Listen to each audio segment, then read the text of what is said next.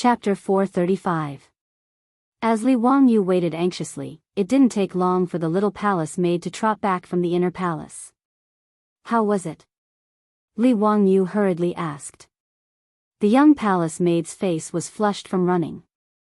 After taking deep breaths and calming her breathing, she nodded at Li Wangyu and whispered something into his ear. Li Wangyu's expression suddenly changed. He clenched his fists so tightly that the veins on the back of his hands bulged. His expression became ferocious. His sudden change in expression gave the young palace maid a fright. She didn't know why County Count who would suddenly become like this when he learned of this matter. Li Wangyu nodded at her. Many thanks. There's nothing else. You can go about your business. After he finished speaking, he turned and strode toward Pai Lupi, leaving the young palace maid behind him at a loss for what to do. Uncle, this nephew has something important to report. Uncle, please dismiss your attendants. This matter is inconvenient for outsiders to know. Pai Lupi didn't even raise his head. He smiled and teased the baby girl. Zio, if there's anything, let's talk about it tomorrow. We don't have time right now. Li Wangyu wasn't an official of the imperial court.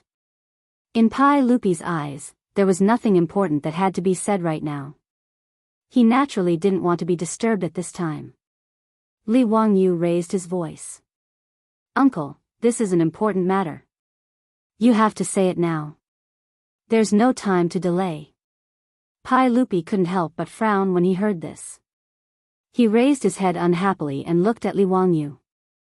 Zio, didn't we say it already? We'll talk about it tomorrow. Don't disturb us today. We want to spend time with our daughter. Your Majesty. This subject must report this matter now. Li Wangyu no longer called Pai Lupi uncle. His expression was extremely serious as he looked directly at Pai Lupi. Pai Lupi couldn't help but be surprised by his attitude. He knew that Li Wangyu wasn't someone who didn't know the gravity of the situation. Although he had said with certainty that Empress Jiangsun would give birth to an imperial son, in the end, it was a little princess, but this was not a big deal. Pai Lupi still had a lot of trust in Li Wangyu. Seeing that Li Wangyu had even addressed him as lord and minister, Pai Lupi naturally couldn't pretend that he hadn't heard anything. He stared into Li Wangyu's eyes. After a few seconds, he finally nodded. All right, I'll listen to what you have to say. What is so important? Your Majesty, please dismiss your servants. This matter should not be known by others, Li Wangyu insisted. After thinking for a while, he added, Mito can stay. As the provincial supervisor of the Department of Internal Servants, Mito was in charge of all matters in the palace.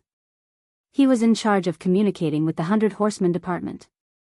He would need his help later, so there was no need to avoid him. Pai Lupi saw that he was so serious about this matter.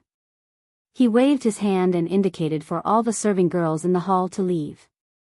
Pai Lupi also ordered Li Qingxian and the other two to go visit Empress Jiangsun in her sleeping quarters and sent the three little ones away. When only Pai Lupi, Mito, and Li Wangyu were left in the hall, Pai Lupi said, All right, what is it? You can speak now. Li Wangyu looked left and right.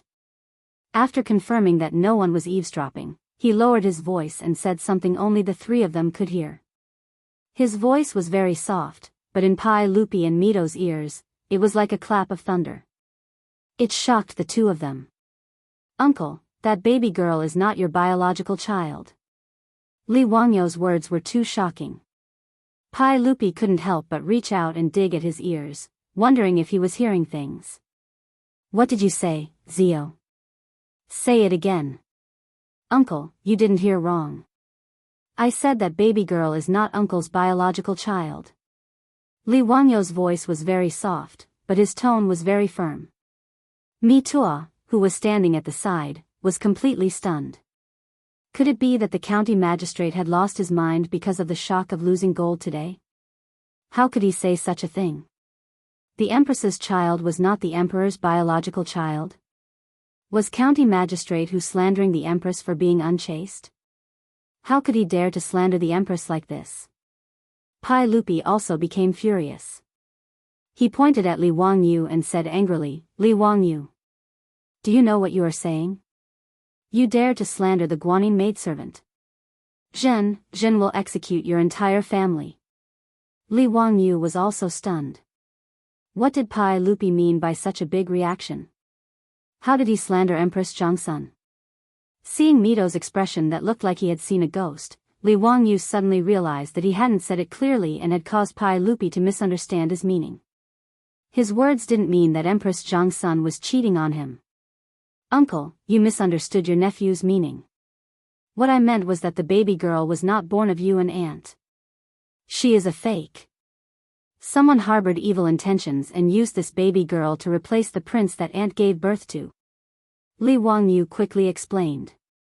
Pai Lupi's anger dissipated a bit when he heard this, but he didn't believe Li Wangyu at all. Li Wangyu, don't speak nonsense.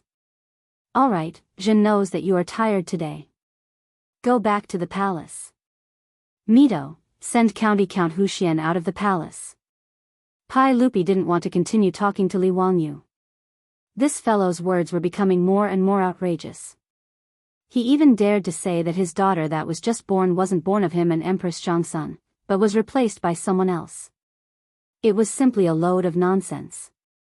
How could such a thing happen in Taiji Palace under the watchful eyes of so many people? If it was someone else who dared to say this, Pai Lupi would definitely let that person know what it meant to not offend a monarch's prestige. He would definitely beat that person to death. However, Pai Lupi thought the same as Mito.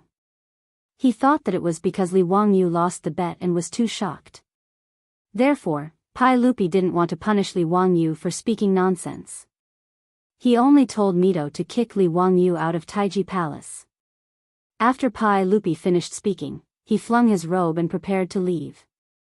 Li Wangyu dodged Mito's block and rushed in front of Pai Lupi, opening his arms to block him. Uncle, this nephew isn't joking.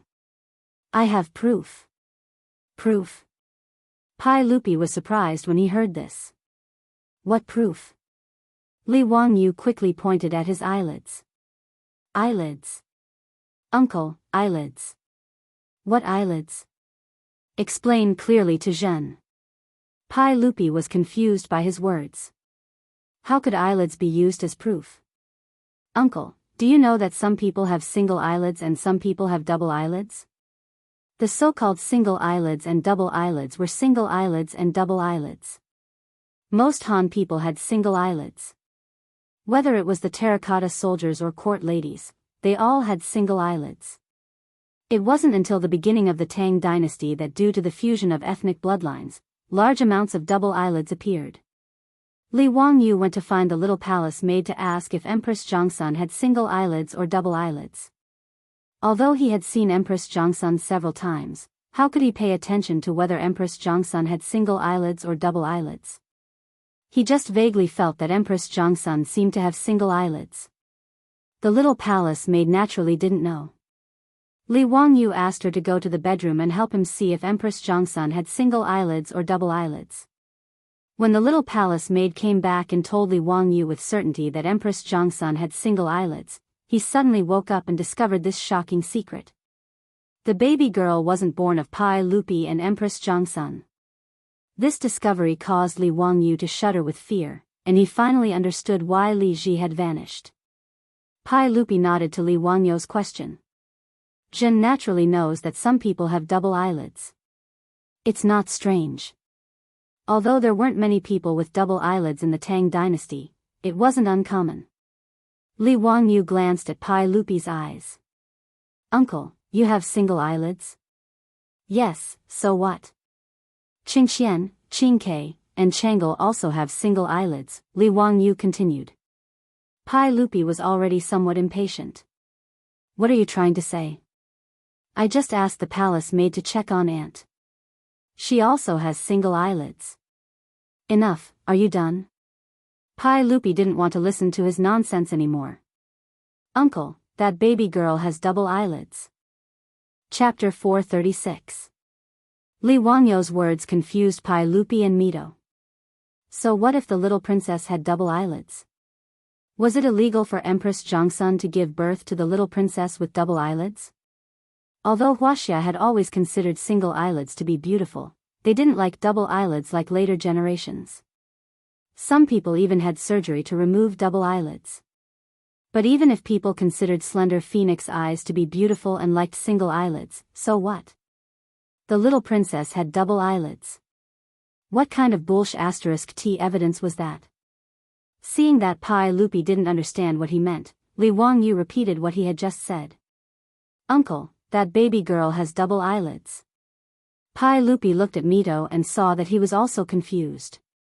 Then, he turned to look at Li Wangyu. Li Wangyu, what are you trying to say? Uncle, if both parents have single eyelids, they can't give birth to a child with double eyelids. So, no matter what, that baby girl can't be born from uncle and aunt. Li Wangyu said firmly. His words made Pai Lupi a little confused. He looked at Mito suspiciously.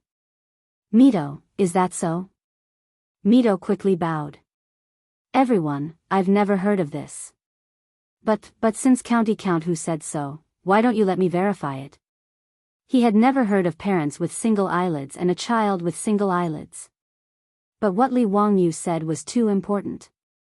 He didn't dare to say whether it was true or false. Mito even prayed in his heart that what Li Wangyu said was not true. Otherwise, there would be a huge earthquake in Taiji Palace. Just the thought of it was too terrifying. Empress Jiangsun gave birth in the main hall of the Eastern Palace, and the baby was actually swapped. If such an unbelievable thing really happened, Mito couldn't imagine how many people would lose their heads because of it. However, he didn't dare to tell Pai Lupi that there was absolutely no such thing. He couldn't afford to take responsibility for such a thing. Therefore, Mito could only tell Pai Lupi that he didn't know, but he was willing to verify what Li Wangyu said.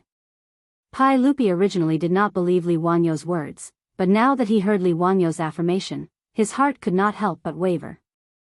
Go and investigate. Let the 100 Cavalry Department go to Chang and City and search for those with single eyelids and double eyelids. Find out if their children have single eyelids or double eyelids and immediately verify the truth of Li Wangyu's words. Since he had doubts in his heart, Pai Lupi naturally couldn't ignore it. Yes. Mito received the order and hurriedly ran out of the hall to convey Pai Lupi's instructions to the 100 Horsemen Department. After Mito left, Pai Lupi looked at Li Wangyu again. After a long time, he sighed. Zio, if what you said is true, then it's too scary. This kind of thing can also happen in my Taiji Palace? Li Wangyu was also silent. He still couldn't believe that this kind of thing could really happen. A leopard cat swapping the crown prince. He originally thought that this kind of thing was just a literary story in the novel, The 3 Heroes and 5 Gallants. He didn't expect this kind of thing to actually happen in Taiji Palace. Li Wangyu even felt a chill run down his spine. Who exactly was so audacious?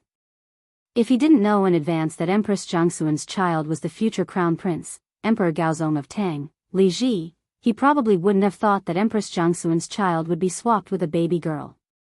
In the era without paternity testing, perhaps no one would know the truth of the matter. Even Li Wangyu himself, if he didn't accidentally discover that the baby girl had double eyelids, at this time, he would have thought that there was a problem somewhere in history. He definitely wouldn't have thought that Li Ji had been swapped. The reason why Li Wangyu knew that parents with single eyelids was because they couldn't have children with double eyelids was also a coincidence. When he was working in his previous life, he once had a colleague's wife who gave birth to a child. He and a group of colleagues went to visit. After everyone congratulated the colleague who was the father, in the midst of the hubbub, a colleague suddenly joked, "The two of you have single eyelids, but the child you gave birth to has double eyelids. It's much prettier than the two of you." The person who said this didn't mean it, but the listener did. For some reason, the child's father became suspicious and ran to do a paternity test. The result was self-evident. The child wasn't related to him by blood. His wife had an affair with another man. This matter caused an uproar in Li Wangyu's unit, so the couple naturally divorced. Li Wangyu also remembered that parents with single eyelids couldn't have children with double eyelids. He also specially went online to search and found out that single eyelids were recessive genes, while double eyelids were dominant genes. In a situation where both parents had recessive genes, it was impossible for the child to have a dominant gene.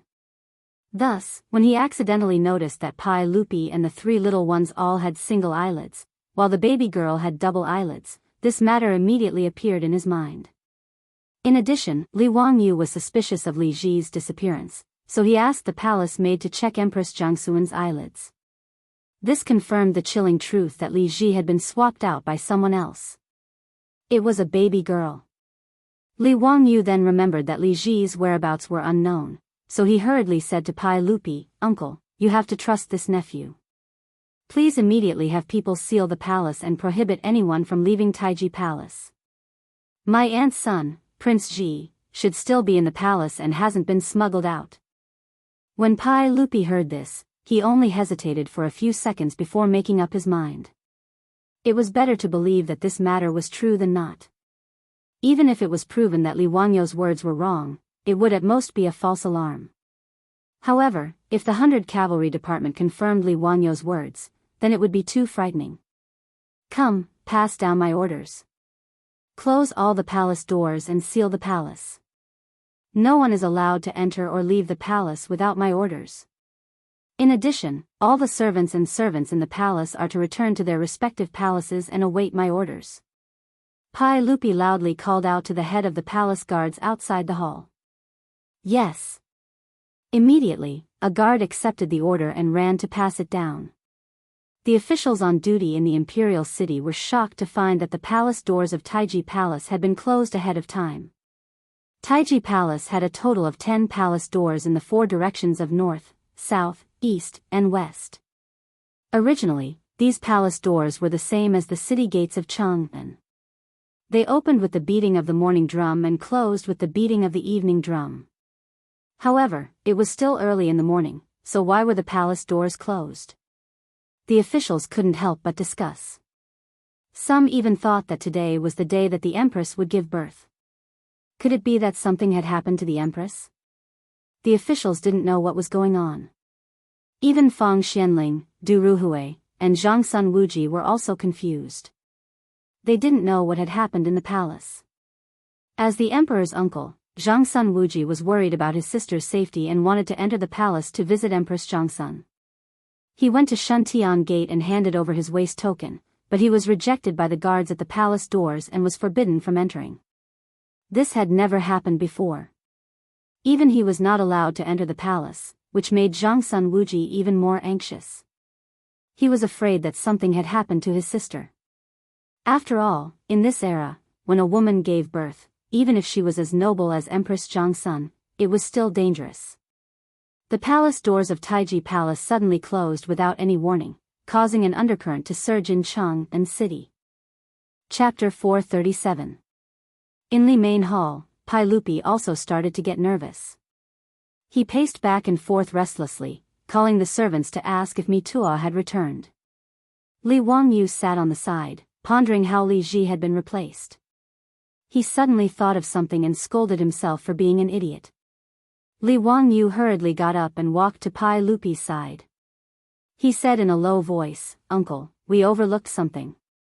If Prince Ziji was replaced, it definitely has something to do with the midwife and the palace maids who were serving in Li Main Hall when Aunt gave birth. Uncle, please immediately order people to arrest the midwife and the palace maids." Pai Lupi heard this and immediately reacted. If the 100 Cavalry Department really confirmed what Li Wangyu said, then it naturally had something to do with the midwife and the palace maids. He immediately ordered people to arrest the midwife who delivered Empress Zhangsun and the palace maids who were in Li Main Hall. At this time, Pai Lupi also panicked. It was better to kill the wrong person than to let them go. More than 2 hours later, Mi Tuo rushed back and knelt down in front of Pai Lupi. He didn't even have time to wipe the sweat off his body. Reporting to everyone, the 100 Cavalry Department has reported. They are already in Chang'an City. According to County Uncle Hu's instructions, they are cooperating with the various workshops. They have already found 147 families to verify. Both of these couples have single eyelids, and all of their children are. What are they all? Don't stutter when you speak. Speak. Mitua heavily knocked his head on the floor of the hall. 147 families have 314 children. They all have single eyelids. Other than one child who has double eyelids, there are no exceptions. What? Pai Lupi and Li Wangyu both exclaimed. Pai Lupi felt that this ratio was very high, but Li Wangyu was surprised that there was an exception. Pai Lupi was surprised, but he immediately reacted. Since there was an exception, it meant that what Li Wangyu said was not an ironclad rule. Even if he and Empress Jiangsun both had single eyelids, it was still possible for them to have children with double eyelids. Zio, what else do you have to say? Even if both parents had single eyelids, they could still give birth to children with double eyelids. Although the probability is small, it's not impossible. Pai Lupi's words made Li Wangyu frown. He didn't know what went wrong. Could it be a genetic mutation? However, Mito hesitated and said to Pai Lupi, "Everyone, there is something else behind this." Pai Lupi was puzzled. The 100 Horsemen Division reported that because they only found this child with double eyelids, they were afraid that there was a problem, so they interrogated the family. The madam's maidservant was so scared that she revealed the truth when questioned by the 100 Horsemen Department. Because the Lang Jun of that mansion was away doing business all year round, his wife could not bear the loneliness and had an affair with another man. Therefore, the child with double eyelids might not have been born by that couple. Pai Lupi was stunned. Is there such a thing? Are you sure? There should be no mistake. After the Lang Jun learned about this, he took his wife to the Chang and county government and said that he would sue his wife for adultery. In addition, the 100 Horsemen Division also saw the child with double eyelids, but he looked different from the Lang Jun. He should not be the Lang Jun's biological child. Now the 100 Horsemen Division is still investigating in Chang'an. If there is any other situation, I will report it immediately. Mito answered honestly. The 100 Horsemen Division's reply made Pai Lupi's heart sink to the bottom. In that case, what Li Wangyu said was the truth. He and Empress Jiangsun both had single eyelids, so it was impossible for them to give birth to a child with double eyelids. Pai Lupi wanted to kill someone at this moment. The dignified emperor of the Tang dynasty was actually played in the palm of someone else's hand. If Li Wangyu did not discover the clues, then wouldn't he really be the #1 fool in the world? His own prince had been stolen, but he had raised a fake as his own daughter. If this news were to spread out, he, Li Heir, would have no place to put his old face. Pai Lupi was so angry that he pulled out the sword at his waist and fiercely slashed it on a few tables in the hall. He used so much force that the wide table was cut into 2 halves. He turned his head to look at Mito with a murderous look. Mito, immediately interrogate that midwife and the palace maid who was in Lijiang Hall. You must find the prince and bring him back. If you can't find the prince, I will skin you alive. He did not have time to find out who the mastermind was. The most important thing now was to find his own son. Yes. Mito also knew that this was a serious matter and did not dare to talk nonsense. He turned his head and rushed out of the hall again. Zio. Who do you think would be so daring? If I find out who is plotting against my prince, I will exterminate their entire family. Li Wangyu smiled bitterly. Uncle, I am not speaking nonsense. I am afraid that even Uncle can't do anything to the mastermind behind this. Now, he finally understood what was going on. In the original history, there was naturally no such thing as a leopard cat replacing the crown prince. Li Wangyu also guessed the reason why Li Zhihui was inexplicably replaced with a baby girl. Pai Lupi's face was ferocious as he glared at him. Why do you say that? Do you know who did this? Uncle, think about it. Who would benefit from replacing the prince? Uncle, have you forgotten that the birth of Ant's son involves 500,000 taels of gold? Pai Lupi frowned and immediately looked at Li Wangyu. Zio, you mean those aristocratic families? How dare they do this? Uncle, it's 500,000 taels of gold. Why wouldn't they dare? Li Wangyu bowed to Pai Lupi again. The source of this matter is still your nephew. If it wasn't for your nephew being rash and taking the gold to bet with the Taiyuan Wang clan in a fit of anger and urging Lu Guogong and the others to bet, I am afraid that this storm would not have happened. Your nephew is really guilty. Please punish me. Li Wangyu was really regretting it now. He really did not think that those aristocratic families would be so crazy as to do such a thing. He had forgotten that Marx had already said that for a profit of 300%, capital dared to commit any crime, even risking the risk of being hanged. For aristocratic families, 500,000 taels of gold was enough for them to take the risk. Moreover, it was not necessarily less dangerous. Just as he had said to Pai Lupi, even if they knew that it was the aristocratic families who did it, what could they do?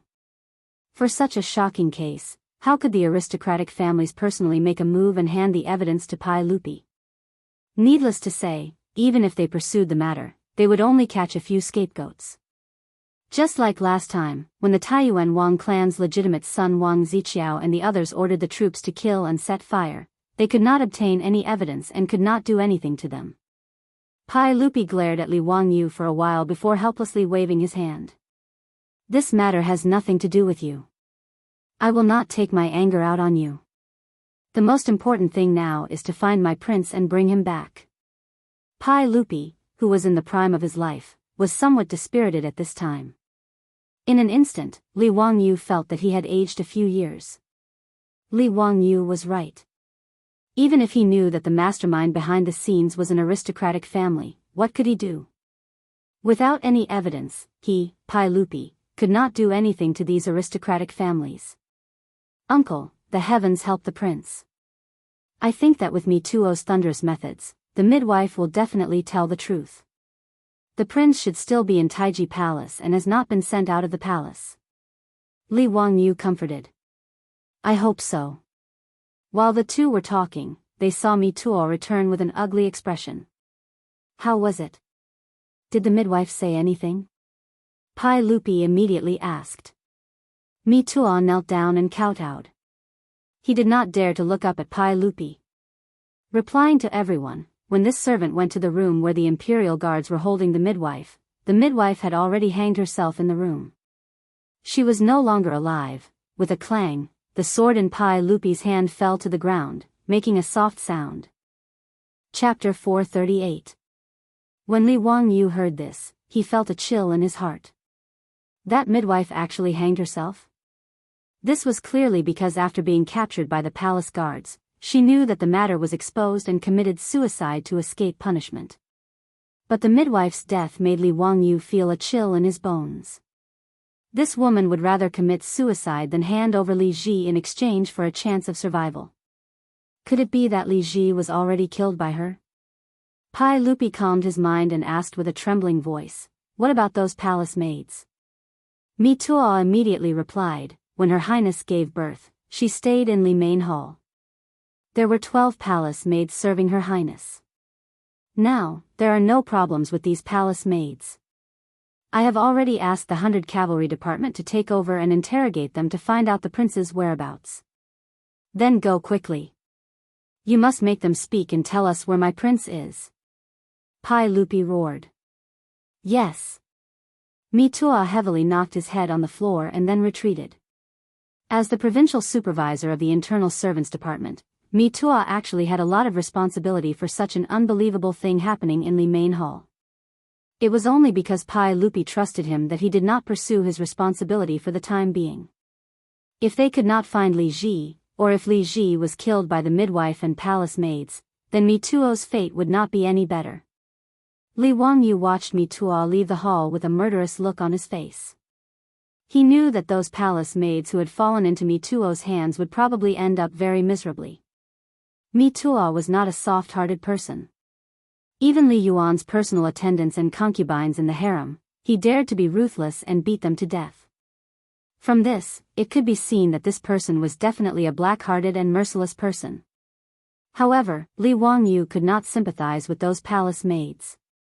Although he also knew that it was impossible for all 12 palace maids to participate in this matter. No matter how powerful the aristocratic families were, they could not bribe so many palace maids by Empress Jianghu's side at the same time. Moreover, there were too many people and too many mouths. In this kind of matter that could cost one's head, other than the midwife, at most 1 or 2 people participated in it. The other palace maids were most likely innocent, but in this kind of situation, how could they identify them one by one? Now, they could only wait for Mituo's thunderous methods. 2 hours passed, and the sky gradually darkened.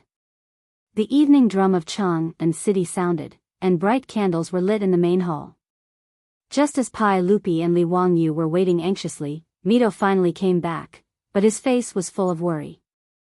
As soon as he entered the hall, Mito knelt down in front of Pai Lupi and presented him with a stack of bloody papers. Reporting to everyone, this is the testimony of the 12 palace maids. All of the palace maids and servants had already been interrogated by the experienced criminals of the 100 Cavalry Department. However, these 12 people were adamant that there was no such thing as swapping babies. Moreover, they could both testify to each other that after the Empress gave birth to the baby, the midwife washed the baby and carried it out of the palace. During this time, the baby never left their sight. This servant had people interrogate them severely and used all kinds of torture methods. These palace maids have already fainted several times, but they still gave the same confession. This servant is incompetent. Please punish me. When Pai Lupi heard Mituo's reply, he was so angry that his face turned black. He lifted his foot and kicked Mituo's shoulder. Mituo, who was kneeling on the ground, was kicked 5 or 6 meters away. The confessions in his hands were scattered all over the ground. Mituo's head hit the pillar of the main hall heavily. After a muffled thud, blood immediately flowed out from his forehead. He did not dare to wipe it. Ignoring the pain in his body, he knelt on the ground for a few steps and then lay down in front of Pai Lupi's feet. He did not dare to make a sound. Beat them. Beat them hard for me. Beat them until these cheese confess.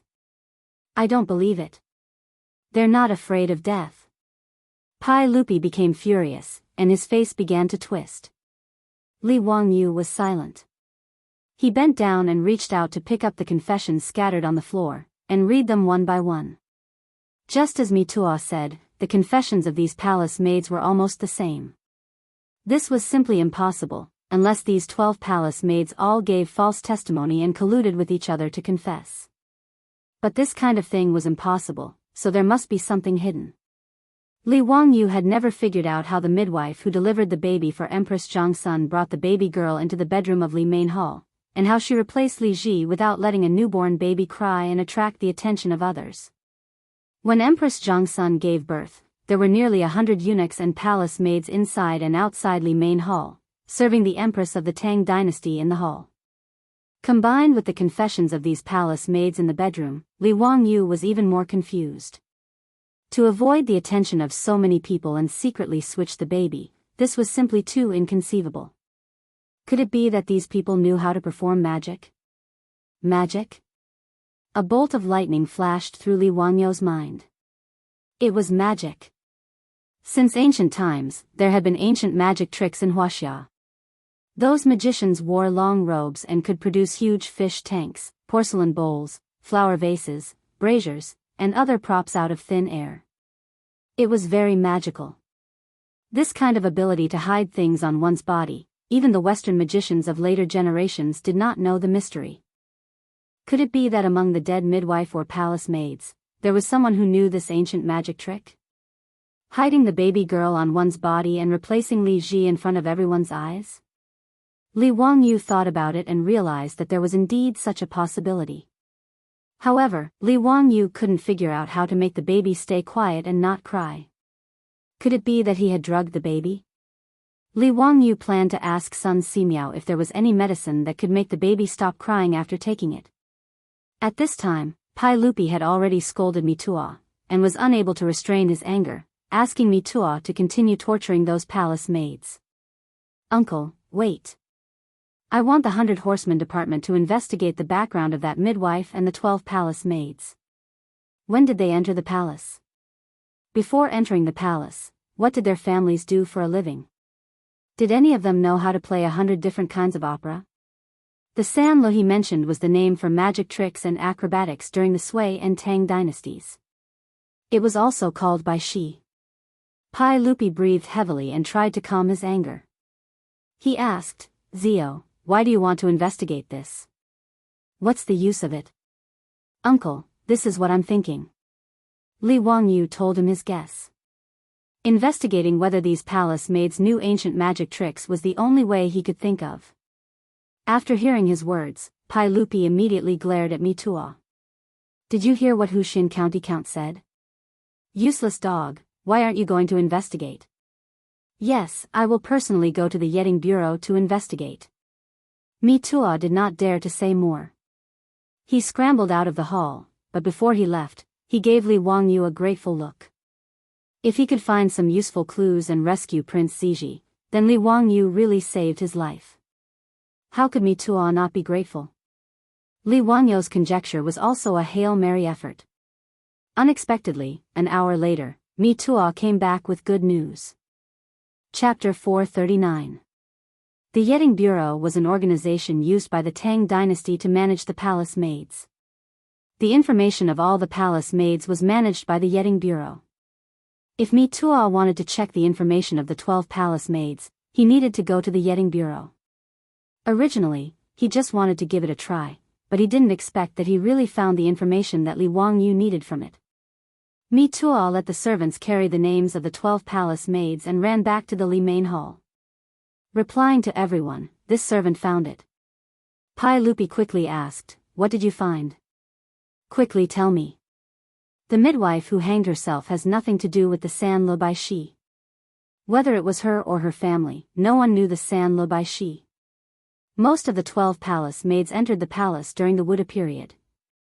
There is nothing special about them.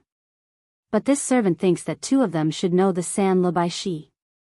Mitua handed over the name and continued, Everyone, please look. This palace maid named Yuran entered the palace during the Wuda period.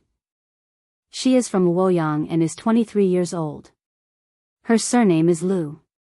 According to this name, her father, Lu Chang, made a living with the Sanlo Bai Shi. This servant thinks that since Yuran entered the palace at 15, it is not strange that she learned the Sanlo Bai Shi from her father. Pai Lupi took the name and glanced at it. It was the same as what Mitua said. He nodded, What about the other person? There is also this palace maid named Nian Tao. She was also selected during the Wuda period. No one in her family made a living with the Sanlo Bai Shi, but before she was transferred to the East Palace, she was sent to the Taichung Temple's Tai Lo Bai Shi. This servant thinks that it is possible that she knows the Sanlo Bai Shi. Li Wangyu did not understand and looked at Mitua in confusion. Why was it possible to learn magic in Taichung Temple? Mitua saw that he did not understand and quickly explained, Huxian Bo, the Taichung Temple's Tai Lo Bai Shi, in addition to teaching musical instruments and dancing, also teaches the Sanlo Bai Shi. When he said this, Li Wangyu immediately understood. If the information of the palace maids in Yetting Bureau was correct, then the 2 palace maids named Yuran and Nian Tao were indeed suspected of committing a crime. Go, get someone to torture these 2 lowly servants. We must pry open their mouths and find out where my prince is. Pai Lupi didn't care about the life and death of these palace maids. He only cared about the whereabouts of his son. From the time Empress Zhongsun gave birth until now, it had already been 4 to 5 hours. Night had already fallen, and the sky was getting darker. Pai Lupi was burning with anxiety. He was furious at the thought of his son's unknown fate. Yes. Mito lowered his head and replied, but his feet did not move. What are you waiting for? You dog, what are you waiting for? Pai Lupi saw that he still hadn't left. He couldn't help but glare at him and was about to scold him again. Mitua looked embarrassed and explained hesitantly, replying to everyone, This servant is worried that those 2 palace maids will not survive if they continue to fight. This servant is afraid that if they are killed, there will be no clues about the prince. He wasn't speaking nonsense.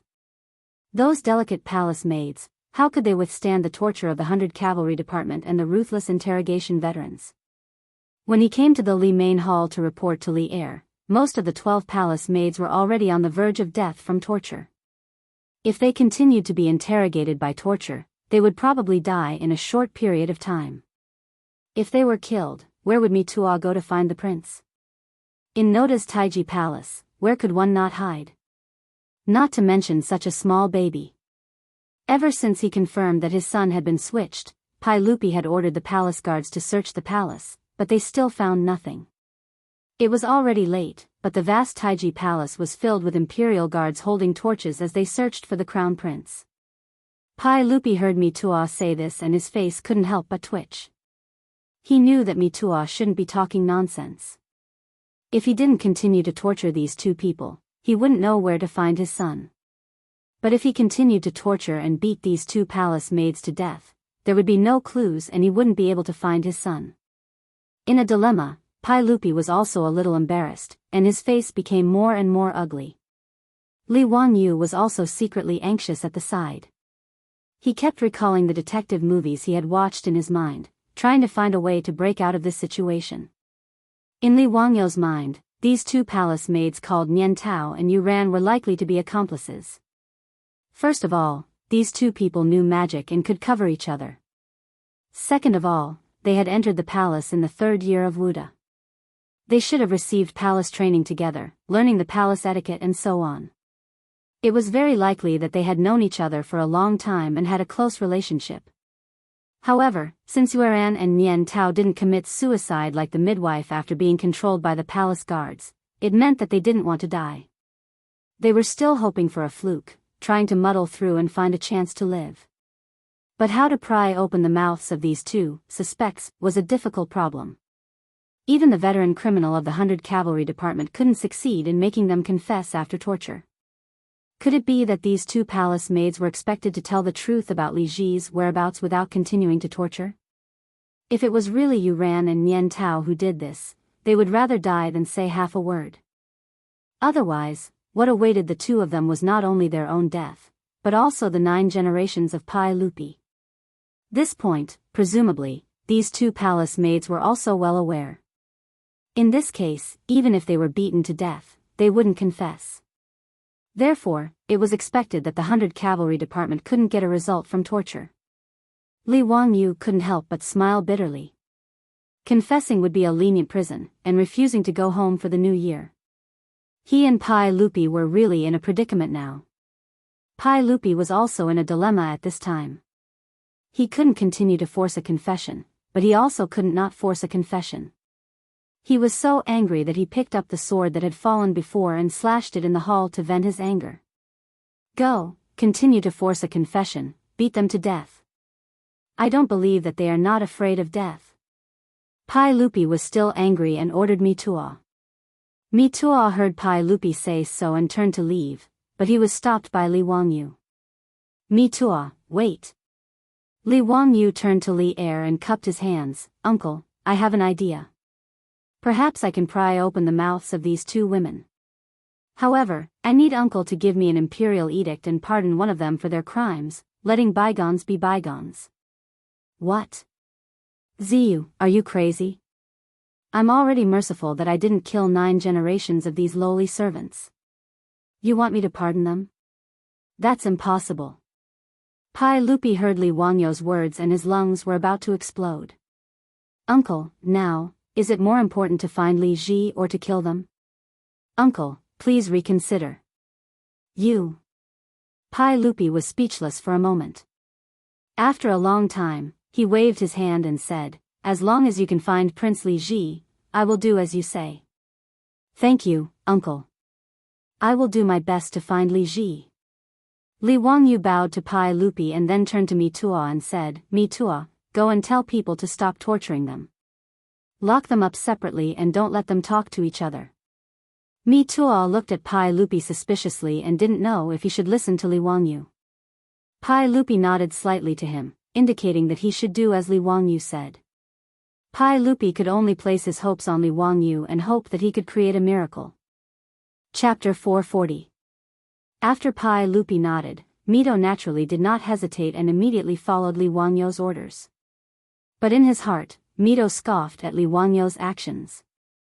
Even the experienced criminal cases of the 100 Cavalry Department could not pry open the mouths of the palace maids. Li Wangyu wanted to rely on a pardon edict to find the missing prince? Mito did not believe this at all. In his heart, Mito even thought that Li Wangyu was a fool. At this time, he still dared to cause trouble. He really did not know what was good for him. But of course, he would not speak out against it.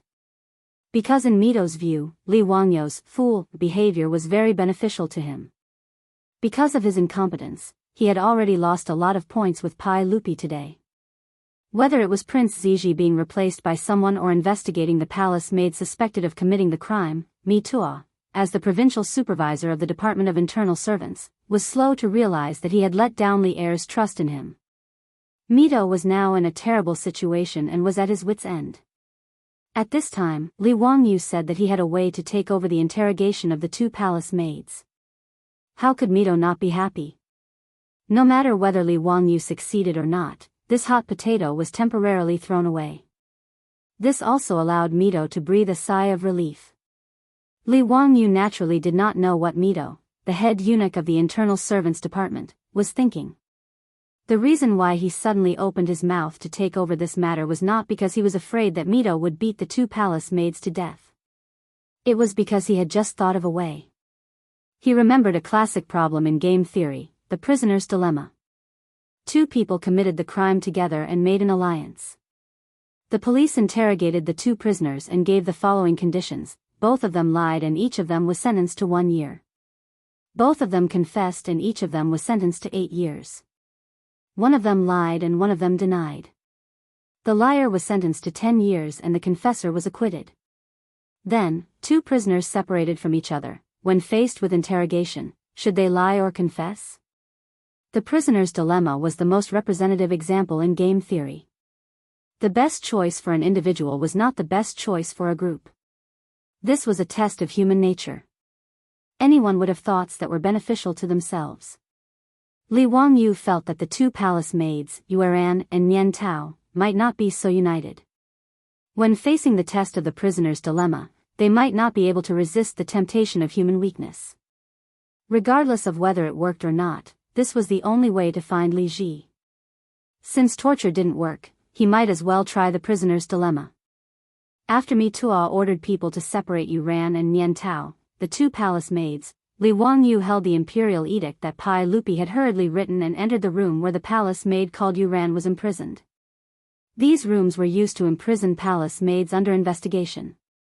Other than a bench, there was nothing else inside. After Li Wangyu entered the room, he sat down on the bench and stared at Yueran, who was lying on the floor. He did not speak for a long time. This palace maid had already been beaten black and blue during the interrogation by the 100 Horsemen Department. Her face was full of bruises, and there was blood at the corner of her mouth. Her clothes were tattered and covered in blood. Obviously, this woman was beaten to her last gasp. At this time, she was lying on the floor. If Li Wangyu didn't see that her chest was still moving up and down, he would have thought that she had been beaten to death. Li Wangyu was a little speechless. He rolled his eyes and looked at Mitua. Can she still speak like this? Don't worry, Count Hu. She won't die for a while. If you have anything to ask, just ask. Li Wangyu was helpless. He felt that he was really unlucky. Ever since he transmigrated to the Tang dynasty, he had been forced to do things beyond his ability. Whether it was performing surgery for people or interrogating criminal suspects, it was all the same. However, Li Ji's disappearance was indeed related to him. In order to find Li Ji, Li Wangyu could only take a gamble. You're from Luoyang, right? Li Wangyu asked. Yueran struggled to raise her head. Yes, I'm from Luoyang. Your lord, LV Chang, makes a living in Luoyang by performing sangu, right? His words made Yueran's body stiffen. After a while, she replied, yes. If I'm not wrong, before you entered the palace at the age of 15, you should have learned sangu from your lord, right? Yueran struggled to shake her head, but Li Wangyu didn't wait for her to speak. He continued, actually, I already know who replaced the prince. Yueran, you don't have to deny it. This must have been done by the midwife, you, and Nian Tao. No, I'm innocent. I don't know anything. Yuran shook her head desperately to show that she was innocent. Li Wangyu ignored her and continued, the midwife has already hanged herself. Now, only you and Nian Tao are left. I'll give the two of you 3 choices now. It's up to you to choose where you want to go. He stood up and walked in front of Yuran. He squatted down and stared into her eyes. He raised a finger. First, you and Nian Tao insist that you don't know about this matter. You can take a gamble and see if you can escape by luck. But I can tell you very responsibly that if you can't find the prince, the saint will be furious. You 12 palace maids will be beaten to death. There's no chance of luck. Li Wangyu raised a second finger. Second, you and Nian Tao tell me the truth. After we find the prince, I'll plead with the saint to leave your corpses intact and not harm your family. When Mi Tuo heard this, he almost couldn't help but laugh. Was Count Hu joking? If they told him the truth, they would die. If they didn't, they would also die. They would be crazy to tell him the prince's whereabouts. Shouldn't the second condition be that they would be spared as long as they told the truth? But even so, it was useless. The experienced criminal of the 100 Cavalry Department had already said similar words to this group of palace maids. It was useless. Mi Tuo didn't know what kind of drug Yuran and Nian Tao had eaten to be so stubborn. The 2 palace maids gritted their teeth. Even if they were beaten to the point of death, they still insisted that they didn't know anything. So even if you beat him to death, Mi Tuo didn't believe that Li Wangyu could make the 2 of them tell the truth with such conditions. Li Wangyu raised a third finger. Third, I have a saint's edict here. It can pardon one of you. Whoever tells the truth first, after we find the prince, this person will let bygones be bygones. And the other person will be executed immediately. Even 9 generations of your family will be implicated. He stared at Yuran seriously. Yuran, what do you think Nian Tao will choose? Well, that's all I have to say. You can decide for yourself where to go. Li Wangyu stood up. I'll give you 15 minutes to think about it. But maybe Nian Tao will think faster than you.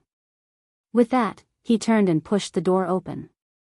He didn't even look at the palace maid Yuran, who was stunned on the ground. Behind him, Mi Tuo was also dumbfounded. Damn, you can interrogate a prisoner like this? Chapter 441. Mito, who had been secretly mocking Li Wangyu, was taken aback after hearing Li Wangyu's 3 conditions. These 3 conditions didn't seem to be anything special at first. But when Mito carefully considered the conditions that Li Wangyu had proposed, he was shocked to find that it seemed to be a difficult choice. He put himself in the shoes of either Yuran or Nian Tao. What would he do when he heard these conditions? What would he choose? Mito could not help but tremble. With a whoosh, cold sweat flowed down his face. Frightening, it was too frightening. He couldn't help but look at Li Wangyu's back. In his heart, he was even more fearful of this young county earl who had founded the country. Mito made up his mind that he would not provoke this county count in the future. To be able to play with people's hearts to such an extent, County Count Huxian was too frightening. After analyzing Li Wangyu's 3 conditions, he felt that if it were him, no matter what kind of alliance he had with his companions, he would choose to betray them in exchange for the most beneficial choice. Because he could not guarantee what choice his companions would make. Out of self-interest, Mito would definitely choose to betray his companions. What Mito did not know was that this was the game theory of later generations, and the prisoner's dilemma was the most typical example. Of the 3 choices that Li Wangyu had given, if Yuran and Nian Tao chose not to admit it, then they could only resign themselves to fate and leave their fates to Pai Lupi to judge. However, since they would rather be punished and almost beaten to death than reveal Li Ji's whereabouts, it was clear that this was the best choice for them. But whether it was Yuran or Nian Tao, these 2 palace maids, no one could be sure that the other would not choose to betray them. As long as people had selfish motives, for example, they would make a choice that was beneficial to them. In the face of the interrogation and temptation of the 100 Horsemen Department, they could still stick to their alliance. For a certain purpose, they would not relent. But now, in the face of Li Wangyou's conditions, not only did they have to be sure that they could keep their secrets, they had to be 100% sure that the other party would also keep their secrets. And to firmly believe that the other party would not harm others for their own benefit was too much of a test of human nature.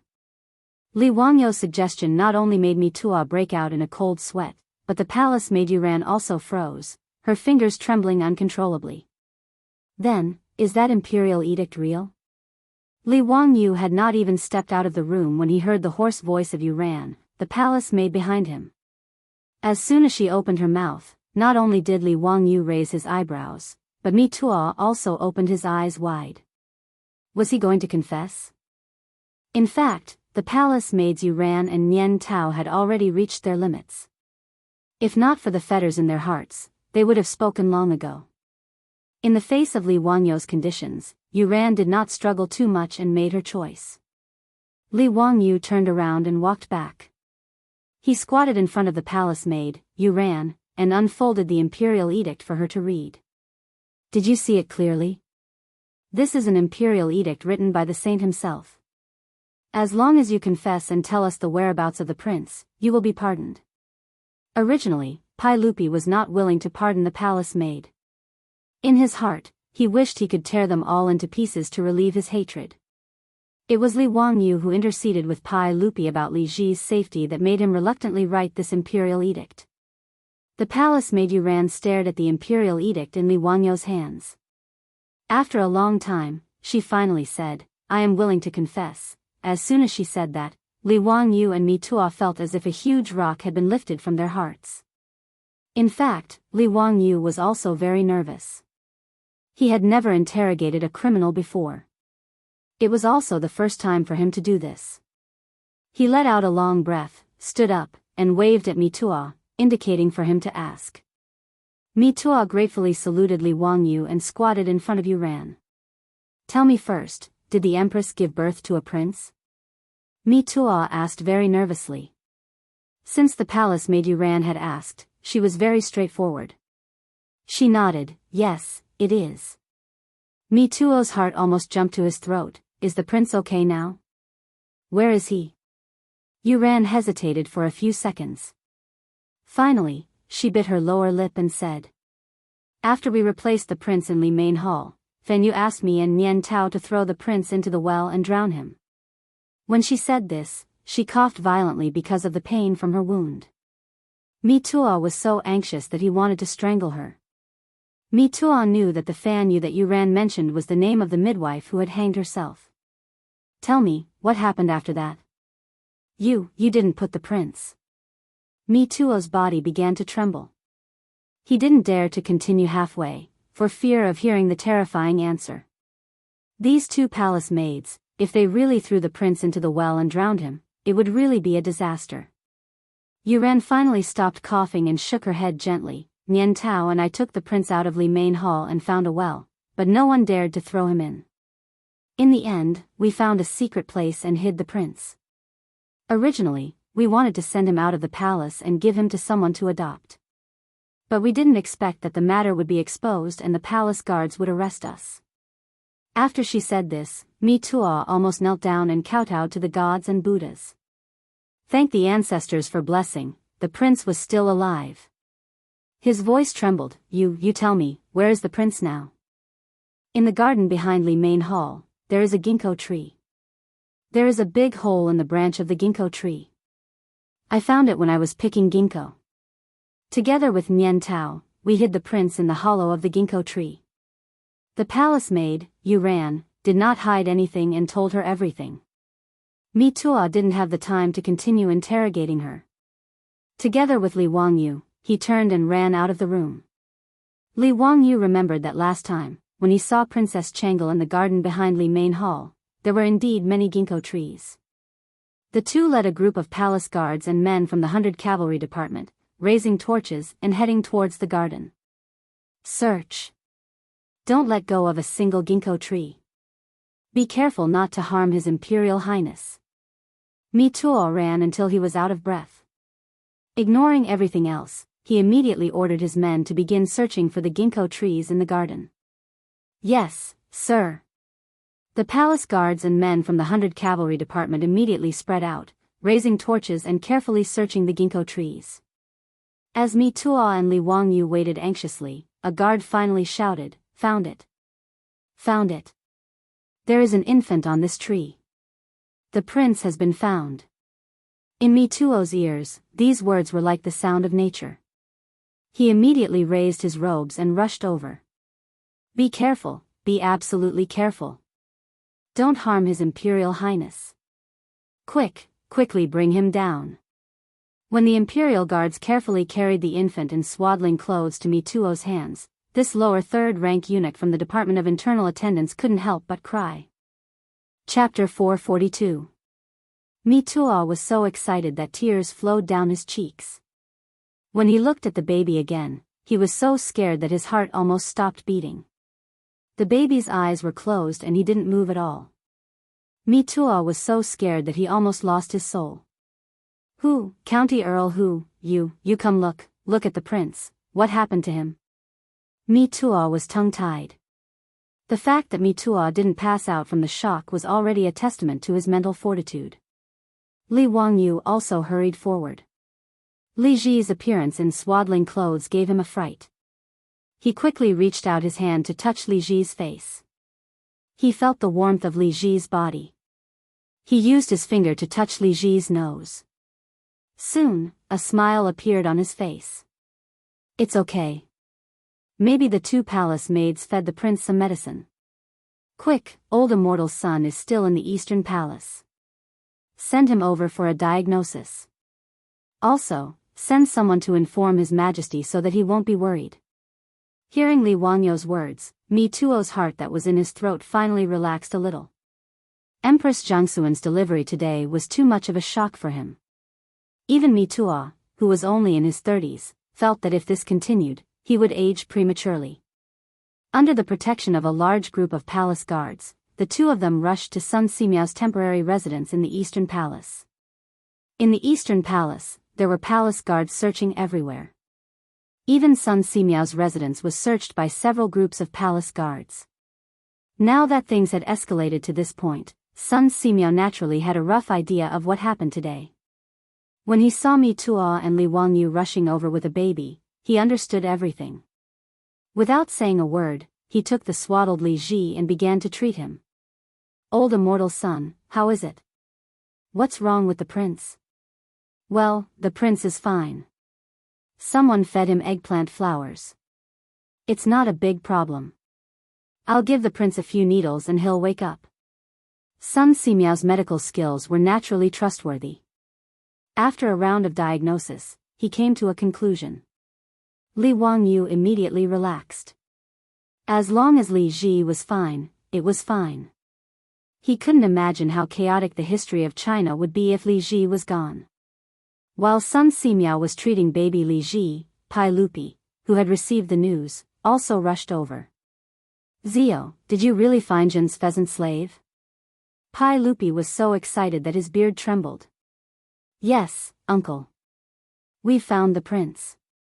Old immortal's son is treating him now."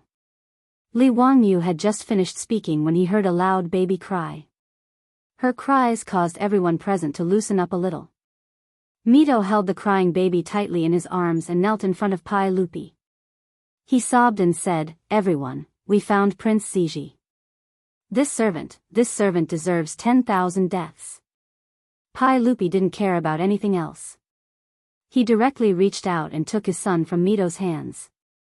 He looked at him carefully. He subconsciously looked at the baby's eyelids, single eyelids. Just like him and Empress Zhang's son. "It's my slave. Jin's Prince Ziji.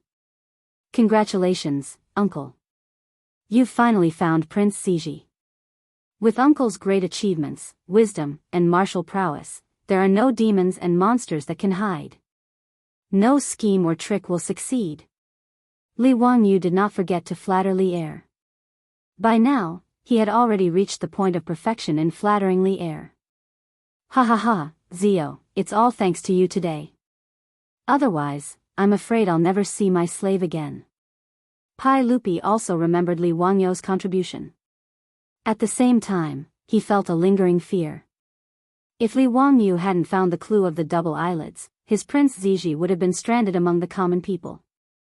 And he would have raised a she-bei as a princess. This is what I should do. I don't deserve uncle's praise. Pai Lupi's heart was filled with emotions. He looked at his crying son in his arms and raised his head to Li Wangyou. When slave Ziji is a little older, I'll ask Zio to open his eyes for him. He'll still be your disciple like Qingqian and Qingke. Zio, are you willing? F***ck. He wants me to help take care of the child again, Li Wangyou cursed in his heart, but he was actually a little proud. Being the teacher of the future emperor of the Tang dynasty, this feeling seems pretty good. Since your majesty doesn't abandon me, how can I not be diligent? That's good. Speaking of which, you also saved slave Ziji's life. But since you're slave Ziji's teacher, then I won't reward you otherwise. Saving your own disciple is also a teacher's duty. Li Wangyou hurriedly bowed. Uncle, you're too serious. Pai Lupi found his son and was in a good mood. However, the baby Li Ji in his arms kept crying. What's wrong with slave Ziji? Why does he keep crying? Minister's son has checked his body. Are you sure there's no problem? Pai Lupi couldn't help but frown. Uncle, maybe the prince is hungry. It's already been more than 10 hours since he was born, but he hasn't drunk milk yet. Li Wangyou reminded him in a low voice. Pai Lupi finally reacted. His son had just been born and had been swapped away. Thinking of his son who hadn't drunk a sip of milk since he was born, Pai Lupi's heart ached terribly. Quick, call the wet nurse. Yes. Mi Tuo didn't dare to delay. He personally lifted his robe and jogged all the way to call for the wet nurse. Empress Jiangsun still didn't know anything about what happened today. However, she also faintly felt that something seemed to have happened in the palace. The palace maids who were originally serving her in the palace were all swapped out. Moreover, it had been so long since she gave birth, but no one had brought her child back. Empress Jiangsun ignored the weakness after giving birth and summoned the servants and palace maids to ask where her child was. But no matter how she asked, the palace maids and servants in Li Main Hall didn't say a word. They just knelt and kowtowed. This made Empress Jiangsun anxious. It wasn't until Pai Lupi strode into the palace with a baby in his arms that Empress Jiangsun felt a little relieved. Erlang, what's wrong today? Why are the palace maids in my palace all swapped out? I asked them to bring the child to me, but no one did. This is my child? Pai Lupi's face was full of affection. He gently placed the baby Li Ji beside Empress Jiangsun. Guanyin maid, this is our prince. His name is Ji. This is the name Ziyu gave me. His nickname is Slave Ziji. Do you like it? It's a boy. Empress Jiangsun was puzzled. She clearly remembered that after she gave birth, the midwife had cleaned the child. The palace maids beside her, Yuran and Nian Tao, had held the child for her to see. They had said very clearly that it was a little princess. Why did it suddenly become a prince? When Pai Lupi heard her words, the smile on his face couldn't help but disappear. His face was full of murderous intent. Thinking of today's matter, Pai Lupi really wanted to kill someone to vent his anger. There's another mystery in this matter. When Guanyin maid's body recovers, Jin will tell you slowly. While Pai Lupi and Empress Jiangsun were talking, Mi Tuo and Li Wangyou were still busy interrogating the palace maid Yuran. Now that Li Ji had been found, the matter hadn't been investigated clearly. Chapter 443. As the heart of the Tang dynasty, Taiji Palace's every move affected every nerve of this powerful empire, especially in Chang'an. When the news of Empress Jiangsun's labor and her impending delivery reached Pai Lupi's ears, it had already been leaked to the outside world through various channels in the palace. This made the aristocratic families whose gambling houses had accepted large amounts of bets from Qing Yaojin feel as if their parents had died. They felt as if the sky was falling and the earth was collapsing. These aristocratic families couldn't believe that Count Huxian really knew when the empress would give birth. Could it be that this young man really had immortal spells? Many of the family heads who had received the news hurriedly ran to the Wang clan of Taiji, the Jing clan of Xinjiang, and the Chui clan of Bowling to ask what they should do now. Could they just watch as they lost 500,000 taels of gold? Contrary to the expectations of these family heads, whether it was Wang Renyu or Jing Yuanshou, they didn't seem to be worried about losing the bet at all. Everyone, the sky hasn't fallen yet. It's true that the empress gave birth today, but who can be sure that the empress will give birth to a prince? Wang Renyu comforted the family heads who had come to complain tearfully, but a contemptuous smile appeared at the corner of his mouth. Lord Wang, that Count Huxian can even predict when the empress will give birth. How can he be wrong about whether the baby is a boy or a girl? I can only blame myself for being too greedy and accepting Duke Qiao's 6,000 taels of gold. If I lose 30,000 taels of gold, I can't live anymore. Well, what's the use of saying this now? Didn't my Wang clan of Taiji also have that bastardly who bet 10,000 taels of gold? If I lose, I'll have to pay 50,000 taels of gold. I haven't said anything yet, so why are you all so flustered? Wang Renyu's unhappy rebuke made the family heads speechless for a moment. They could only sit and wait anxiously for news. When the gates of Taiji Palace suddenly closed and the palace was locked down, everyone was surprised and didn't know what had happened. But the news of Empress Zhongsun giving birth to a baby girl still spread before Pai Lupi ordered the palace to be locked down. The news quickly spread throughout Chang'an. The aristocratic families with casinos couldn't help but celebrate. They felt that Count Hu, as well as the dukes and prefectural dukes, had gone for wool and come home shorn. Previously, he had been worried for nothing for a few days. Now, he could finally put his hanging heart down. The patriarchs of the aristocratic families who found Wang Renyu, Jing Yuanshou, and the others were even more relieved. They didn't care about what happened in Taiji Palace. As long as they didn't lose their gold, it was a good thing. On the other hand, Wang Renyu, Jing Yuanshou, and the other clan heads, who had been calm all this time, couldn't help but glance at each other with worry in their eyes when they learned that Taiji Palace had sealed off the palace. Li Wangyou's guess was not wrong at all.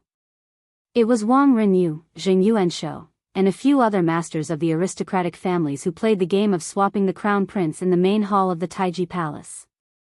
In their gambling houses, at least 10,000 taels of gold had been betting that Empress Zhongsun would give birth to a prince today. If they lost, each family would have to pay 50 to 60,000 gold taels. 50,000 gold taels was equivalent to 300,000 strings of cash. 300 million was not a small amount. Even with the thousands of years of accumulation of the 5 families and 7 hopes, to take out so much gold would have to be exhausted. They might even have to sell some land. These aristocratic families naturally had many properties in their family. All kinds of real estate, land, jewelry, antiques, calligraphy, and paintings were worth at least tens of millions of strings of cash. They could be said to be as rich as a country. But in terms of gold and copper coins, it was like those super rich people on the Forbes list in the future. Although they were worth tens of billions of dollars, they might not have much cash in their accounts. How could Wang Renyu and the others be willing to give away their shiny copper coins and gold for nothing? After realizing that something was wrong, the few of them secretly plotted and decided on this trick of swapping the crown prince with a leopard cat. They bribed the midwives in the palace and mobilized the spies buried in Taiji Palace.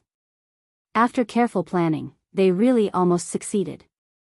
If not for the fact that Li Wangyu knew the history and that the baby girl they had sent into the palace to replace the prince had double eyelids, perhaps this matter would have been done without anyone noticing and without anyone noticing.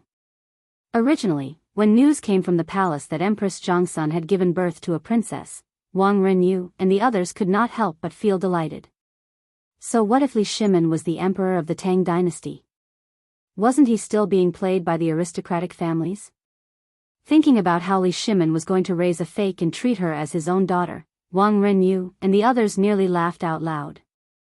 But then the Taiji Palace closed in advance and locked down the palace. Not only did they cut off contact with the palace and could not send out any news, but it also cast a shadow over their hearts. Was the matter exposed? Did Pai Lupi find out about the matter of swapping the prince? Jing Yuanshou lowered his voice and whispered into Wang Renyou's ear, "Lord Wang, have you dealt with that matter cleanly?" "Don't worry, Duke Sheng. That baby girl was bought from the outskirts of Xianyang yesterday from a farmer's family who had just given birth. After that, this old man had already sent people to silence that family. As for the midwife in the palace, not only did she accept Lady Chui's gold, but her family has also been transferred and controlled by Lady Chui. She knows the stakes and how to choose. As for the two maids in the Empress's palace, they don't matter. They don't even know who they are working for," Wang Renyu said with a ruthless expression. "That's good. It took me a lot of effort to send that baby girl into the palace. Because of this, I sent people to kill her after she was sent into the palace. What a pity. We spent a lot of gold to buy that colonel from Wing Chun sect." Jing Yuanshou said that it was a pity, but his face was full of pride. Daring to do such a thing in Taiji Palace made the heads of the 5 families and 7 families very proud. For this matter, the aristocratic families also cooperated with each other. The midwife in the palace was bought by Lady Chui of Bowling. Her family was also controlled. Therefore, the midwife didn't dare to betray them in the end. She would rather hang herself to protect her family. Lady Zheng of Xinjiang was responsible for sending the baby girl to the Eastern Palace. The baby girl came from the Wang clan of Taiyuan. The 2 maids beside Empress Zhangsun were spies that Lady Lu of Fanyang had planted in the palace. Just as Li Wangyu said, for gold, these aristocratic families could do anything. Demons and chariots couldn't meet. Let's wait and see. I hope there won't be any accidents. Wang Renyu sighed. They weren't worried that this matter would implicate them. Even if Pai Lupi was suspicious, it didn't matter. In short, there wouldn't be any conclusive evidence, and Pai Lupi couldn't do anything to them. But if the matter was really exposed, their painstaking planning would be in vain. Those glittering gold would still have to be compensated. This was what the aristocratic families were most worried about. That night, many people in Chang and city were in no mood to sleep. They were all waiting for the news to come out of Taiji Palace at dawn the next day. Chapter 444. Wang Renyu and the other aristocratic families worried for an entire night, but there was no more news from the Taiji Palace. After Pai Lupi became ruthless, the Taiji Palace became like an iron wall. Those spies that were bribed by the aristocratic families or buried in the Taiji Palace all became well-behaved. No one dared to offend the heavens at this moment. The next morning, the morning drums sounded in Chang'an City, and the city gates opened. It was time for the officials to go to court. Yesterday, Pai Lupi was not on a day off, so he had to go to court today. After a complicated ceremony, Pai Lupi sat on the throne and looked at the officials in the hall expressionlessly. His appearance made many people in the hall uneasy. They did not know what happened in the Taiji Palace yesterday. Zhang Sun Wuji could not help but stand up. "Your Majesty, did the Empress give birth yesterday? What's the situation now? Is the mother and child safe?" The aristocratic families knew about the news that came out of the Taiji Palace. Zhang Sun Wuji, Fang Xianling, and Qing Yao Jin, Pai Lupi's trusted officials, knew nothing. After all, they could not be as bold as the aristocratic families to plant spies in the palace. Yesterday, the Taiji Palace suddenly closed and locked down. Zhang Sun Wuji and Fang Xianling had offered their tokens to meet Pai Lupi, but they were all rejected. At that time, Pai Lupi was anxiously looking for his missing prince, so he did not have the time to explain things to them. Zhang Sun Wuji, who did not understand the situation, was anxious for an entire night. To Zhang Sun Wuji, he was worried about his sister. On the other hand, he was worried that if anything happened to Empress Zhangsun, the Zhangsun family would be neglected by Pai Lupi. What Zhang Sun Wuji did not know was that in history, after Empress Zhangsun died, Pai Lupi did not neglect the Zhangsun family. Instead, he took care of the Zhangsun family even more. However, this was not a good thing. After Zhang Sun Wuji became an official, things would move in the opposite direction. After Li Ji ascended the throne, Wu Meinyang instructed Su Jingzong to accuse Zhang Sun Wuji of treason. Zhang Sun Wuji was removed from his position, stripped of his title, exiled, and forced to commit suicide. After his death, his family's property was confiscated, and his family members were exiled to Lingnan as slaves. The Zhang Sun clan suffered a calamity. But now, in Zhang Sun Wuji's eyes, the Zhang Sun clan's glory and wealth were all tied to Empress Zhang Sun. Naturally, he was extremely nervous and concerned. After Zhang Sun Wuji asked this question, the hall instantly quietened down. All the officials turned their gazes towards Pai Lupi, who was on the royal stairs. When the family heads heard Zhang Sun Wuji's question, they couldn't help but smile. Looking at Qing Yaojin, Qin Xiong, Yuqi Jingda, Chai Lingwu, and the other duke's eyes, there was also a bit of ridicule.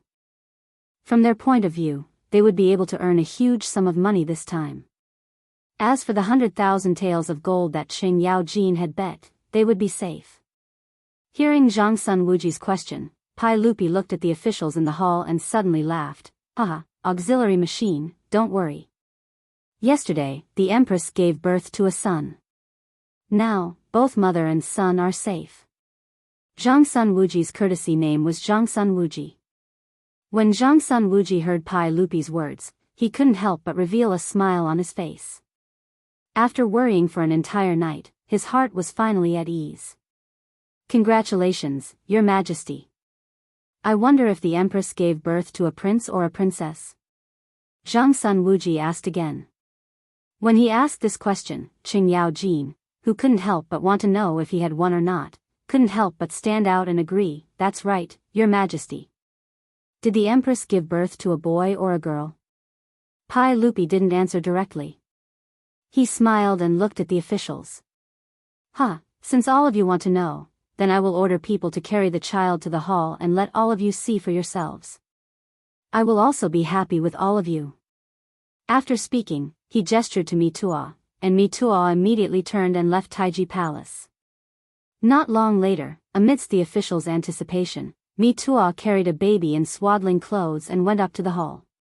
Your Majesty, is this a boy or a girl? I, old Sheng, can't tell. Qing Yaojin looked at the tightly wrapped baby and immediately shouted. It was impossible to tell if this baby was a boy or a girl from its appearance, not to mention that it was wrapped in a brocade blanket. Pai Lupi looked at Qing Yaojin with a smile that wasn't a smile. Jijia, then you can go and lift the blanket to take a look. I will pardon you. His words made the usually carefree Qing Yaojin a little confused. Let me go and take a look. What did he mean? Could it be that he was going to lift the baby's blanket in the hall to see if there was a little chick inside? This was a descendant of the imperial family, and it was the son or daughter of the first wife of Pai Lupi and Empress Zhang Sun. Its status was incomparably noble. Your Majesty, this. I'm afraid it's not appropriate for the court. How can I go and take a look? Pai Lupi's words made Qing Yaojin a little confused.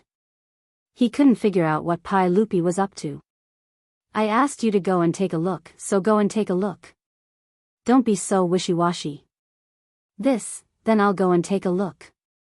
Your Majesty, please forgive old Cheng's rudeness. Qing Yaojin, this troublemaker, didn't care so much. Since Pai Lupi told him to take a look, he wouldn't be polite. He directly strode over to Mituo and reached out to lift the brocade blanket on the baby. His actions caused many officials in the hall to cry out in surprise. Qing Yaojin's actions were truly too rude. Qing Jijia, don't be rude. Wei Zheng was very anxious and hurriedly stepped out to shout. However, Wei Zheng's shout was still a step too slow. Qing Yaojin still lifted the blanket on the baby in Mituo's arms and stuck his head out to sweep a glance under the baby's body. With this one glance, even Qing Yaojin, this crude and boorish fellow, couldn't help but be stunned. Seeing that he didn't speak for a long time, Yuqi Jingda and the others were also anxious. Was this Her Highness the Empress a boy or a girl? This was related to their wager of 10,000 taels of gold. After a long time, This old fellow finally squeezed out an extremely ugly smile from his face and bowed towards Pai Lupi, saying, "This official congratulates your majesty on the birth of a princess." When Qing Yaojin's words came out, Qin Xiong, Yuqi Jingde, Chai Lingwu, and the others were all stunned. How was this possible?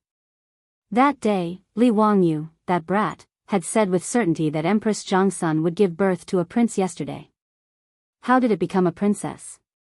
Qing Jijia, could it be that you're seeing things? Look carefully. Yuqi Jingde didn't have time to worry about losing decorum in front of the hall and shouted. Nonsense. This elder isn't blind. How could I be wrong? Qing Yaojin's words made Yuqi Jingde speechless, his old face full of vexation. And in the hall, the smiles on the faces of those aristocratic family heads became even brighter. They looked at Qing Yaojin and the others with ridicule and pride. Wang Renyu, Jing Yuanshou, and the other aristocratic family heads couldn't help but look at each other, their hearts relaxing somewhat. An aristocratic family official stepped out and bowed towards Pai Lupi. Congratulations to your majesty on the birth of a princess. We ask that your majesty confer the title of princess today and announce it to the world. Let the common people of the world know and congratulate your majesty. When he said confer the title of princess, he was referring to the title of princess. Pai Lupi didn't respond. Instead, he stood up and walked down the royal steps to Mituo's side. Yesterday, the empress gave birth to a princess. We were actually very happy. However, that damned Huxin County Count actually told us something that made us very angry. We would like to ask all the officials to help us judge. See if that Li Wangyu is speaking nonsense. He pointed at his eyelids and continued, Huxin County Count said that we have single eyelids. The empress also has single eyelids. Do all the officials think this is the case? Li Er's words, which came out of nowhere, confused all the officials in the hall. Everything was perfectly fine. Why was he talking about single eyelids? At this moment, which of the officials in the hall cared whether or not Pai Lupi and Empress Zhongsun had single eyelids? Chapter 445. Pai Lupi saw that the officials in the hall were silent, so he continued, I and the Empress both have single eyelids, so there is nothing strange about that. However, County Count who told me that the children born to parents with single eyelids will also have single eyelids. They will not be able to give birth to children with double eyelids. Do all of you think this is the case? The officials in the hall were still baffled by his words. However, Wang Renyu and the others couldn't help but feel their hearts skip a beat. They suddenly looked at the baby girl in Mituo's arms. However, they were so far away that they couldn't clearly see whether the baby girl had single eyelids or double eyelids. Qing Yaojin was standing in front of the baby girl. When he heard this, he couldn't help but look at the baby girl in Mituo's arms. When he saw the baby girl's eyes, even Qing Yaojin couldn't help but be dumbfounded. Although he was called a troublemaker, he was actually terrifyingly shrewd. Pai Lupi's seemingly brainless words, coupled with the baby girl's eyes, allowed Qing Yaojin to instantly guess something. That fake smile that was as ugly as crying immediately melted like ice. Qing Yaojin's dark face was now filled with a brilliant smile. Your Majesty, since County Count who said this, old Qing thinks that there should be some truth to it, Qing Yaojin said to Pai Lupi. Pai Lupi nodded at him, then looked at the officials. Do all of you think that County Count whose words make sense? Who the hell would know about this? The officials in the hall all looked at each other, not knowing how to answer. Who would have the time to care about this? Did they have nothing better to do? Seeing that no one spoke, Pai Lupi continued, I also don't believe this, but to verify it, I ordered the 100 Cavalry Department to investigate in Chang'an. What do all of you think the results are? He didn't wait for the officials to answer. He looked at Mituo. Mituo, tell all of you the results of the 100 Cavalry Department's investigation. Yes. This servant ordered the 100 Cavalry Department to investigate a total of 1367 families in Chang'an. Their parents all have single eyelids. Altogether, they had 3,749 children. All of them had single eyelids, without exception. Mituo's words caused the ministers in the hall to whisper among themselves. No one usually paid attention to this kind of thing. Hearing Mituo's words, many officials who had single eyelids began to wonder if their children had single eyelids or double eyelids when they returned from court. But why did Pai Lupi bring this up? The officials were still confused. Pai Lupi looked at the ministers in the hall. He suddenly pointed at the baby girl in Mituo's arms and raised his voice. I find it weird why the Empress and I both have single eyelids. But yesterday, the Empress gave birth to a son in Lijun Hall. When the palace maid carried her to Zhen, the baby girl had double eyelids?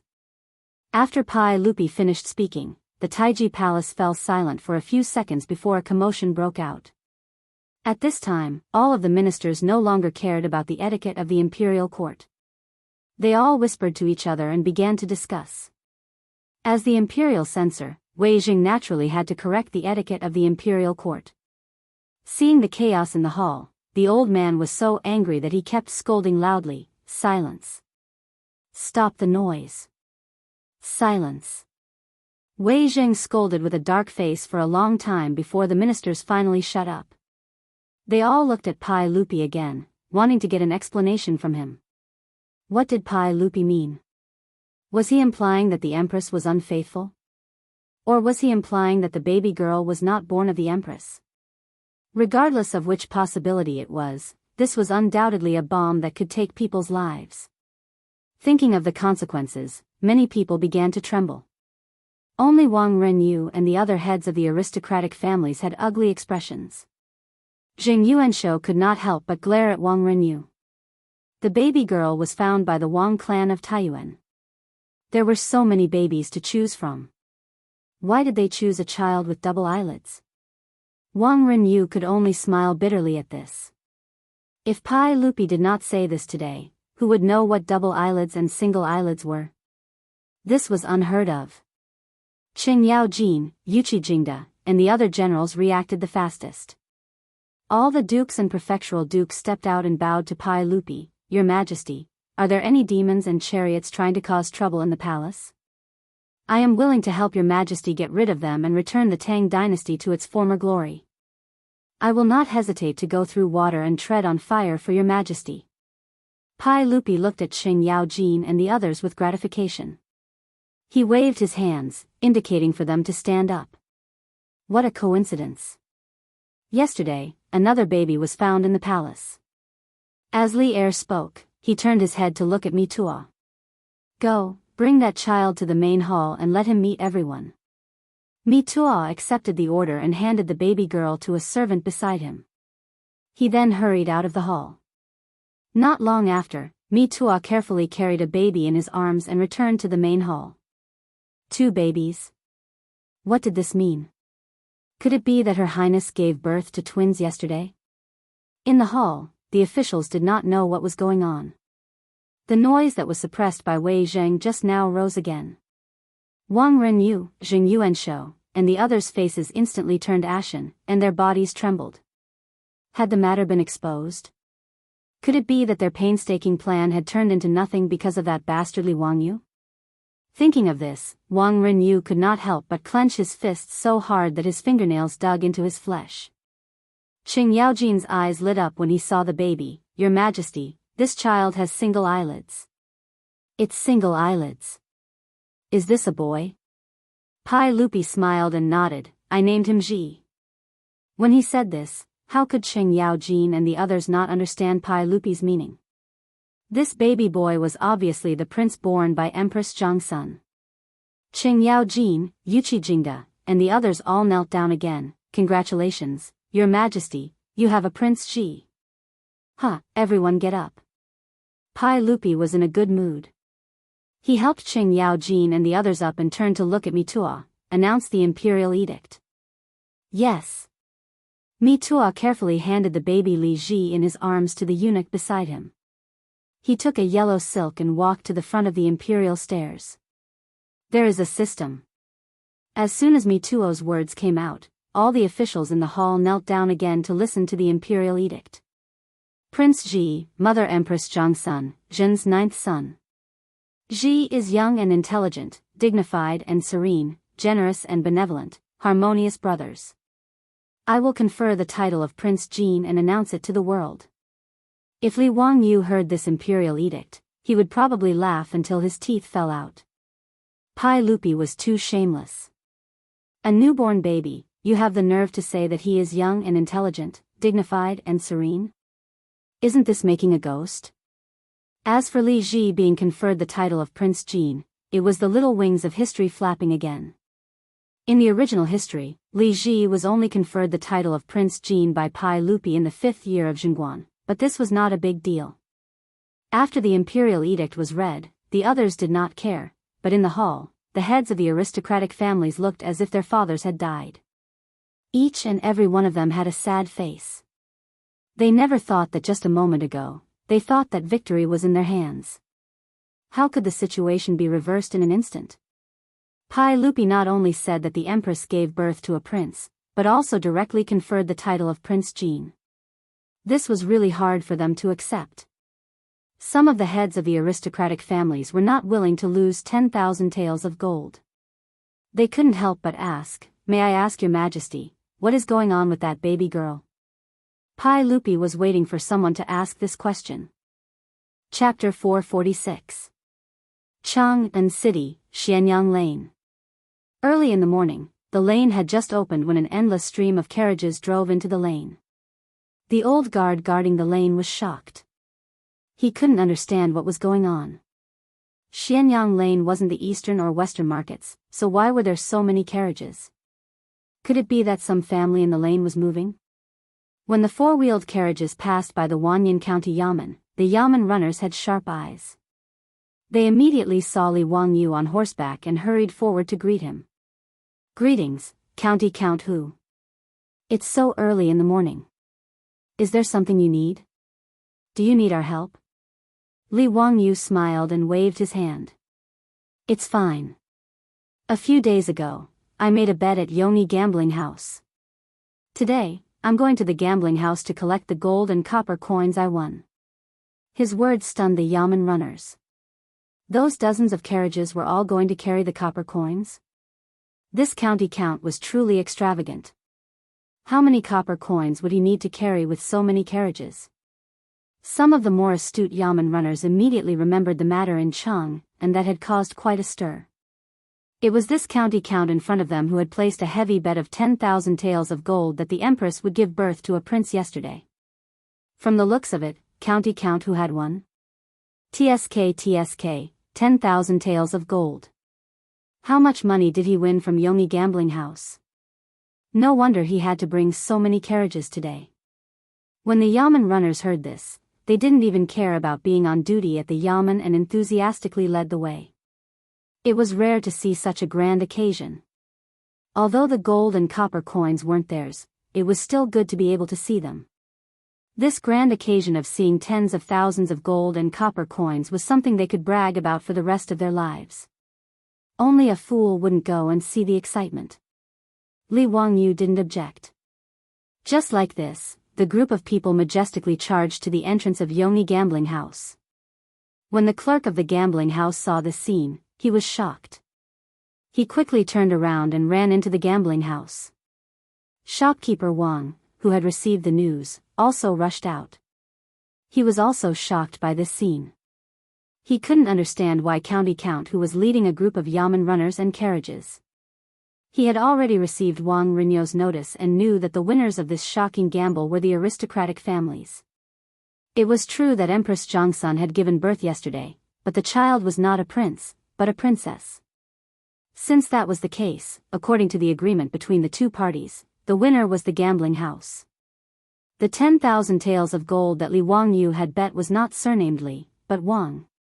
Then what was the meaning of this county magistrate bringing people here? Could it be that after losing such a large sum of gold, he became angry out of humiliation and wanted to cause trouble? Shopkeeper Wang calmed himself down and cupped his hands towards Li Wangyu. "May I ask what brings you here today? Is there anything I can do for you? Do you want to bet a few more rounds?" Li Wangyu smiled and shook his head. "No, I'm here to collect the gold today. That day, I bet 10,000 taels of gold that Her Highness the Empress gave birth to a prince yesterday. Your gambling house bet 1.5, so you should have lost 50,000 taels of gold to someone. Quickly go and check. I still have matters to attend to, so I can't afford to delay. Nanny? Shopkeeper Wang looked at Li Wangyu as if he was looking at a madman. Her Highness the Empress gave birth to a princess, so how dare you say it was a prince? Why would County Magistrate Wang say that? Her Highness the Empress gave birth to a princess yesterday, so our gambling house won the bet. Shopkeeper Wang hurriedly argued. Li Wangyu looked at him with interest. Oh. How did you know about this? This. His rhetorical question left Shopkeeper Wang speechless. Yesterday, Pai Lupi sealed off the palace and did not reveal the news to the outside world. Logically speaking, as the shopkeeper of a gambling house, he should not know about this kind of extremely secretive imperial affair. This is just my guess. Shopkeeper Wang could only make up a random excuse. He could not say that the family head told him. Li Wangyu raised his head and laughed. Unfortunately, you guessed wrong. Yesterday, Her Highness the Empress gave birth to a prince. Therefore, according to the bet, your gambling house needs to pay a certain someone 50,000 taels of gold. His words made Shopkeeper Wang's face darken. He increasingly felt that Li Wangyu was here to cause trouble today. Where did County Magistrate Wang find out? Li Wangyu stretched out his hand and snapped his fingers. It's very simple. Because I was in Taiji Palace yesterday, so how could I not know?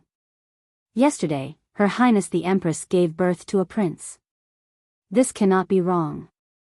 Shopkeeper Wang, quickly get someone to bring out the gold and count it. I do not have time to argue with you. Or does your Yomi gambling house not want to admit your loss? If that is the case, then I will go to Taiji Palace and ask the saint to make the decision. His words almost choked Shopkeeper Wang's anger. In Shopkeeper Wang's opinion, this County Magistrate Wang was going too far. However, he had no way to refute Li Wangyu's words. After all, Li Wangyu said that he was in Taiji Palace yesterday. He had no way to refute this. Shopkeeper Wang reacted quickly and rolled his eyes. What is County Magistrate Wang saying? If our gambling house lost, we naturally have to pay according to the bet. However, whether Her Highness the Empress gave birth to a prince or a princess, there is no proof. Let's wait for the official's news. When Li Wangyu heard this, he raised his head to look at the sky and nodded. Yes, Shopkeeper Wang, what you said makes sense. Since that is the case, I am not an unreasonable person. Let's wait and see. I believe there will be news soon. County Magistrate Wang, how about you wait for the official's news to come out before you exchange the gold? Look at how strong the sun is. It will not be beautiful if it shines on a noble person like you. Shopkeeper Wang did not want Li Wangyu to continue blocking the entrance of the gambling house and could only persuade him. Li Wangyu chuckled. No matter. I can rest under the shade of this tree. As soon as he finished speaking, he flipped over and dismounted from his horse. He also had Niu Wu lead his men to the boiled water shop in Xianyang Lane to buy ice drinks for the farmers driving the carriages, as well as the bailiffs of Wanyan County. Li Wangyu sat under a large tree in front of the gambling house and waited leisurely. With the shade of a tree above his head and ice drinks to drink, he was very comfortable. Shopkeeper Wang was in a difficult position. He could neither leave nor stay. He could only accompany Li Wangyu and wait in front of the gambling house. He cursed in his heart, but there was nothing he could do. Shopkeeper Wang could only summon a member of the Wang clan and whisper a few instructions to him. The Wang clansmen naturally obeyed the order and ran in the direction of the Taiji Palace. Shopkeeper Wang wanted to find his family's patriarch, Wang Renyu. However, he also knew that it was still the time for court. Presumably, his patriarch was still in Taiji Palace and had not left court. Just as he was feeling gloomy, he saw a bailiff of Wanyan County running over with a scroll in his hand. There is an imperial edict. The saint has issued an imperial edict and announced it to the world. The bailiff was panting from running. Before he even got close, he began to shout loudly. When Li Wangyu heard this, he could not help but smile. Chapter 447. When the bailiff of Wanyan County loudly announced that Pai Lupi had conferred the title of Prince Jin to his newly born son, shopkeeper Wang was completely dumbfounded. How is this possible? The empress really gave birth to a prince yesterday? This is impossible, absolutely impossible. Shopkeeper Wang murmured. He was unwilling to believe it, nor did he dare to believe it. Li Wangyu slowly stood up and brushed off the dust on his body. He looked at manager Wang with a mocking expression and said, "What's wrong?" Shopkeeper Wang doesn't even believe the saint's edict. This is an edict that has been announced to the world. You dare to doubt it? What are your intentions? No, I don't dare. I just... Shopkeeper Wang didn't know what to say for a moment. Shopkeeper Wang, now that the official's news has arrived. Isn't it time for me to honor my bet? Your Yongyi gambling house isn't going to renege on the debt, right? Li Wangyu pressed. Shopkeeper Wang repeatedly waved his hand, but he didn't know how to answer. If they really had to pay 50,000 taels of gold to Hu Xiannan, their Yongyi gambling house really didn't need to open. Even the gambling house didn't have that much money. Unless Taiyuan Wang clan was willing to take out the gold, he couldn't do anything even if he wanted to act on his own. In the gambling house's treasury, there wasn't that much gold and copper coins. County Earl Hu, don't be impatient. If our gambling house really loses, this money will naturally be paid to you. Before he finished speaking, he was interrupted by Li Wangyu. Wait, what do you mean if you lose? Could it be that the saint's edict is fake? How dare you? Li Wangyu turned his head to look at the bailiffs of Wanyan County who had gathered around to watch the show. He raised his eyebrows. Everyone, did you hear what Yongyi gambling house said? How can this person say such disgraceful words? He even dares to question the saint's edict. Does he want to rebel? With this big hat on his head, before the bailiffs of Wanyan County could say anything, shopkeeper Wang's knees went soft and he directly knelt down. County Earl Hu, it's a misunderstanding, it's all a misunderstanding. That's not what I meant. How would I dare to question the saint's edict? Then tell me, did I win the bet or not? Shopkeeper Wang forcefully suppressed the panic in his heart. He swallowed his saliva and said with difficulty, yes, it was County Count who won the bet. According to the agreement, our Yongyi gambling house should pay you 50,000 taels of gold, but what? If you lose, take out the money to compensate me. That day, I brought over 40 carriages full of money to place my bet. What? Does your gambling house still want to deny it? Li Wangyu said unhurriedly. No, it's just that we don't have that much gold at the moment. Manager Wang's forehead was already covered in sweat. The more he spoke, the softer his voice became. He was about to faint. This gambling house was built on credibility. Otherwise, how could it attract gamblers? There were 72 gambling houses in Chang'an. Which gambler couldn't go to gamble? But today, if their Yongyi gambling house couldn't take out the gold, then they would lose all credibility. Not only would the Yongyi gambling house's reputation be ruined, but the reputation of the Taiyuan Wang clan would also be affected. This was a consequence that manager Wang didn't dare to imagine. County Count Hu, please allow me to report to the family head. May County Count Hu be magnanimous and give our gambling house some time to transfer the gold and copper coins. Manager Wang was at his wit's end. This matter had already exceeded the scope of what he could do. He could only wait for Wang Renyu to deal with it. When Li Wangyu ran to the Yongyi gambling house to ask for the gold, the scene in Taiji Palace was completely different. Li Er sat back down on the throne and recounted what had happened in the Eastern Palace yesterday as if he was narrating a story in a book. In the main hall, the officials heard that someone was so daring as to collude with the midwife and 2 palace maids to smuggle a drugged baby girl into the palace. In the emperor's bedroom in Lijing Palace, they used the Sanyubai Shi as a smokescreen to replace Prince Ji with the baby girl that everyone had just seen. What was even more deranged was that Prince Ji and the others actually wanted to drown in the well. If it weren't for the fact that the two palace maids didn't have the guts to kill Prince Ji, Li Ji would have already lost his life. When Qing Yaojin and the others heard that someone was so arrogant, they were so angry that they started cursing loudly in the main hall. This group of old scoundrels cursed with the vulgar language of the army, which was very unpleasant to hear.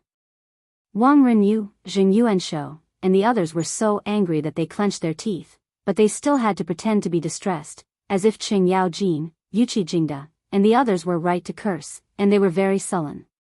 Wei Zhang's face was also as black as the bottom of a pot. His eagle-like eyes scanned the officials in the main hall, as if he wanted to find the mastermind behind the scenes. He couldn't even be bothered to correct Qing Yaojin and the others' impolite behavior. If it weren't for his identity, the old man would have also cursed these rebels and traitors. When Zhang Sun Wuji found out that his nephew was almost replaced and almost killed, his face was also ashen. He looked around at the officials, unable to restrain his anger, as if he was prepared to fight to the death. Their attitude made Wang Renyu, Jing Yuanshou, and the other aristocratic family heads even more nervous. Fortunately, they were all old foxes. No matter how turbulent their hearts were, they didn't show it on their faces. Moreover, they were also confident that they would clean up the mess. Even if Pai Lupi discovered the truth, he couldn't do anything to them. Actually, there was no lack of smart people in the main hall.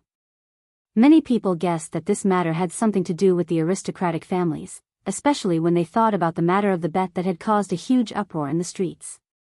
They even suspected that the masterminds behind this matter were the aristocratic families that currently stood in the imperial court.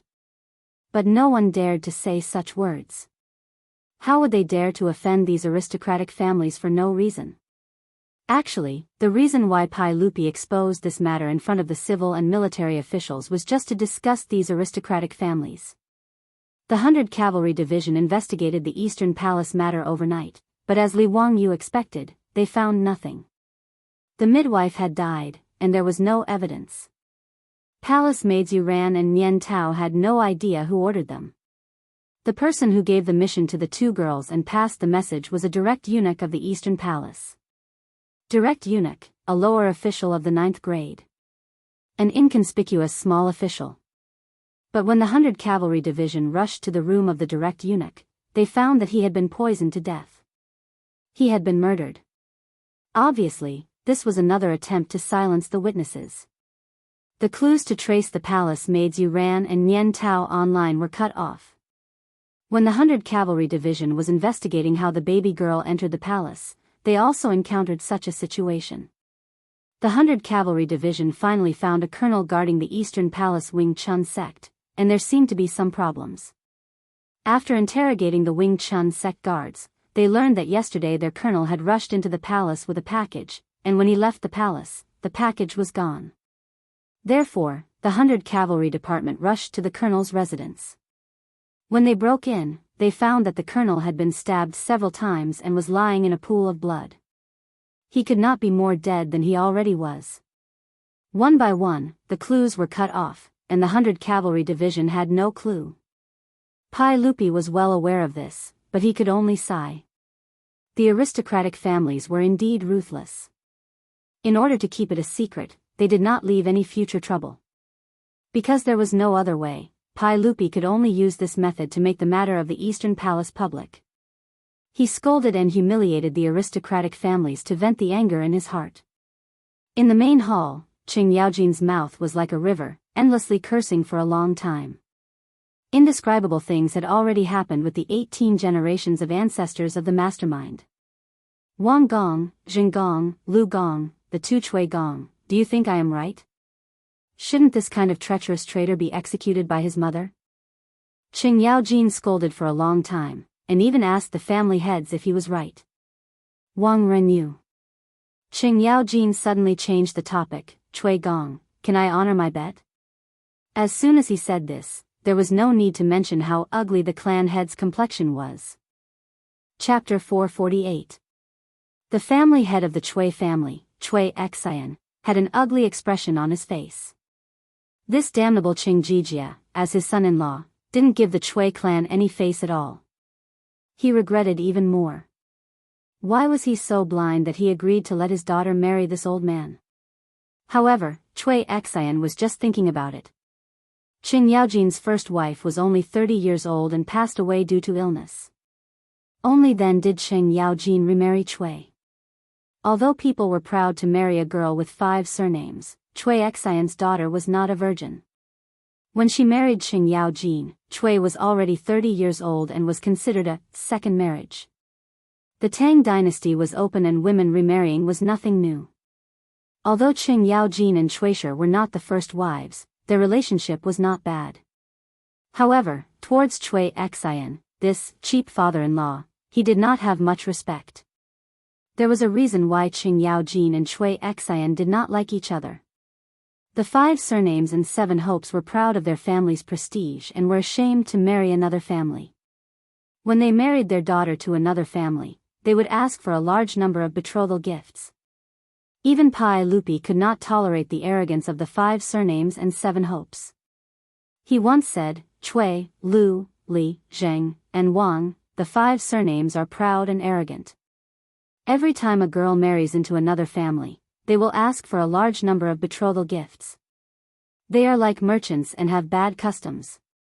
Since the weight is not appropriate, we need to change it.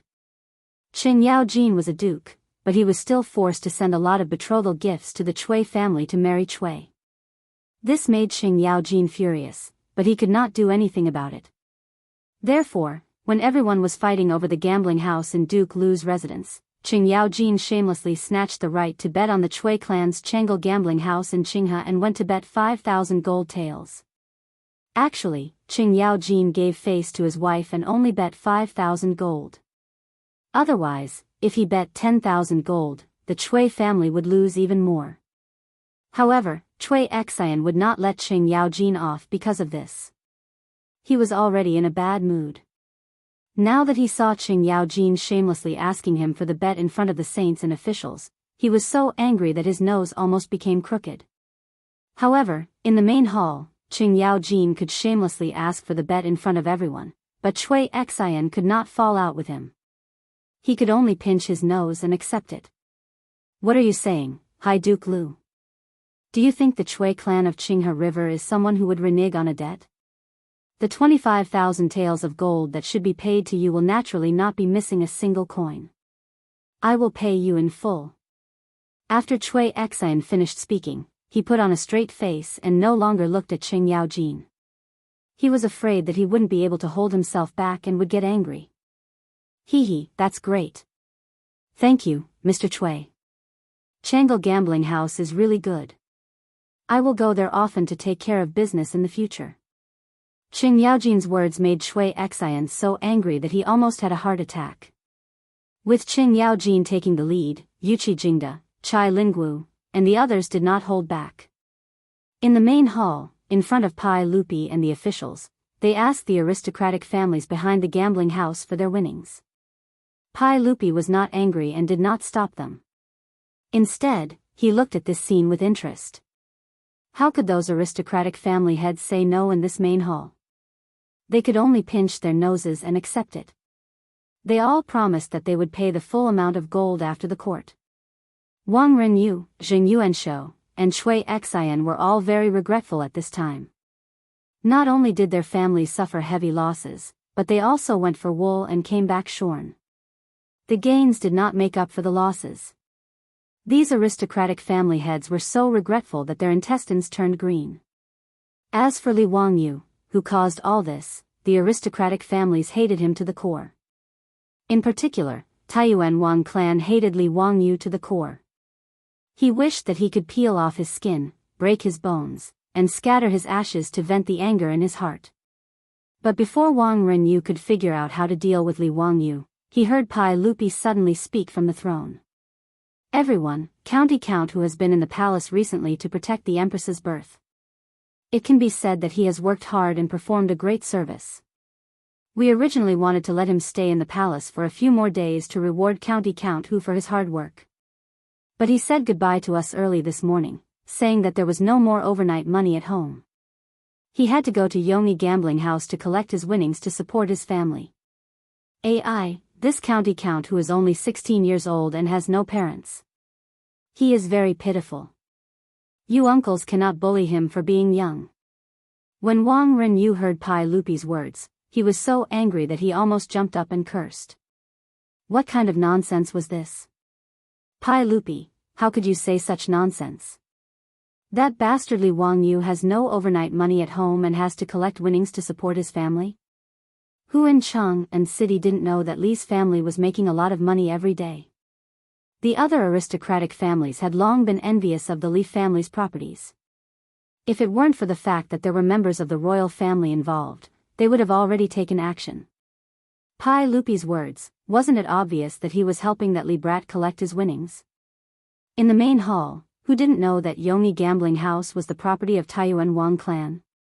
The main hall, which had originally become very noisy because of Qing Yao Jin and the others wanting to collect their winnings, became even more lively with Pai Lupi's words. In Taiji Palace, the officials who had nothing to do with this matter all became onlookers and looked at Wang Renyu with interest. Even the saint had spoken up to help County Count who collect his winnings. TSK, what great face. One could imagine the status of County Count who in the saint's heart. He really was in the emperor's heart. Wang Renyu's face alternated between green and white, and he was speechless for a long time. At this point, what else could he say? However, when he thought about paying 50,000 taels of gold to Li Wangyu, Wang Renyu felt his heart bleed. 300,000 strings of copper coins. In the current Tang dynasty, the Kaiyuan Tongbao that the imperial court cast every year was only 300,000 strings of copper coins. It could be seen how rich Li Wangyu's harvest was this time. Not only Li Wangyu, but even Qing Yao Jin, Qin Xiong, Yuqi Jingda, and Chai Linggu, these dukes and prefectural dukes all made a lot of money. To be able to cut meat and drink blood from aristocratic families was simply too delightful. When the imperial court ended, Wang Renyu walked out of Taiji Palace with an ashen face. He saw his family members anxiously pacing back and forth outside the palace. Seeing their family head appear, the family members hurriedly ran forward and whispered about how County Count who had gone to Yongyi gambling house early in the morning to collect his winnings. Although Wang Renyu was mentally prepared, when he heard this, he still couldn't stop the blood in his heart from rushing up. He almost disregarded his status and cursed out loud. His chest heaved up and down as he gasped for air.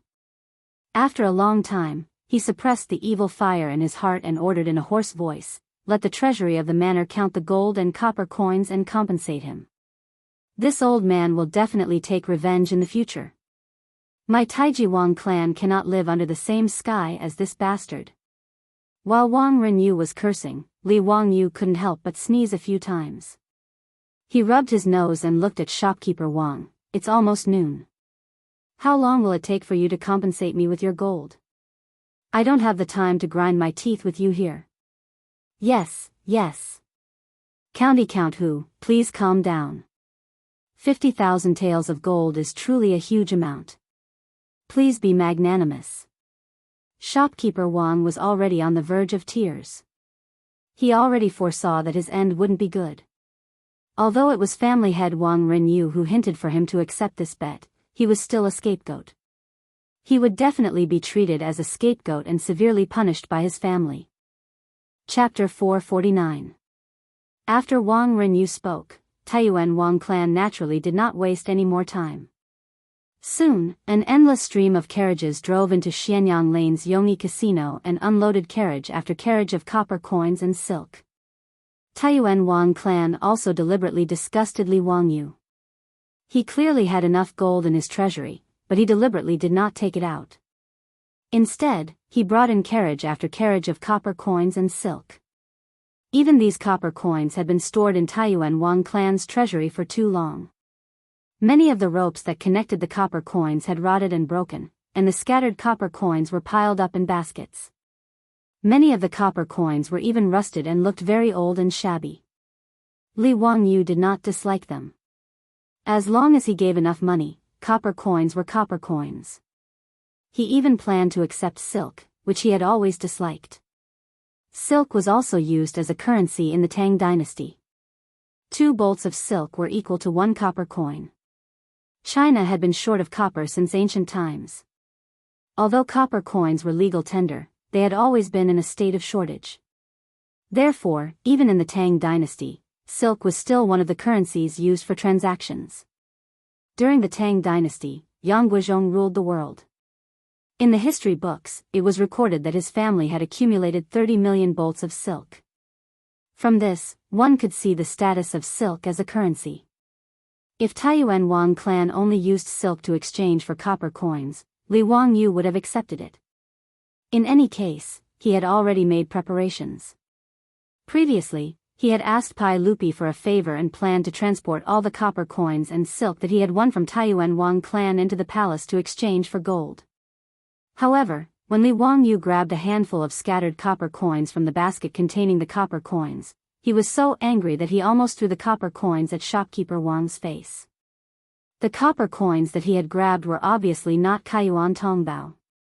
Not only were the coins smaller, but they were also thin and light. Li Wangyu immediately reacted. This was private money. The Tang dynasty had been short of copper coins for a long time. The Kaiyuan Tongbao that Wu De started to cast in the 4th year could only cast 300,000 strings of coins a year. He had been in Jianghu for 2 years, but in only 7 years, he had only made 2 million copper coins. Even if half of these copper coins were in Chang'an, it was still a drop in the bucket. Therefore, it was normal to barter and use silk as currency. If there was a shortage of money, the aristocratic families would forge private coins within their own sphere of influence to make up for the shortage of copper coins. Naturally, this money could not be compared to Kai Yuan Tong Bao. Although the material and workmanship were not bad, compared to Kai Yuan Tong Bao, it was much lighter. Private money could be circulated, but most of the time, 2 or 3 pieces of private money could be exchanged for 1 Kai Yuan Tong Bao. Now, the Taiyuan Wang clan had actually moved so much private money. Obviously, they were planning to use shoddy goods to cheat their way through. How could Li Wangyu not be angry? Shopkeeper Wang, what is the meaning of your Taiyuan Wang clan's actions? Using so much private money to offset the official's salary, do you think I'm a fool? Perhaps the new servants made a mistake. I'll have them exchange it for County Count Hu. Shopkeeper Wang saw that his plan to fish in troubled waters was discovered by Li Wangyu, so he could only awkwardly apologize and push the blame to the temporary workers. He was about to call people to move the private money away when Li Wangyu's eyes turned and he reached out to stop him. Wait, the money is already here, so don't go through so much trouble. Give me a discount, I'll accept this private money. How does County Count Hu plan to give me a discount? I won't take advantage of you. 2 caddies of private money can be exchanged for 1 caddy of official money. If your Taiyuan Wang clan is willing, I'll accept it and save you the trouble of moving it back and forth. On the market, depending on the region, 2 or 3 pieces of private money could be exchanged for 1 Kai Yuan Tong Bao. Li Wangyu's conditions were actually not too harsh, and he was even charging a lot less. Shopkeeper Wang asked the accountant sent by the Taiyuan Wang clan and immediately nodded in agreement. This kind of large transaction of copper coins was always weighed by official weights. 5 caddies of Kai Yuan Tong Bao copper coins was the norm. Private money was slightly lighter, and 6 caddies was the norm. Under normal circumstances, 12 to 18 caddies of private money could be exchanged for 5 caddies of Kai Yuan Tong Bao copper coins. Now that Li Wangyu proposed to exchange 10 caddies of private money for 5 caddies of official money, how could the Taiyuan Wang clan not agree?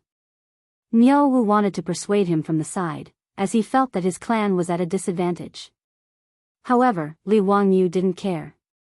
Being at a disadvantage was a blessing, not to mention that he had other plans. He beckoned Shopkeeper Wang over. Shopkeeper Wang, does your Taiyuan Wang clan have a lot of private money? If there's a lot, I can accept it all and exchange it according to this ratio. Hearing Li Wangyu's words, Shopkeeper Wang couldn't help but be overjoyed. County Count Hu, are you serious? These copper coins worth 50,000 caddies of gold can all be exchanged for private money? Li Wangyu nodded. Of course. How much does your Taiyuan Wang clan have? I'll take it all. Shopkeeper Wang was naturally overjoyed at this. If he could pay Li Wangyu the 50,000 caddies of gold according to the ratio of 2 caddies of private money to 1 caddy of official money, he might be able to avoid punishment from his clan. Now, he only needed to pay 3 million caddies of private money to clear his gambling debt. As for the private money, if 3 private coins were exchanged for 1 official coin, it would only be worth 160,000 caddies of coins on the market. This was equivalent to saving 140,000 caddies of coins.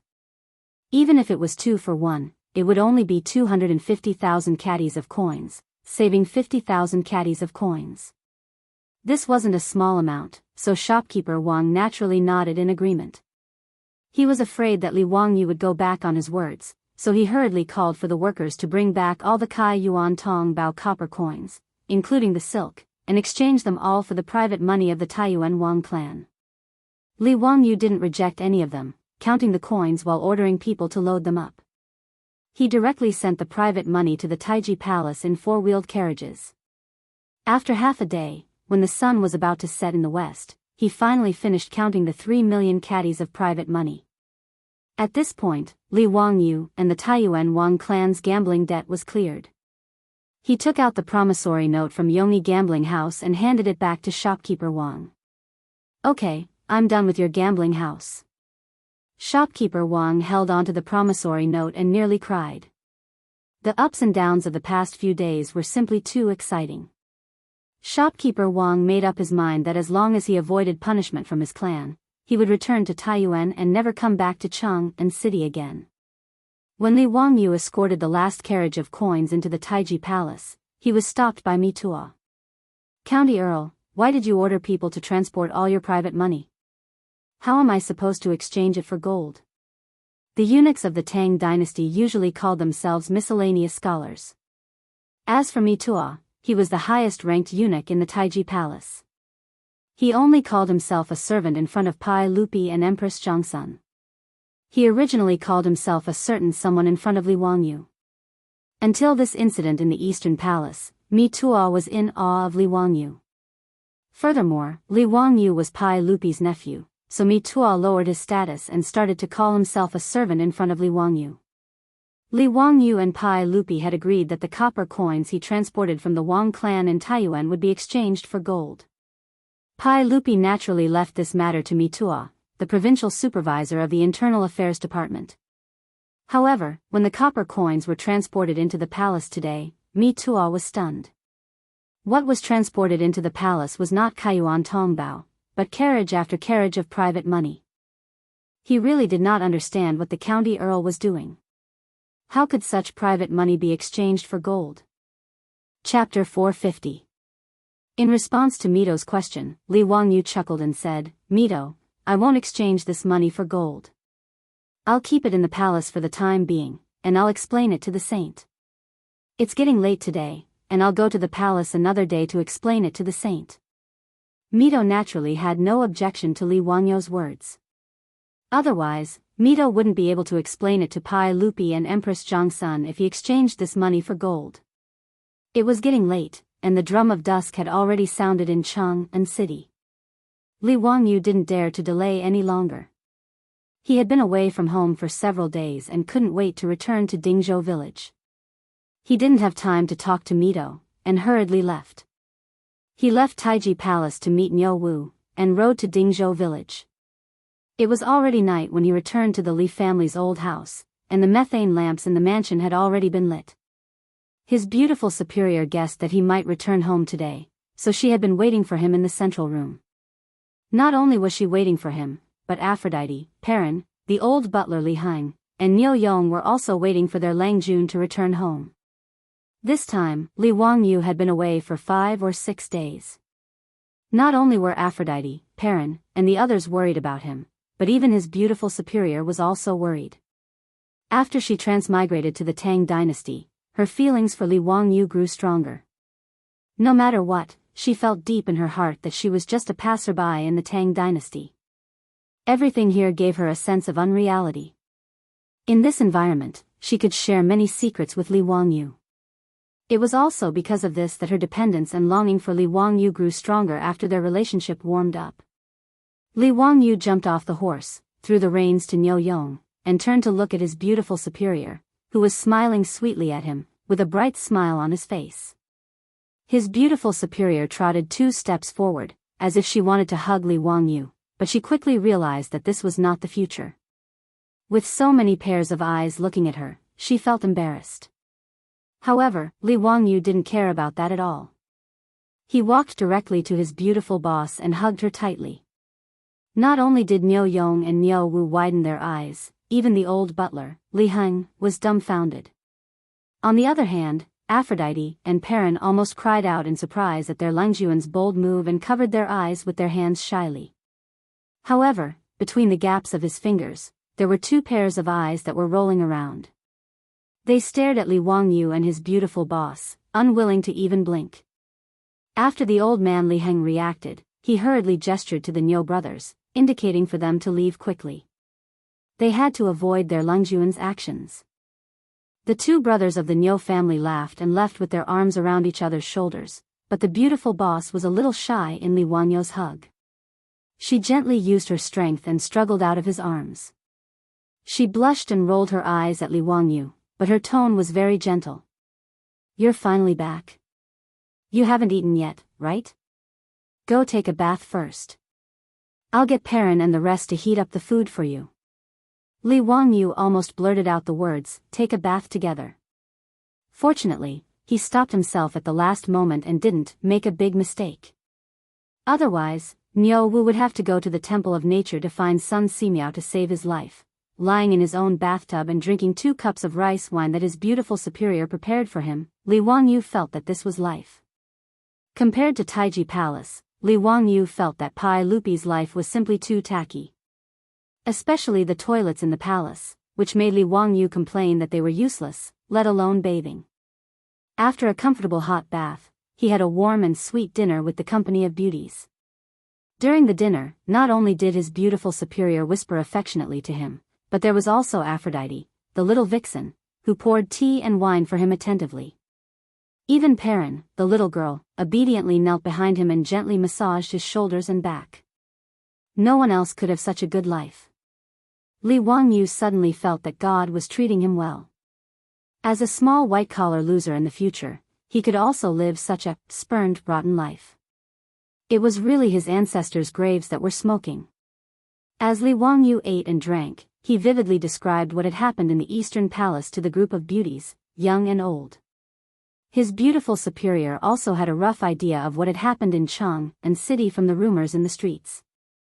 But at this time, she learned from Li Wangyu that Li Ji, the future emperor of the Tang dynasty, had actually been almost replaced by a leopard cat. She was so shocked that she couldn't close her mouth for a long time. She also never expected that those aristocratic families would be so daring. "Wangyu, then you have to be more careful in the future.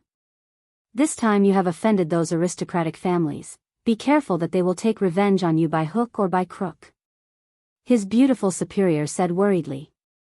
In response, Li Wangyu casually waved his hand. "Why should I be afraid of them? I am not an official in the imperial court, so there is nothing they can use against me. Besides, don't I have Li Shimen to back me up? Those aristocratic families can't do anything." Although he said so, his beautiful superior was obviously still a little worried, but now was not the time to talk about this, so she didn't say much. Dinner lasted until the moon was high in the sky before everyone dispersed and went back to their rooms to rest. When he woke up the next day, Li Wangyu was too lazy to pay attention to the 3 million pounds of private money that was now piled up in the Taiji Palace's treasury. After breakfast, he leisurely strolled around the village. "Greetings, Lang Jun." "Hello, Lang Jun." "Hello, Lang Jun.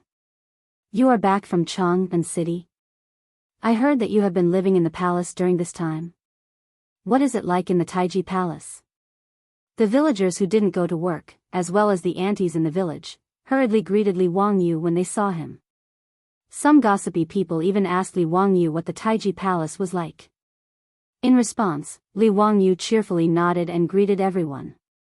He was bored, so he also described the palace's scenery to everyone in a gossipy manner. The villagers and aunties who heard him exclaimed from time to time, More and more villagers and aunties gathered around Li Wangyu. Everyone was happy to listen to their own Mr. Xiao Lang talk about these new things. Just as Li Wangyu was speaking eloquently, his saliva flying everywhere, he saw Carpenter Lu squeeze into the crowd and greet him with his hands clasped. "Hello, Lang Jun." "Hee, dare I ask, Lang Jun, about the name you gave my grandson, did you come up with a good one?" Carpenter Lu's words stunned Li Wangyu.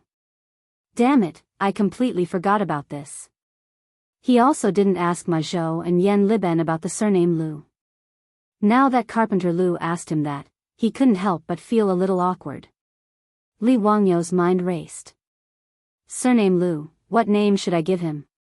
Looking at Carpenter Lu's expectant gaze, Li Wangyu blurted out, "Lu Dehua." Yes, I gave your grandson the name Lu Dehua. Virtue is morality, and virtue is Tao. This child was born in a Taoist temple, so he is fated with Tao. Huawei is glorious, and it means that your grandson will have a bright future. Carpenter Lu muttered, "Lu Dehua? Good. That's really great. Lang Jun is a great talent." "Thank you, Lang Jun, thank you." The surrounding villagers were also envious of the name Li Wangyu gave Carpenter Lu's grandson. They looked at Carpenter Lu with burning eyes. TSK, this child of the Lu family was given a name by Lang Jun himself. What a blessing. Li Wangyu secretly wiped the cold sweat off his forehead. If anyone wanted to give him a name in the future, he would fight it out with that person. It was really too difficult. While the crowd was bustling, Miao Wu came over. "Lang Jun, Yang Mingfu is here to visit." Hearing that Yang Quan was here, Li Wangyu quickly cupped his fists and bid farewell to the villagers. He then went back to his old residence. Chapter 451. When Li Wangyu returned to the residence, Yang Quan had already been waiting in the main room for a long time. "Brother Shuqing, how have you been? We haven't seen each other for a long time and I've missed you. What brings you to my residence today?" Li Wangyu and Yang Quan greeted each other with a smile. Now that he had been conferred the title of County Earl, there was a big difference between his status and Yang Quan's. However, he firmly disagreed with Yang Quan calling him by his title. Thus, he and Yang Quan simply called each other by their courtesy names and called each other brothers. This made it easier for them to get along. In fact, there was a big age difference between the two of them. Yang Quan's son was only a few years younger than Li Wangyu. However, the ancient people didn't care much about the age difference. That old man Yu Shinan was already 70 years old, but he was still willing to be friends with Li Wangyu despite the difference in age. "Brother Zio, I'm here today to give you an invitation." Yang Quan stroked his beard and said with a smile. Li Wangyu smiled and joked, "Brother Shuqing, what invitation are you giving? Did your wife give birth to another child for you? Or did you buy a new house?" When he said that Yang Quan had bought a new house, he meant to ask if he had taken in another concubine. This Yang Quan was also a romantic person. He was middle-aged and had a beautiful wife at home. He even took in a few concubines.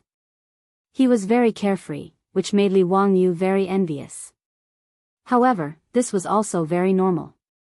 The Tang people were generally like this, so there was nothing strange about it.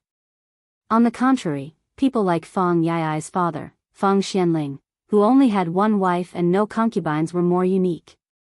Thus, the story of Lady Fang being jealous was passed down through the ages. Being teased by Li Wangyu like this, Yang Quan couldn't help but blush. He hurriedly waved his hands and said, "Brother Li Wangyu, don't speak nonsense. Cough cough, I'm just sending the invitation on behalf of my teacher." Upon hearing that it was Yang Quan's post, Li Wangyu didn't continue to tease him.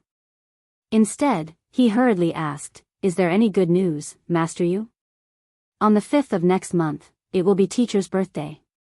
As disciples, we naturally have to properly host a birthday banquet for our masters. That's why I'm here today to deliver an invitation to Brother Zio, inviting you to attend the banquet." Yang Quan's words made Li Wangyu clap his hands and laugh out loud. "Of course, I have to go to Lord Yu's 70th birthday. Duke Yu treats me like a nephew. It's his birthday, how could he dare to miss it? Haha, of course. Teacher really values Brother Zio. Even I am envious of you. The birthday banquet will be held at Bujingfang, at teacher's residence. At that time, we will be waiting respectfully for Brother Zio. Birthday banquets were considered a very grand event in the Tang dynasty. Longevity was the most important of the 5 blessings, and birthday banquets were the most important.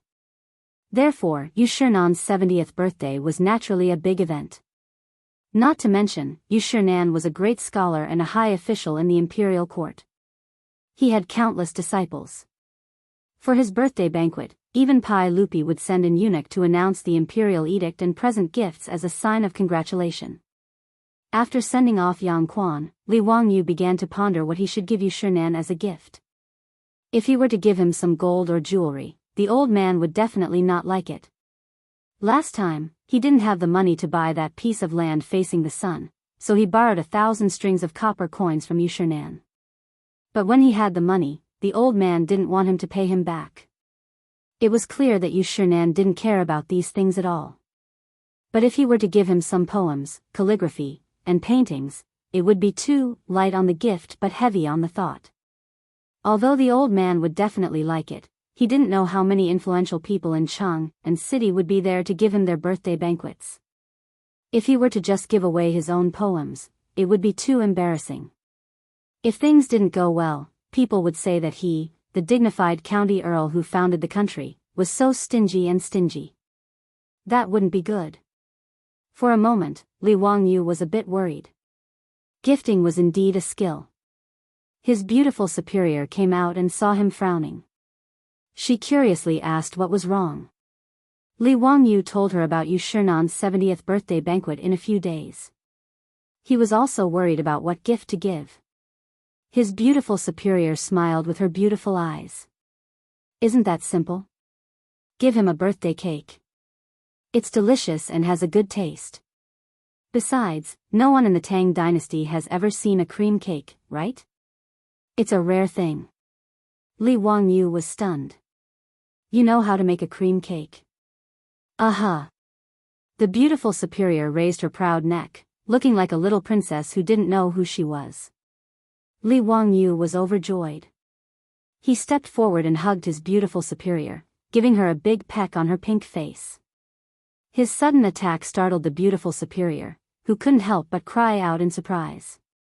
Bashful, her soft fists suddenly fell on Li Wangyu's chest like raindrops. This was the so-called flirting. Since his beautiful superior knew how to make a cream cake, Li Wangyu didn't bother to think about giving a gift. He planned to sit back and enjoy the fruits of others' labor with a clear conscience. Something like a cream cake was used as a birthday gift. In the future, it would be better to give some calligraphy and paintings. But in the Tang dynasty, it couldn't be more appropriate. Sure enough, a virtuous wife at home was better than 10,000 acres of fertile land. Hee, Changqing, then I'll leave the gift to you. Yu Gong's birthday is on the 5th of next month. You can arrange it according to the schedule. After Li Wangyu settled the matter of the congratulatory gift, he crossed his legs and leisurely drank his tea while humming a little tune. He looked like the foolish son of a landlord. Needless to say, it was extremely hateful. Seeing him like this, the beautiful superior couldn't help but gnash her teeth in hatred. She couldn't help but reach out her slender white fingers, quickly and accurately clamped Li Wangyu's ear, and gently twisted it. Ouch, it hurts, let go, let go. Changqing, what are you doing? Li Wangyu cried out in pain. Humph, you want to sit back and enjoy the fruits of others' labor? In your dreams. That birthday cake was my gift. What gift do you want to give Yu Gong? Go prepare it yourself. The beautiful superior snorted discontentedly. When Li Wangyu heard her words, he couldn't help but be dumbfounded. Hee, Changqing, what are you saying? You don't even know Yu Gong, why are you giving him a gift? Be good, leave the cake to me. Li Wangyu only thought that the beautiful superior was joking with him. Su Changqing glanced at him. Yu Gong has a son, do you know? I know. Yu Chang, courtesy named Jing Ming. I saw him when I went to Yu Gong's residence. Yu Gong is quite good, he actually had a son at such an old age. Yu Cheng is now 28 years old, but Yu Gong is already 70 years old. When Li Wangyu talked about Yu Shernan's gossip, he was also in high spirits. It wasn't strange for Yu Shernan to have a son in his 40s. But in the Tang dynasty, having a son at such an old age was a rare occurrence. The beautiful superior asked again, Yu Cheng has a wife called Yun, do you know? How could I know? I only know Yu Cheng, we're not close. Li Wangyu didn't understand what the beautiful superior meant. That Yun is very close to me now, and we can be considered best friends. She already invited me to Yu Gong's birthday yesterday, did you know? The beautiful superior laughed proudly, but Li Wangyu was dumbfounded. Qiao Do Sak. Wait, Chongqing, when did you get to know that Yun? Best friends? Are you kidding me? Li Wangyu was so anxious that he even blurted out the Japanese language. But he didn't know that Su Chongqing really didn't lie to him. Chapter 452. His beautiful boss had to travel between Chang and city and Dingzhou village almost every day. Plus, after she came to the Tang dynasty, she was addicted to riding horses and did not want to ride anymore. Even her favorite horse, Zhao Yibai, would only go out for a walk occasionally. Now that it was summer, his beautiful boss did not want her delicate white skin to be tanned by riding back and forth every day. Li Wangyu's heart ached for her, so he asked Carpenter Lu to help his beautiful boss build a special four-wheeled carriage for her to ride. Although Li Wangyu could not make springs and rubber in the Tang dynasty, the wisdom of the ancients was not to be underestimated. Wuxia had carriages since ancient times. Although they were two-wheeled carriages, how could the carriages of the high officials and nobles endure the pain of the bumpy ride? Therefore, all kinds of shock absorption measures were exhausted. For example, leather was wrapped around the wheels, which was the same principle as rubber tires.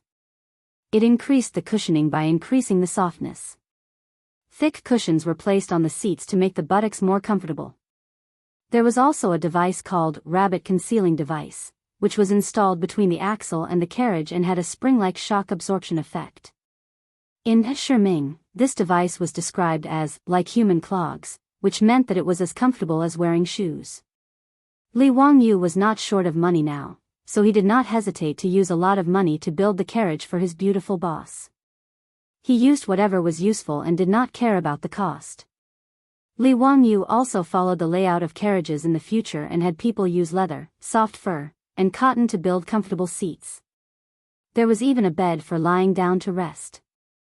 Even the 4 horses that pulled the carriage were fine horses that he had specially bought from Shi City. The only regret was that he could not make glass.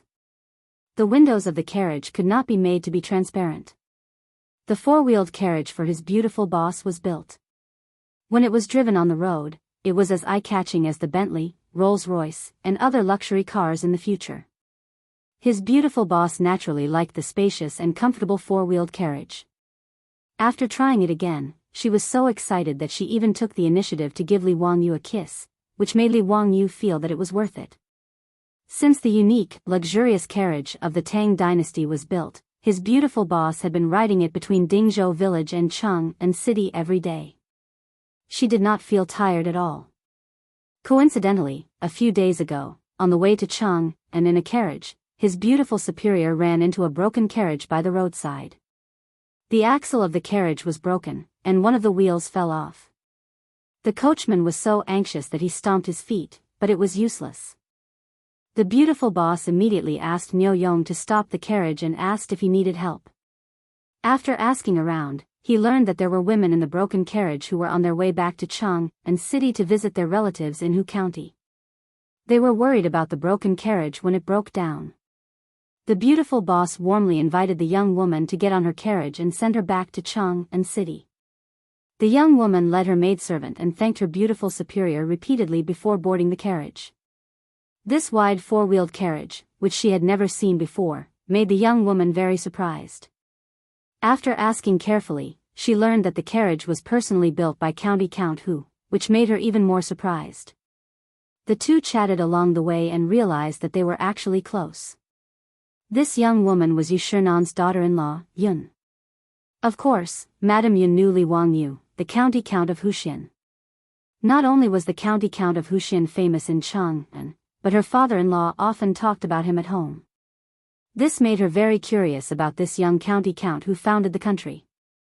After learning that his beautiful superior was a relative of county count Hu, he became even closer and even warmly invited her to his home. His beautiful superior had transmigrated to the Tang dynasty and did not have many friends. Seeing Yun's enthusiasm, she did not refuse. The two of them became closer and closer as time went by. When his beautiful superior went to Chang'an city to take care of the underwear workshop and carriage business, she would often send people to invite Yun. Therefore, Yun naturally invited her to Yu Shernan's 70th birthday celebration. As a relative of county count Hu, she would go to Yu mansion to celebrate. In response, his beautiful superior naturally nodded happily. Therefore, his beautiful superior naturally wanted to give the birthday cake to Yu Shernan as a birthday gift. After understanding all of this, Li Wangyu couldn't help but be dumbfounded. How could this work? Hee, Changqing, let's consider the cake as a gift from both of us, okay? Li Wangyu asked with a cheeky grin. No way. We women are not here to celebrate our birthdays with you stinky men. If you take it and give it to Buddha, I'll be empty-handed. You're dreaming. His beautiful superior mercilessly rejected Li Wangyu's suggestion, making him very sad. He knew that his beautiful superior was right. Although the Tang dynasty was liberal, the nobles still strictly followed Confucian etiquette. This was especially true for the birthday banquet of a grand scholar like Yu Shernan. Therefore, during the banquet, the madams and young ladies of the noble families who came to celebrate would sit alone in a hall. At that time, Yu Shernan, the birthday boy, would go and receive their blessings and gifts. What's so great about that? It's not like I can't think of a gift. Just you wait. The gift I've prepared will definitely be much better than that birthday cake. Li Wangyu said stubbornly, refusing to back down. How could the beautiful superior not see through his stubbornness? She couldn't help but cover her mouth and chuckle. Then take your time to think about it. Be careful, or else your gift won't be as good as my birthday cake. That would be too embarrassing. After she finished speaking, she turned and left. She waved her hand and didn't take a single cloud with her. Li Wangyu stretched out his hand, wanting to stop her, but he put it down disappointedly. If he begged his beautiful superior again, he would lose face. He was still a bit of a male chauvinist. How could he be willing to lose face and beg his beautiful superior again at this time? He propped his head up with one hand and subconsciously tapped the table with the other. He was thinking hard about what gift he could give Yu Shernan. If he wanted to build a four-wheeled carriage, it would be quite suitable as a gift. He still remembered the first time he saw Yu Shernan, that old man. Yu Shernan had an old servant by his side and was sitting in a creaky old ox cart. Building a comfortable carriage for the old man would be the most suitable. But this carriage was completely handmade. It wasn't something that could be built in just a few days. He couldn't give the beautiful superior's carriage to Yu Shernan, right? Thinking of this, Li Wangyu patted his head in annoyance. When he was building the carriage, why didn't he think of building more? This was a good gift. Yu Shernan, Kongyingda, Lu Quan, these big shots, he should have given one to them as a token of his sincerity. He decided to make a note of this matter and ask Carpenter Lu to build him more carriages to use as a gift. But it was too late to talk about this now. It was obviously not in time. If he wanted to give Yu Shernan a gift, he would have to think of another way. Li Wangyu racked his brains for a long time and finally slapped the table. Wahahaha, I really am a genius. Su Changqing, wait and see. Let's see what you have to fight with me. After thinking of what gift to give, Li Wangyu didn't care about the hot weather. He directly got up and called for Ox Warrior to prepare a horse. He was going to Chang'an City. Chapter 453. His beautiful superior had recently discovered that Li Wangyu had been acting all mysterious and busy, traveling between Chang'an City and Dingzhou village from time to time. She asked out of curiosity, but Li Wangyu refused to answer and only said that he was preparing a gift for Yu Shernan. Hee, it's a secret. Anyway, my gift will definitely be better than your birthday cake. Humph, I don't believe you. His beautiful superior naturally snorted in disdain, thinking that Li Wangyu was pretending to be mysterious. She didn't believe that Li Wangyu could have come up with anything good in such a short time. Time flew by and it was already the 5th day of the 8th lunar month. Li Wangyu and his beautiful superior dressed up and prepared to go to Chang and city's Bujing Square for the birthday banquet. With the help of Aphrodite and Perrin, his beautiful superior had already prepared a huge cream cake. She put it in a box and asked Niu Wu and Niu Yong to carefully carry the cake onto the carriage. Natural cream made from milk was the most resistant to heat. Once the temperature was too high, it would melt like ice cream. In order to prevent the cream from melting, she carefully found a lot of ice cubes and piled them around the cake box to cool it down. Li Wangyu, on the other hand, was only holding a slender wooden box in his hand. Riding on the jade flower horse, he was very relaxed. His beautiful superior had already seen that the wooden box contained a painting scroll. If it wasn't Li Wangyu's sketch, then it must have been something that Yan Liben had drawn on his behalf. His beautiful superior made a funny face at him and stuck out her pink tongue. Hey, this is the birthday gift you prepared? Just a painting? Hee, who was the one who said that his gift would definitely be better than mine? Hee, what's the rush? Just wait and see. If I say that my gift is better than yours, then it's definitely better. When have I ever spoken without thinking? Oh, is that so? I heard that someone named Carpenter Lu's grandson Lu Dehua Lu. Does that count as speaking without thinking? His beautiful superior winked at Li Wangyu mischievously. Her words made Li Wangyu's face turn red. F***ck, didn't I blurt it out because of Carpenter Lu's questions that day? The fact that he didn't name Carpenter Lu's grandson Lu Jin was already very kind to him. Let's go, let's go. It's getting late. Take the carriage. Be careful of the cake. We have to let Niu Yong walk slower. Li Wangyu quickly changed the topic. The beautiful boss raised her head smugly and beckoned Aphrodite and Perrin to get into the car. Today, the two of them, as the personal attendants of their beautiful superior, were brought along to the Yu residence to have some fun. Avro and Perrin often went to work in Chang and with their beautiful boss, so they naturally knew Madame Yun. The two brothers, Niu Wu and Niu Yong, escorted Li Wangyu and the three women and set off for Chang and city. When they arrived at Bujingfang, the place was already filled with all kinds of carriages and horses. It was Yu Shernan's 70th birthday, and the guests who came to wish him well were as numerous as the clouds. The beautiful superior's four-wheeled carriage could hardly move, so she had no choice but to get off and walk. As for the huge cake box, it was carefully carried by the Niu brothers to the Yu residence. Today, the gates of the Yu residence were all open to welcome the guests. Li Wangyu immediately saw Yang Quan and Yu Chang standing at the entrance to welcome the guests. Ha, younger brother Zio, you're finally here. Teacher has asked several times if you've arrived. Yang Quan immediately cupped his hands in greeting when he saw Li Wangyu. Yu Chang also bowed to Li Wangyu. Thank you, County Count Hu, for coming to celebrate my lord's birthday. Please take a seat in the central room. Brother Jing Ming is too polite. These are the women of my residence. They were invited by Brother Jing Ming's wife to celebrate Duke Yu's birthday. Li Wangyu hurriedly introduced his beautiful superior to Yu Chang.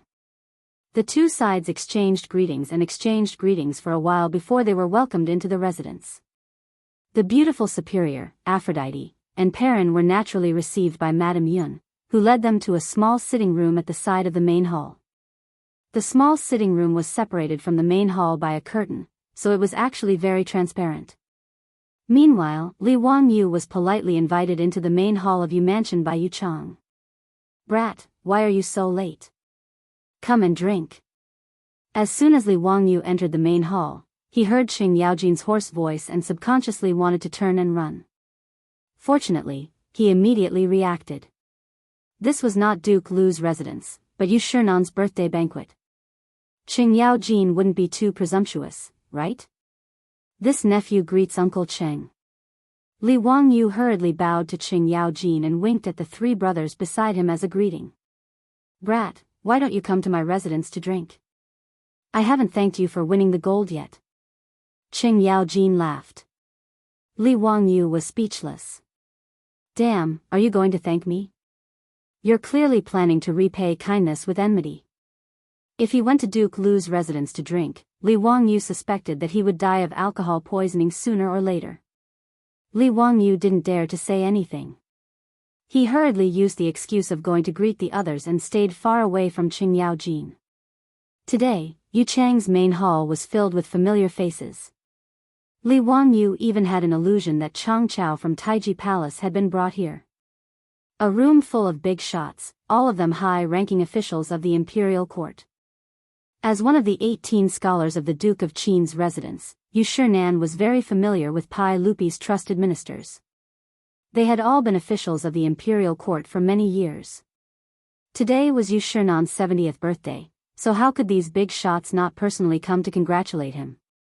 Li Wangyu's status wasn't low, but he was the youngest. He could only hurry forward and greet these big shots one by one.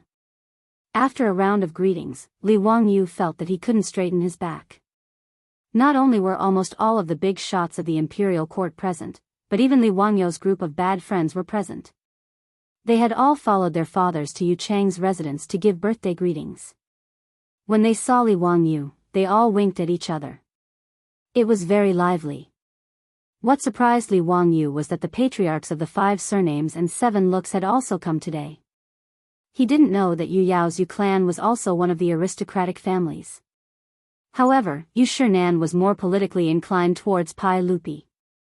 He was Pai Lupi's trusted minister and one of the future 24 meritorious officials of Lingyan Pavilion.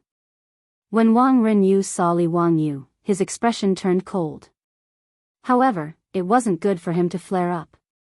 He snorted coldly and no longer looked at him. On the other hand, a young man beside Wang Renyu was glaring at Li Wangyu provocatively. Brother Yai, who's the one glaring at me? Li Wangyu curiously asked Fang Yai. He's the second son of Taiyuan Wang clan's Wang Ziyu. His elder brother is that bastard Wang Ziqiao. He's not much different from his elder brother. He's also a bastard. Hee, Zio. It seems that he's very unhappy with you after you won so much money from Taiyuan Wang clan. Li Wangyu curled his lips in disdain. So what if he's unhappy? Is he going to bite me? I like to see this kind of person the most. He's clearly unhappy with me, but he can't do anything about it. Ha, Zio, you're so bad. Fang Yai laughed heartily. He kept patting Li Wangyu's back with his palm. Today, the Yu clan was celebrating the closing of the Yu clan. Just as the main hall was bustling with noise and excitement, Li Wangyu was surprised to see another familiar figure enter the hall. Damn, Pai Lupi actually came in person. TSK, Yu Shinan really has a lot of face. Seeing Pai Lupi come in person, the main hall was once again bustling with noise and excitement. Everyone stepped forward to greet him. Everyone, there's no need to be so courteous. Today, I'm also here to celebrate Duke Yu's birthday. There's no need to be so formal. Pai Lupi smiled and waved at everyone. When Yu Shinan received the news, he immediately rushed to the main hall. This old subject greets your majesty. Duke Yu, there's no need to be so courteous. Yu Chang, quickly help your lord up. Pai Lupi hurriedly stopped Yu Shinan from greeting him. Duke Yu, I wish you a long life, as long as the South Mountain, as long as the East Sea, and as many children and grandchildren as possible. Thank you, your majesty. Please take a seat. After the commotion, everyone finally sat down again. With the arrival of the sage, the Yu clan became even livelier. Chapter 454.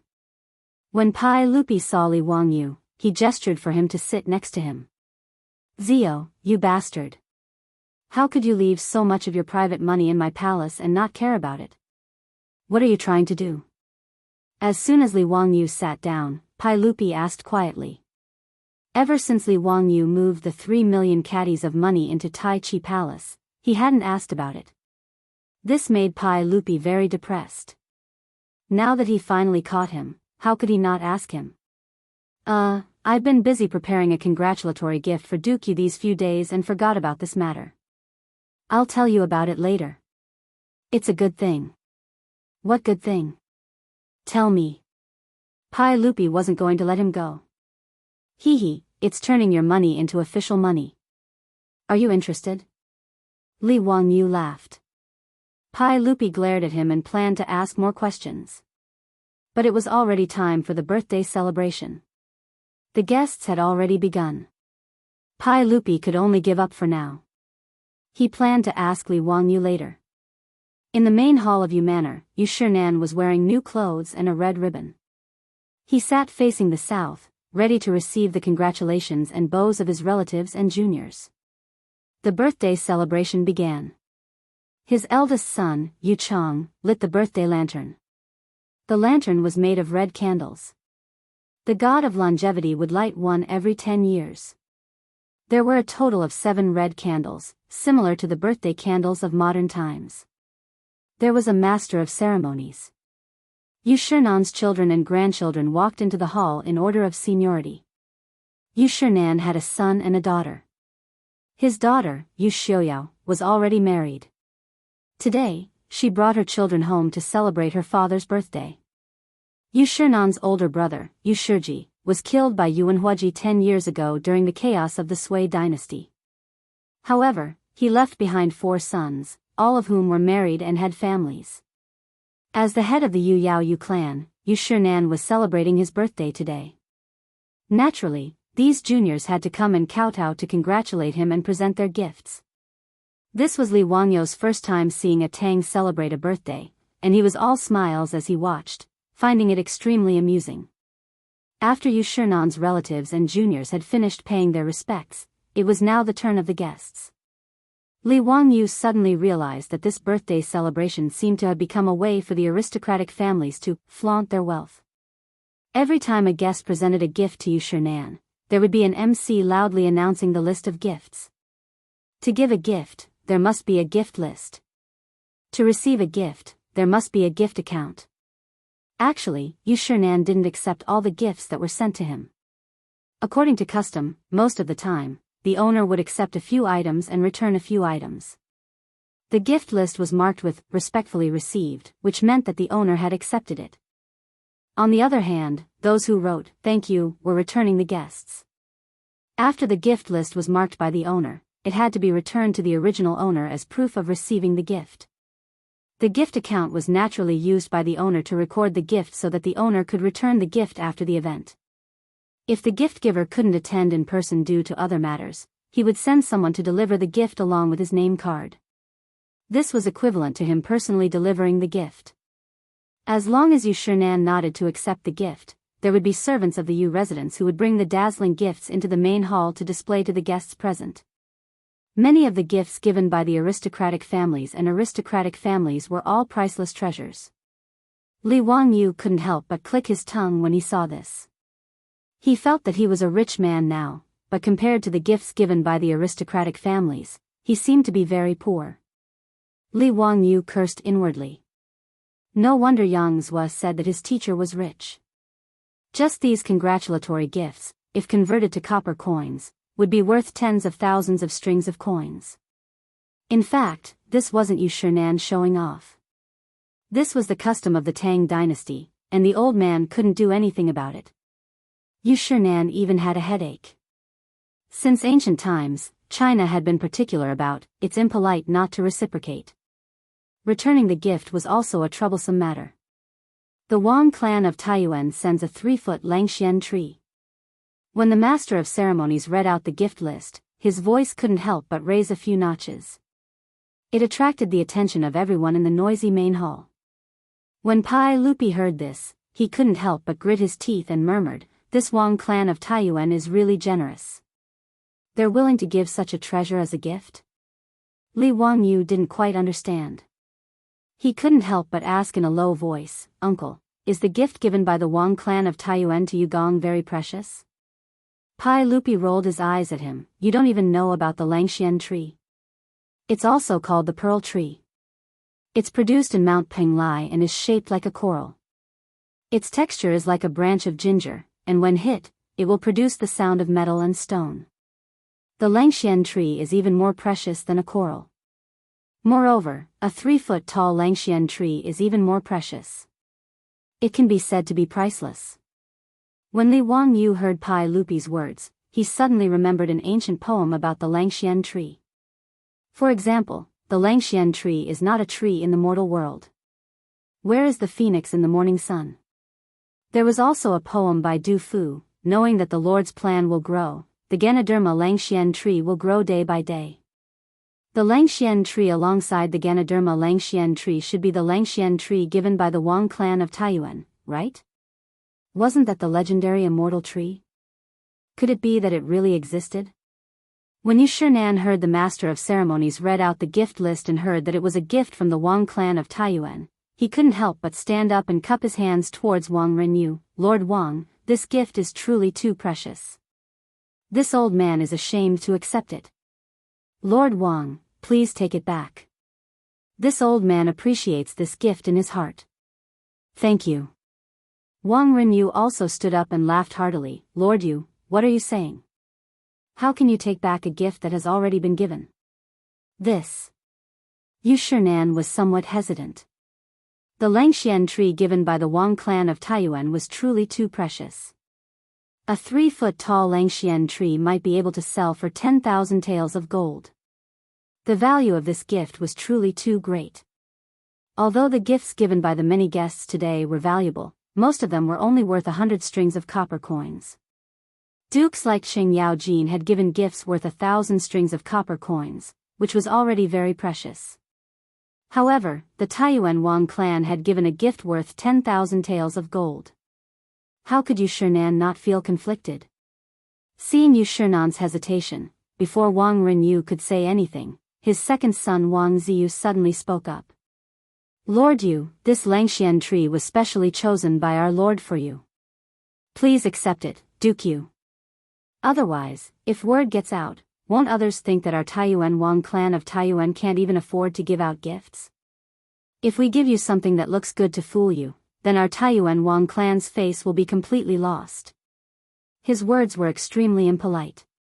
It was as if Yu Shinan's refusal to accept the Taiyuan Wang clan's gift was looking down on them. Yu Shinan was taken aback when he heard this. Why did Wang Renyu's second son speak so harshly? Wang Renyu didn't take it to heart. He smiled and said, My son is young and doesn't know how to speak properly. Please don't blame him, Lord Yu. Please don't be so courteous and accept this Langxian tree. Young your sister. Li Wangyu was also displeased by Wang Ziyu's impoliteness. He cursed inwardly, Wang Ziyu in his 20s. Wang Renyu, you have the nerve to call him young? I'm the one who's called young, all right? However, Li Wangyu's displeasure was one thing. Today was Yu Shinan's birthday banquet. He naturally couldn't disrupt Yu Manor's joyous occasion. He could only curse silently. Seeing the Wang father and son's attitude, Yu Shinan could only smile and nod. He thanked Wang Renyu again and accepted the gift. Seeing Yu Shinan accept the gift, Yu Manor's servants carefully carried the Langxian tree gifted by the Taiyuan Wang clan into the main room and displayed it for everyone to see.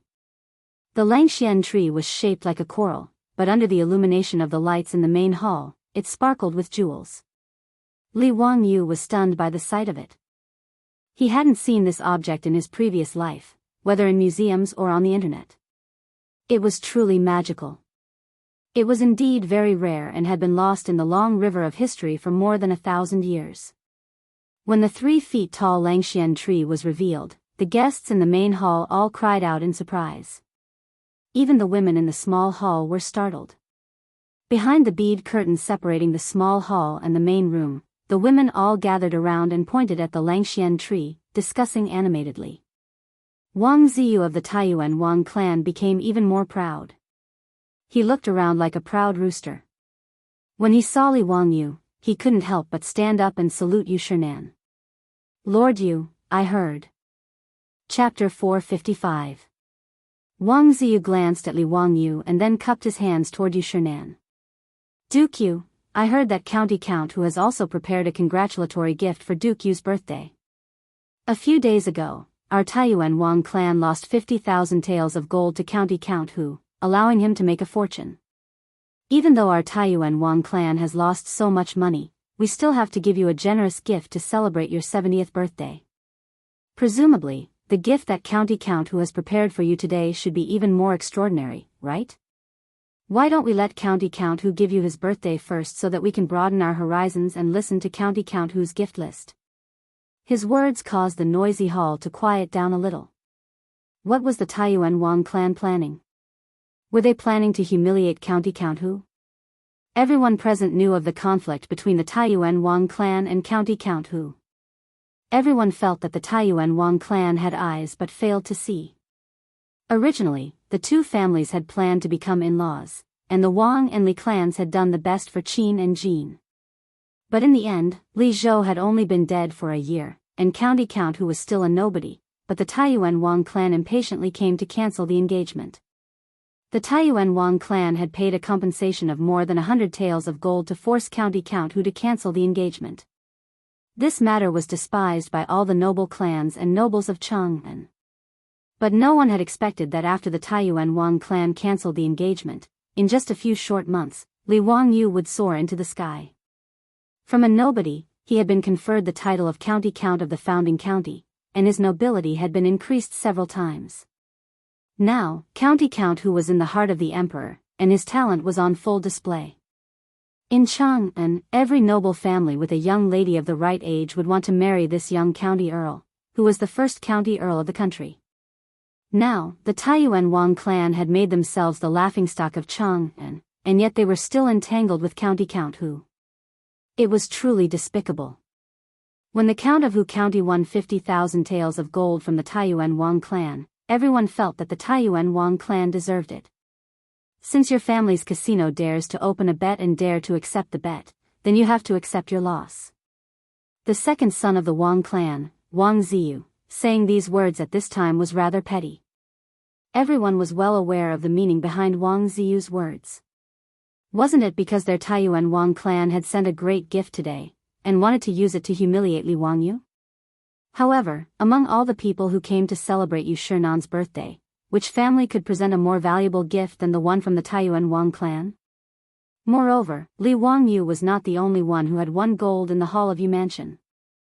Qing Yaojin, Chai Linggu, Yuqi Jingda, these big shots, had also ruthlessly bitten off a piece of meat from the aristocratic families. Wang Ziyu's words were too offensive. All the big shots present showed displeasure, feeling that this second son of the Wang clan was too frivolous. However, due to their status, it was inconvenient for them to get angry with this junior, so they could only pretend that they didn't hear anything. Thinking of this, Qing Yaojin and the other big shots suddenly realized that they were treating Wang Ziyu, who was already 20 years old, as a junior, so they didn't lower themselves to his level. However, when facing Li Wangyu, no one treated him as a 16-year-old youth. Whether it was Qing Yaojin or Yuqi Jingda, although they usually called him little brat and a virtuous nephew, in their hearts, they treated him as an equal and trusted his words. Therefore, when Li Wangyu proposed to place a large bet on the empress giving birth to a child, these big shots agreed so quickly. Comparing the two, Qing Yaojin could only secretly mutter, "Freak." Then, he suddenly turned his head and glared fiercely at Qing Chumo and his two brothers, his eyes full of dissatisfaction. His expression, however, made Qing Chumo and his two brothers confused. What was the meaning of this? The one who spoke was that bastard Wang Ziyu. Why was their father glaring at them? How could they know that there was a kind of harm in this world called other people's children? Yu Shinan was also quite dissatisfied with Wang Ziyu's words. But today, the hall was full of guests, so he couldn't say much and could only laugh.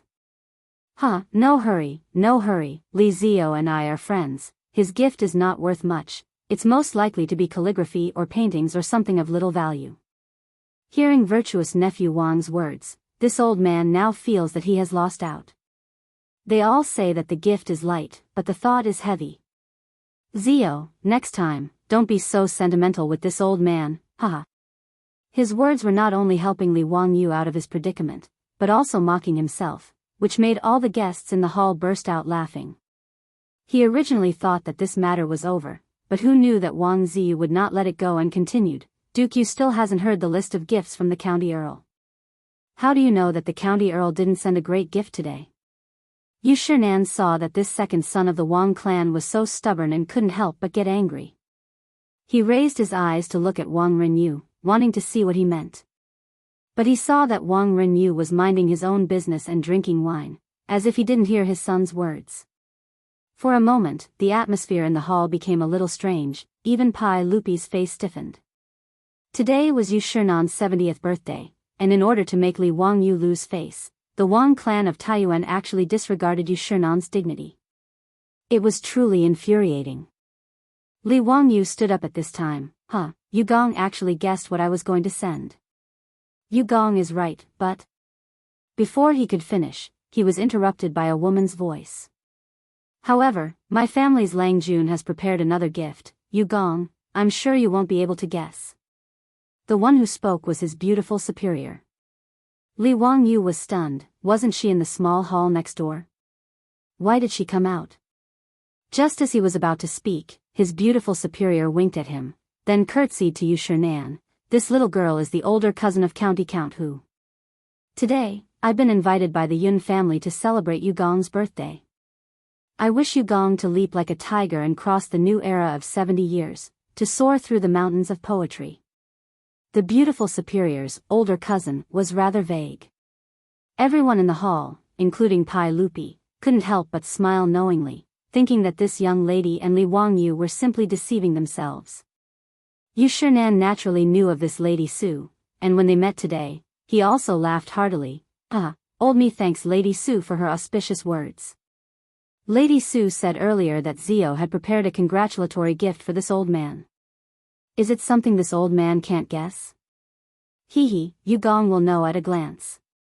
The beautiful superior turned her head towards the entrance of the hall, and saw the two brothers, Niu Yong and Niu Wu, carrying a large wooden box into the hall.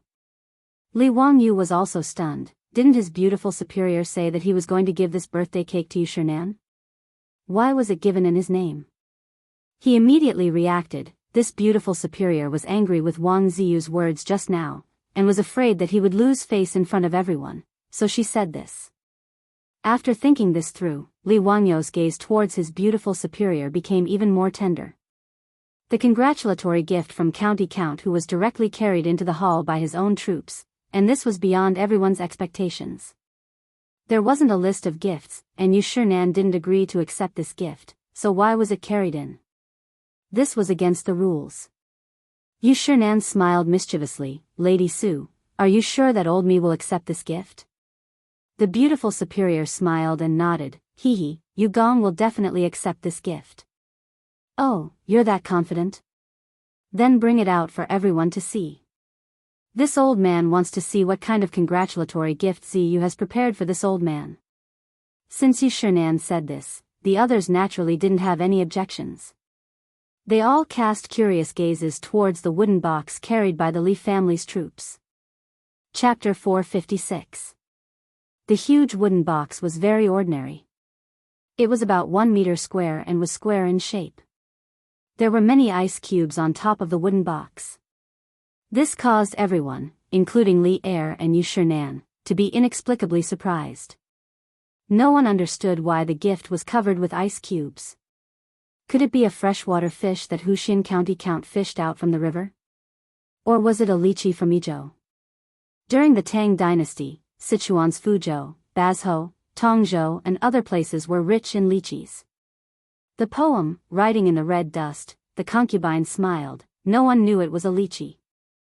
It was actually referring to the lychees that were transported from Sichuan, not Lingnan. At that time, Tang Xuanzong had ordered people to build a road from Peizhou to Chang and to transport lychees. It was also called the Lychee Road. If it was lychees, it was rare. Especially during the early Tang dynasty, even Pai Lupi could not eat fresh lychees. However, it was only rare. Compared to the 3 feet tall Langxian tree that the Wang clan of Taiyuan gave, it was nothing special. Seeing the big wooden box, Wang Ziyu could not help but show a mocking expression. He was already thinking about how to mock Li Wangyu for being stingy. He wanted to make him lose face in front of everyone. Inside the wooden box was the birthday cake made by his beautiful boss. Because there would be many guests at the birthday banquet, if the cake was too small, it would not be enough for everyone. Their beautiful boss spent a lot of effort to make such a big birthday cake as a gift. The 2 brothers, Niu Yong and Niu Wu, hated the birthday cake very much. They had already tasted the cake.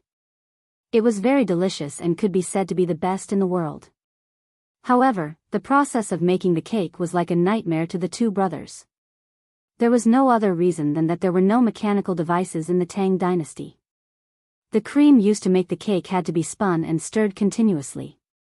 In the future, it was simple. A few hundred yuan electric mixer could solve the problem. However, to make the cream now, it was all manual labor.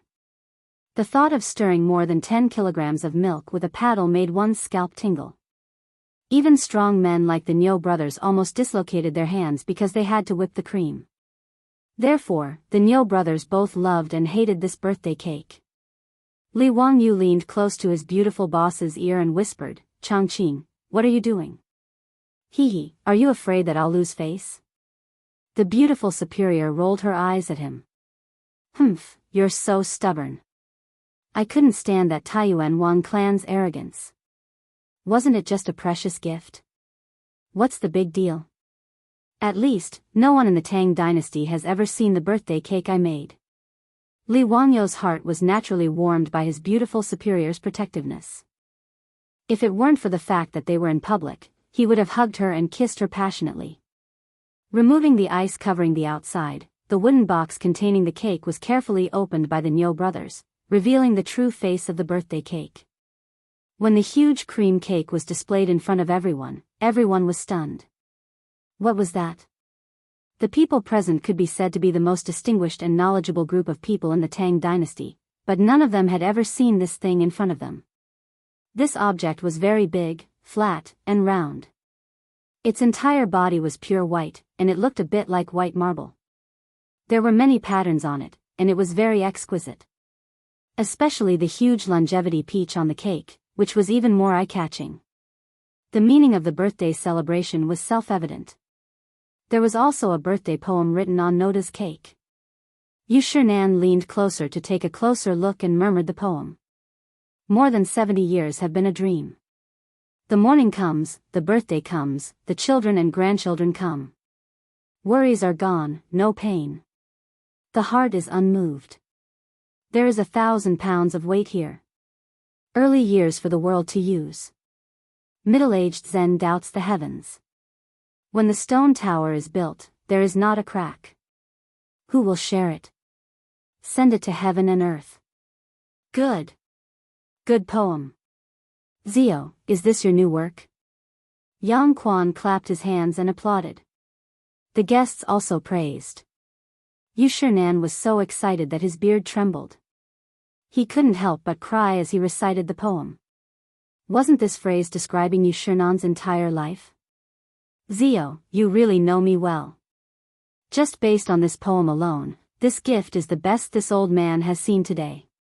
With much difficulty, Yu Shinan was finally able to wipe away his tears under Yu Chang's coaxing. He held Li Wangyu's hand tightly as he spoke.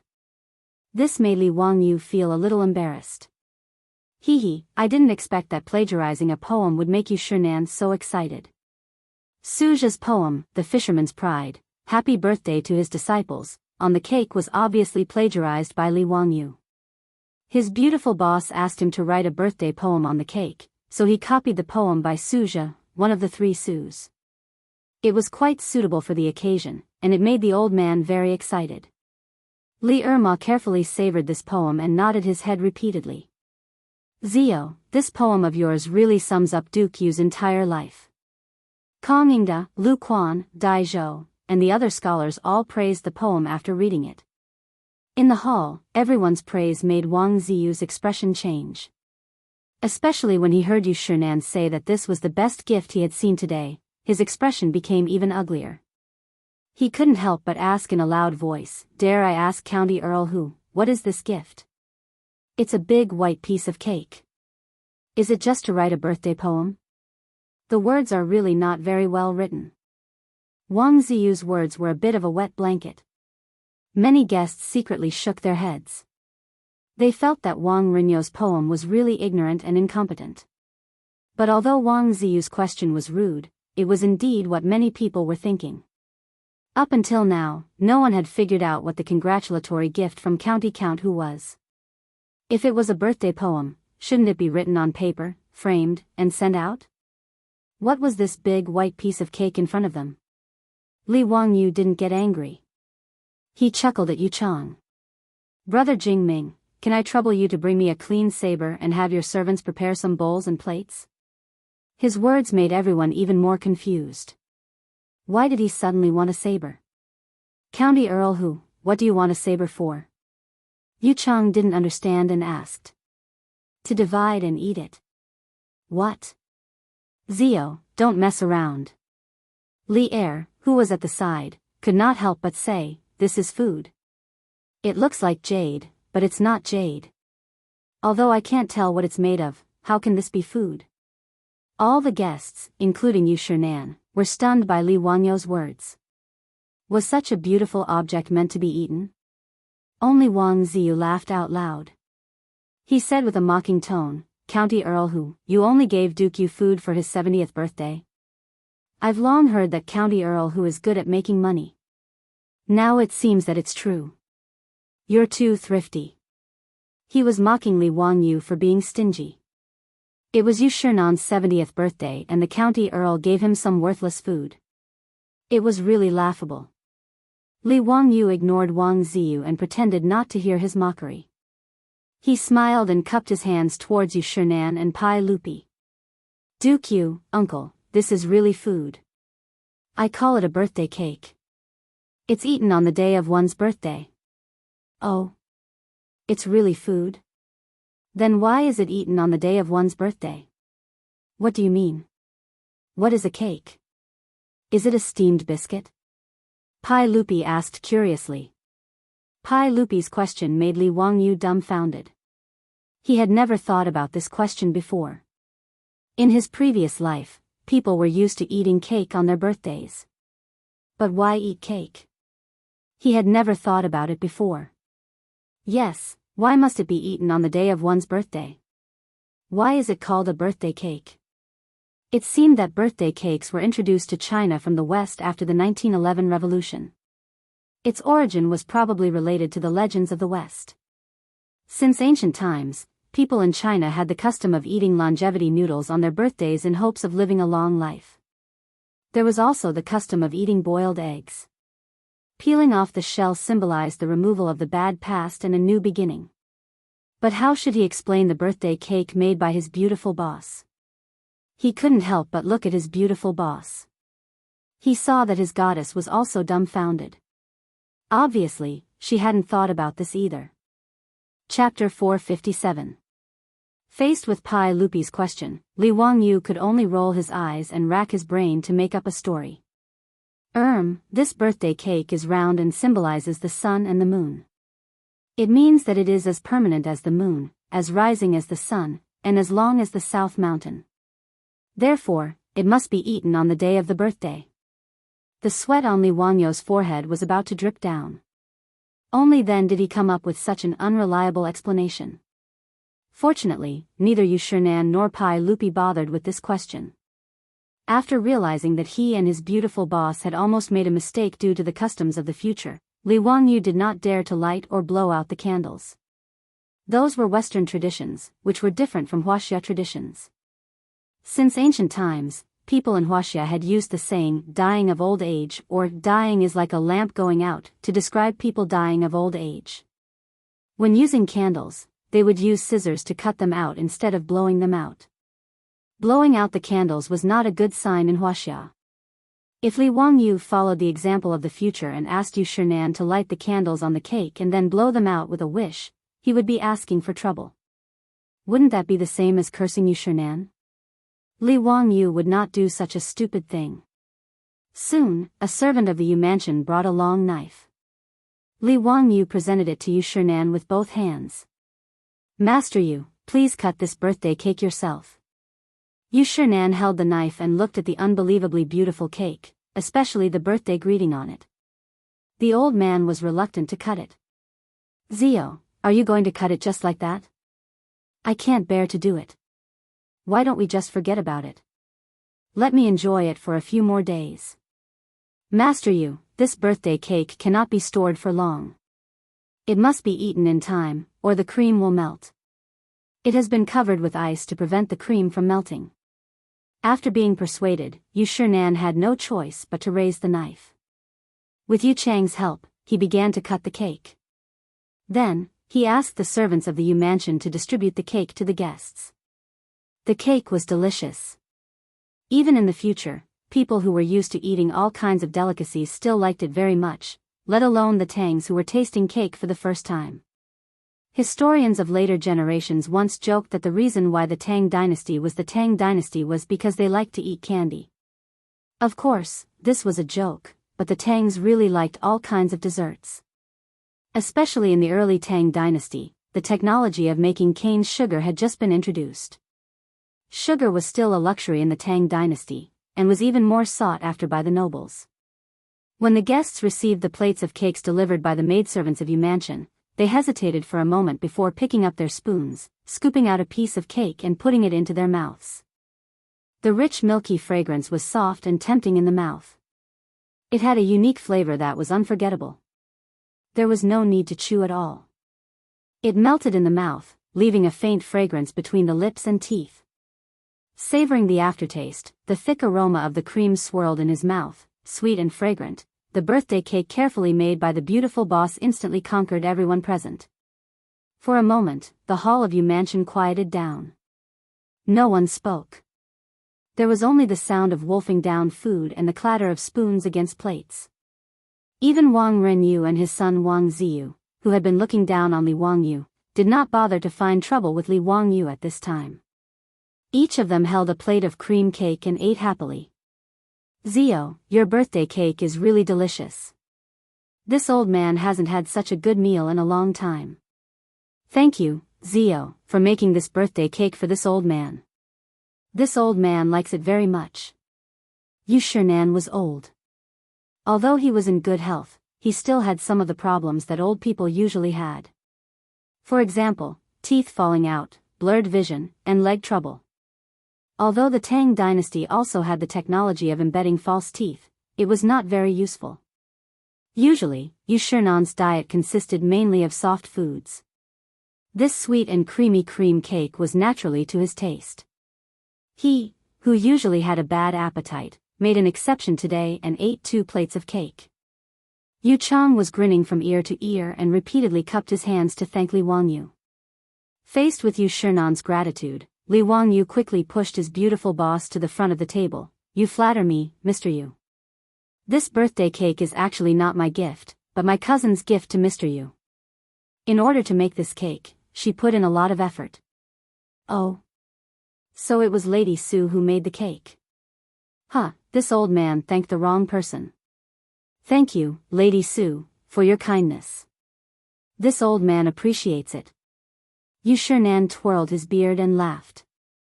Seeing that Li Wangyu actually told the truth, the beautiful boss could only look at him helplessly. She bent down and curtsied to Yu Shinan. I really don't deserve Mr. Yu's praise. Mr. Yu is too polite. Everyone was full of praise for the birthday cake. Many of the women in the side hall were prepared to inquire their beautiful boss about how the cake was made and wanted to learn. At this time, Wang Ziyu's discordant voice sounded again, causing Yu Shinan to frown. So this birthday cake wasn't a gift from the Count of Huxin? Huh, I was wondering why County Count Hu would be so stingy as to give food as a gift.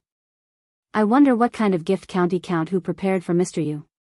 Why don't you let me open my eyes?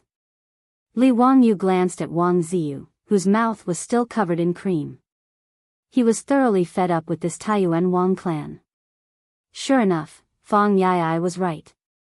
That Wang Ziqiao was a scoundrel, but his younger brother Wang Ziyu was still a scoundrel. At Yu Shernan's birthday banquet, this Wang Ziyu was like an annoying fly, constantly buzzing around his ears. He was really annoying. Because today was a festive day, neither Yu Shernan nor Pai Lupi could do anything about it. This made Wang Ziyu even more disregard for etiquette and provoke them again and again. Wang Renyu didn't stop his son. Instead, he acted as if he didn't know anything and only watched from the sidelines. Li Wangyu had never been stingy with teaching this kind of overage brat, who lacked discipline. Li Wangyu cupped his hands towards Yu Shernan and said, "Mr. Yu, since the Taiyuan Wang clan is so concerned about my gift, I hope Mr. Yu and everyone else will forgive me and allow me to give Mr. Yu my birthday congratulations first. Zio is so considerate.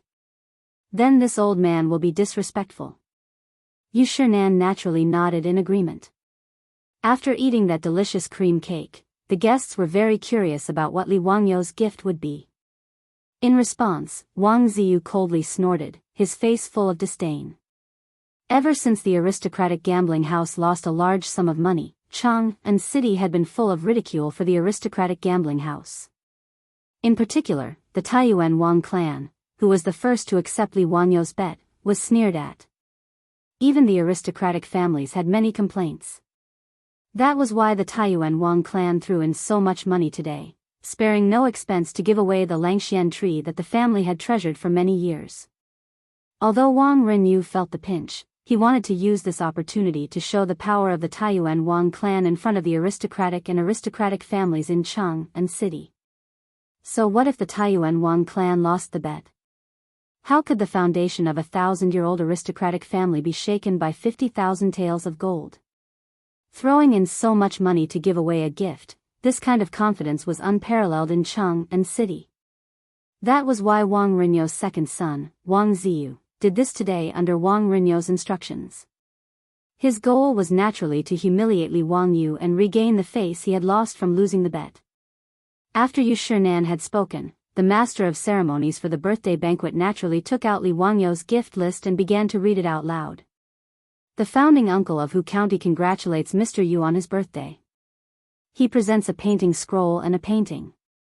Chapter 458. Li Wangyu's gift list left everyone in the hall dumbfounded. Everyone knew what a picture scroll was. But what the hell was Biyao? Everyone knew what Biyao meant. It referred to thick clouds that covered the sun. Pan and I of the Western Jin dynasty had a poem that said, "The morning clouds are Biyao, the morning dew is not yet dawn." This was something everyone knew. But how could Biyao be a congratulatory gift? Clouds and mist as a congratulatory gift? Was Li Wangyu going to perform an immortal spell in front of everyone? Hearing the gift list announced by the MC, everyone was confused. They looked at Li Wangyu in confusion, waiting for his explanation. Yu Shernan, the birthday boy, didn't know whether he should say, accept, or thank at this time. Just now, no one knew what the birthday cake was.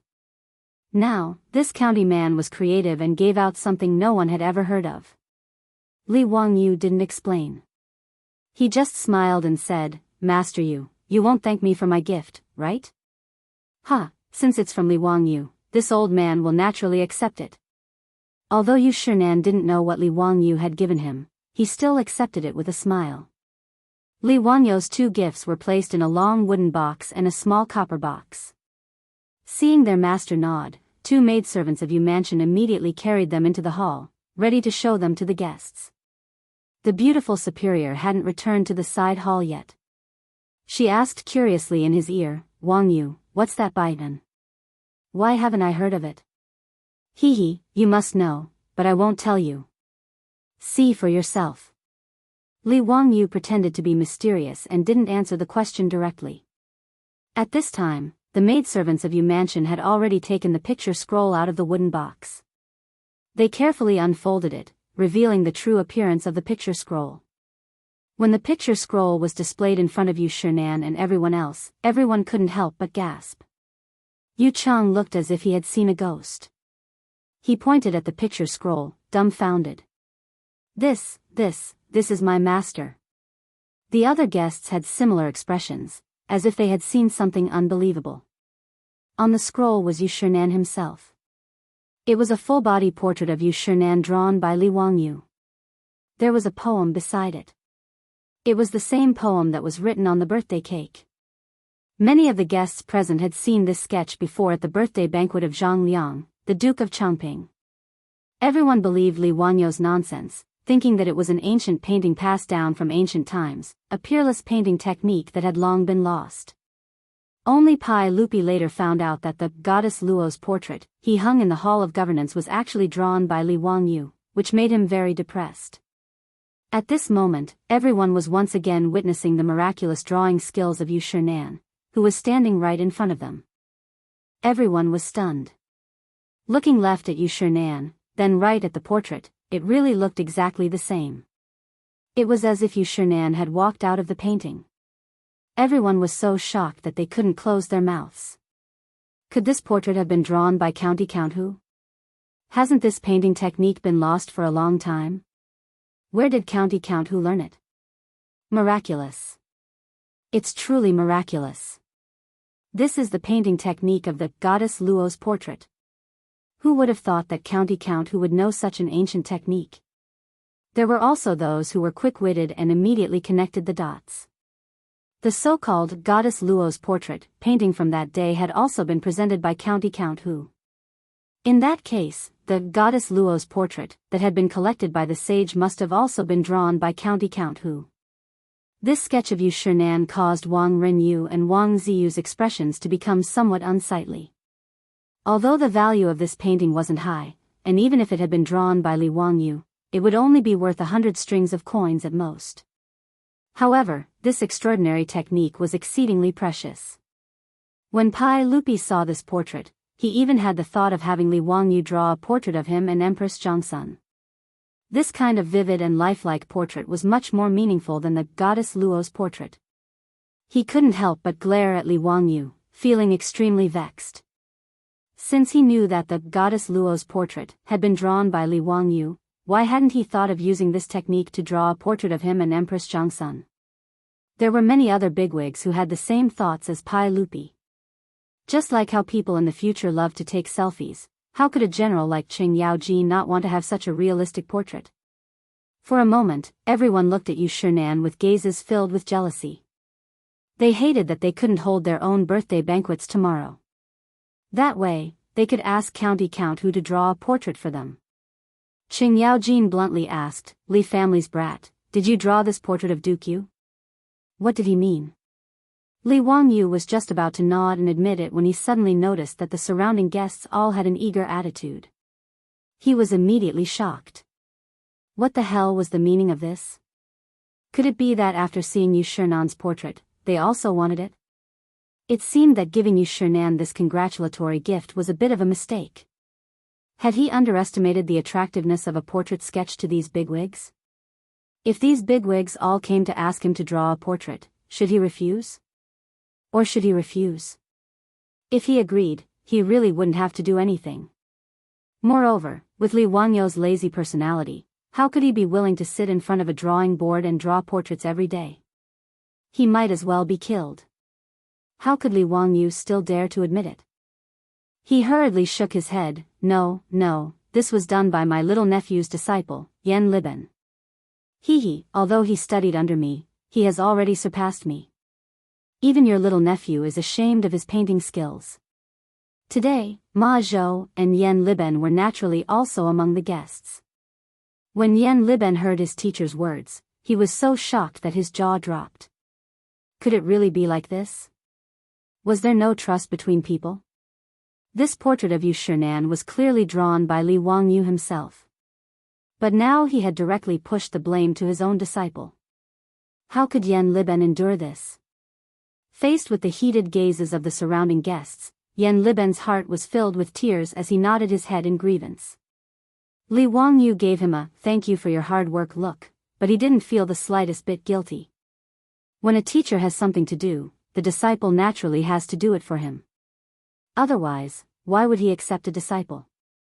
Of course it was to use him as a scapegoat, wahahaha.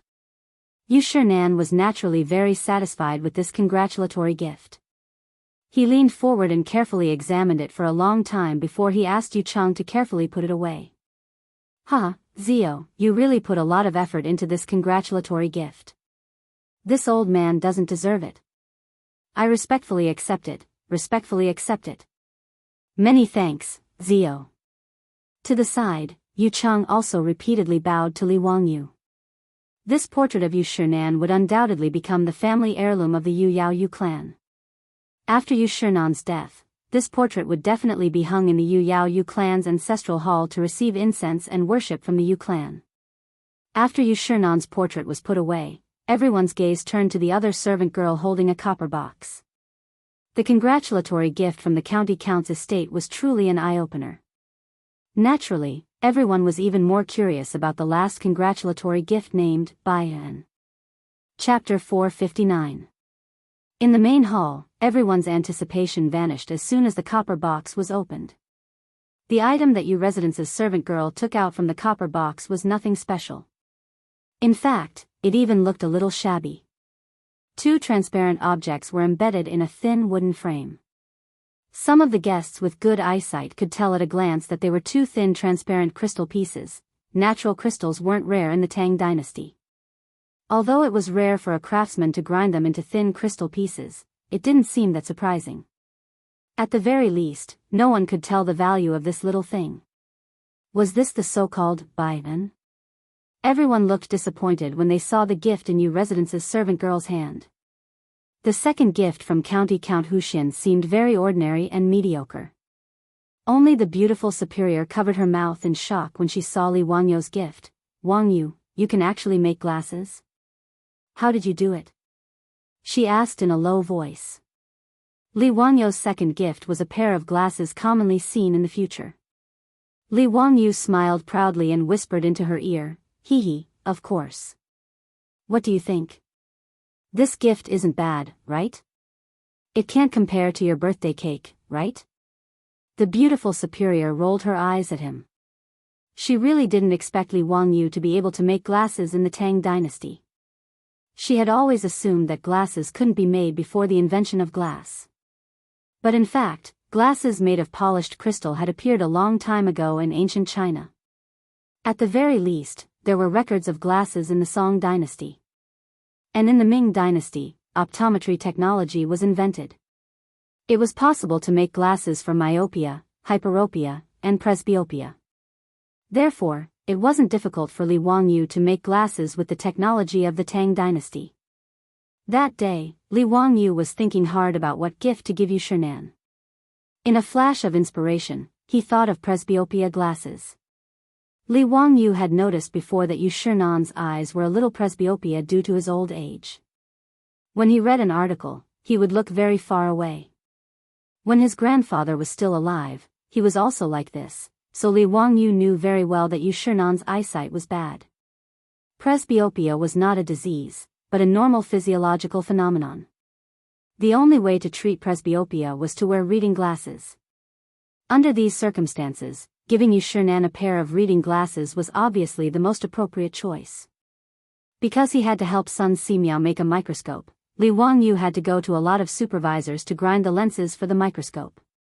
The craftsmen who were going to be supervisors now had some experience on how to grind natural crystals and make them into lenses. The microscope hadn't been made yet because the focal length of the convex lens in the microscope had to be constantly adjusted. This was a delicate task.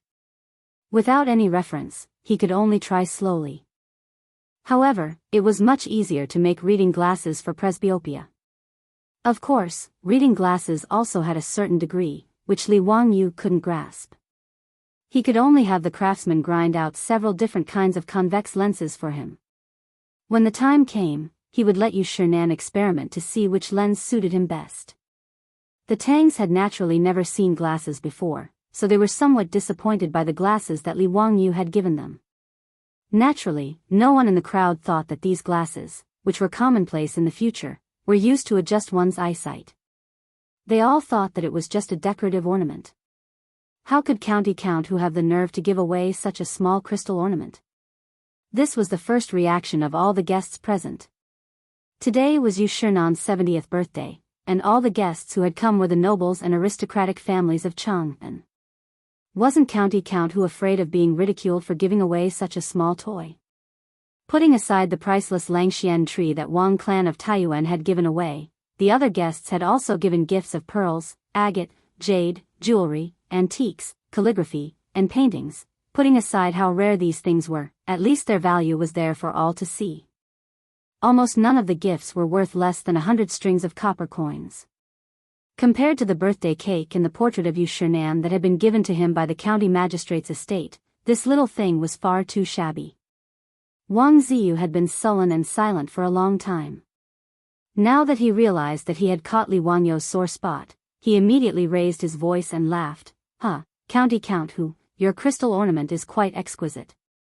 How many strings of copper coins would you have to spend to buy it? Li Wangyu glanced at him and indifferently replied, that's right. I spent a total of 10 strings of copper coins to make this baipan.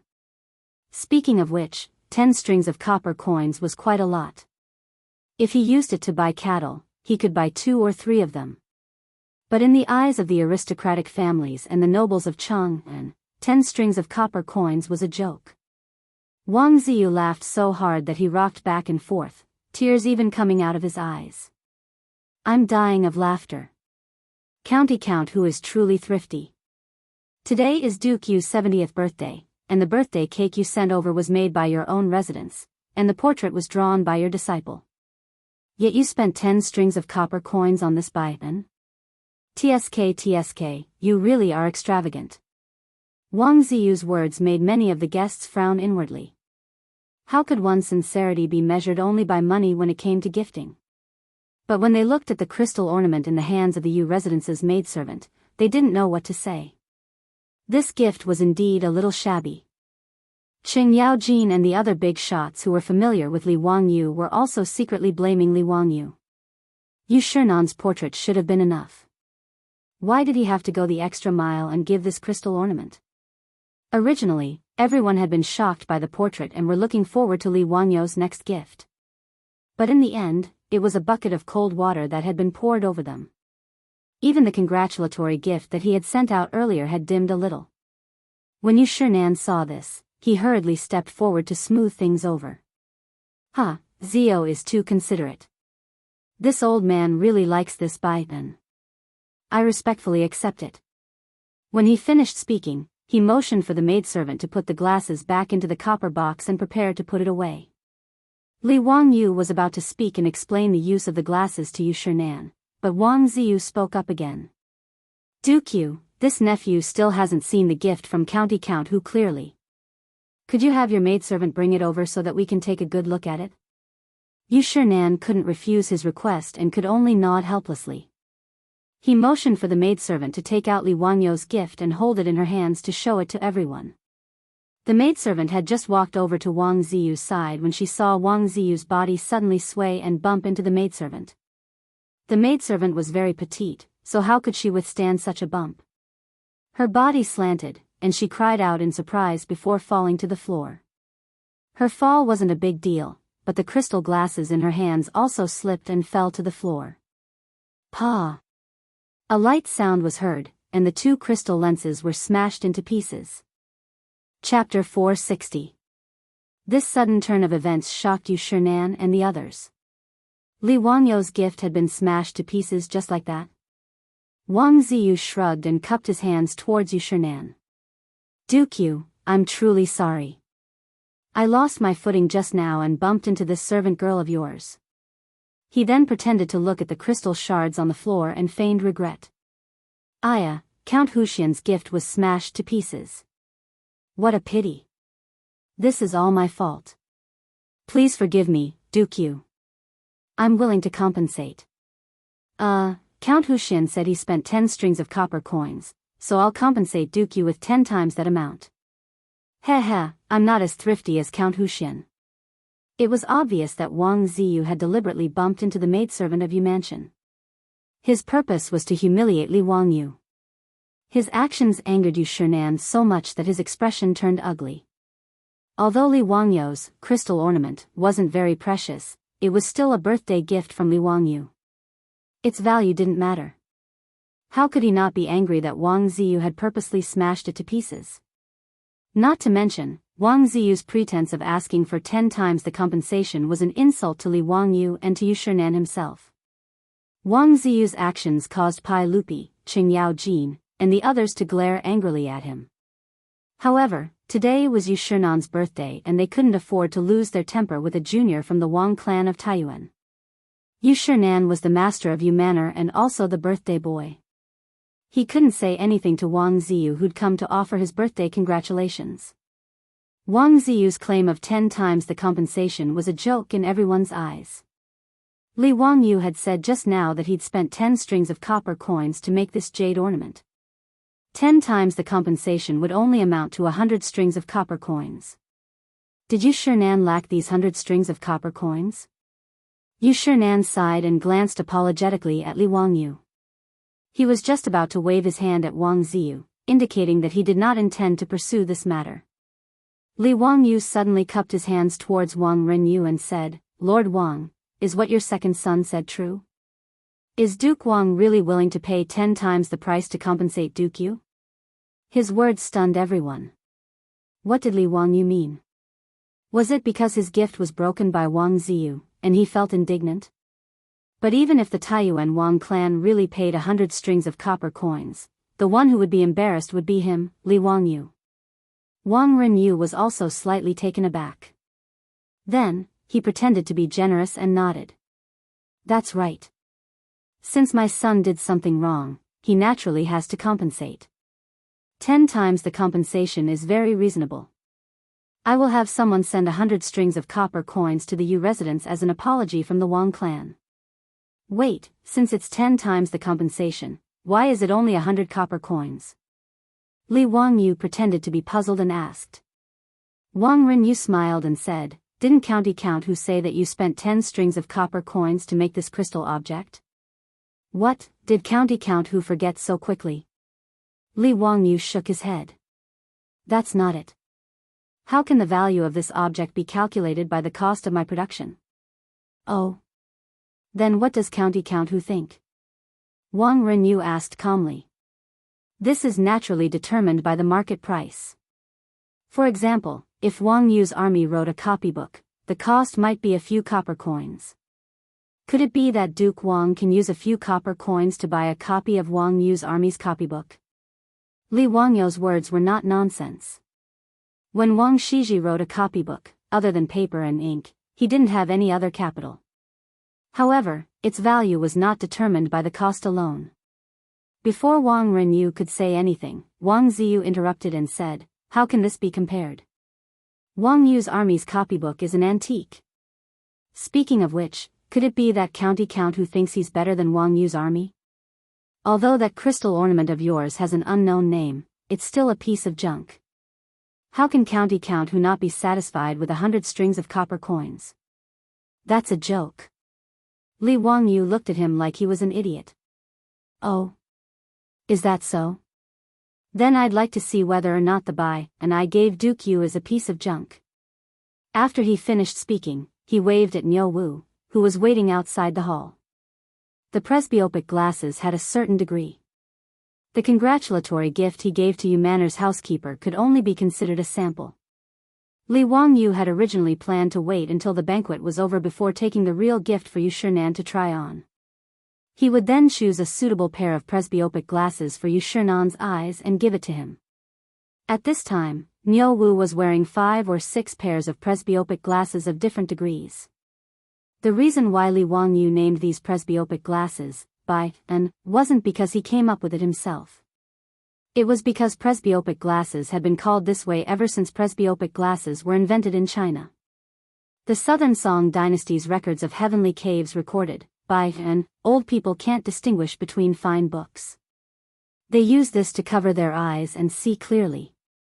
The Ming dynasty's Lu Qing Rizha also recorded, every time I read an article, my eyesight becomes dizzy and I can't distinguish the details. I use this to cover my eyes so that my spirit doesn't scatter and my strokes are clear. I use a piece of silk to tie it behind my head. I don't recognize it and raise it to ask you. You said, this by, and also. Therefore, Biyao was the ancient name for presbyopic glasses. Li Wangyu looked at the guests in the hall again. Dare I ask, is there anyone who has poor eyesight and can't see clearly at close range? The idiom, old eyes are dizzy, was used to describe the symptoms of presbyopia. There were quite a few elderly officials in the hall, and Yu Shinan wasn't the only one with presbyopia. Although the crowd didn't know why County Count who would ask such a question, many of the elderly officials, including Kong Ningda and Dai Zhou, expressed that they had such a disease. Li Wangyu nodded and turned around to take out a pair of presbyopic glasses from the wooden box in Miao Wu's hands. Another pair of Biyao? When the crowd saw that Li Wangyu had taken out another pair, the crystal ornament that he had given to Yu Shinan as a congratulatory gift, they became even more curious. Could it be that this thing had other uses? Li Wangyu took the presbyopic glasses and walked directly in front of Kong Ningda. He bowed and said, Duke Kong, I have a pair of Biyao here. It can cure Duke Kong's eye disease. Would Duke Kong be willing to give it a try? This crystal can cure eye disease? Not only was Kong Ningda stunned, but the other guests were also dumbfounded when they heard Li Wangyu's words. How do I use this thing? Kong Ningda was troubled by eye disease. When he heard Li Wangyu say this, he couldn't help but become excited and hurriedly ask. Li Wangyu put the glasses on the bridge of his nose and showed Kong Ningda how to put them on.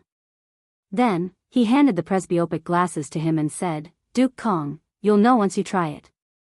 Kong Ningda took the presbyopic glasses and clumsily put them on in front of his own glasses. He looked around in confusion. In the next moment, the old man's eyes almost popped out of their sockets. He looked as if he had seen a ghost. What kind of immortal technique is this? This old man can actually see clearly. Tao ancestor above. This old man's eyes can actually see clearly again. Quick, give this old man a book. Kong Ningda was so excited that his beard trembled and his body trembled. If one wasn't a myopic person or someone with presbyopia, it would be very difficult to understand the feeling of being able to see clearly. To use an inappropriate analogy, it was like watching a movie. What was originally a blurry image that wasn't in focus suddenly turned into a high-definition Blu-ray version. How could one not be excited? Kong Ningda's excited expression after putting on the glasses gave everyone a fright. Was this old man crazy? Chapter 461. Kong Ningda was shouting and yelling like a madman, scaring the servants and maids of Yu Mansion. None of them dared to neglect him, as they immediately obeyed his order and ran to fetch a book. The book was the Analects of Confucius. Kong Ningda was not picky. He took the book and flipped it open. He shook his head and read aloud. Confucius said, "If a gentleman is not serious, he will not be powerful. If he learns, he will not be strong." This old man can see it clearly. It's really a divine tool. What is this thing, Brother Zio? It's so magical, it's really incredible. Li Wangyu was speechless.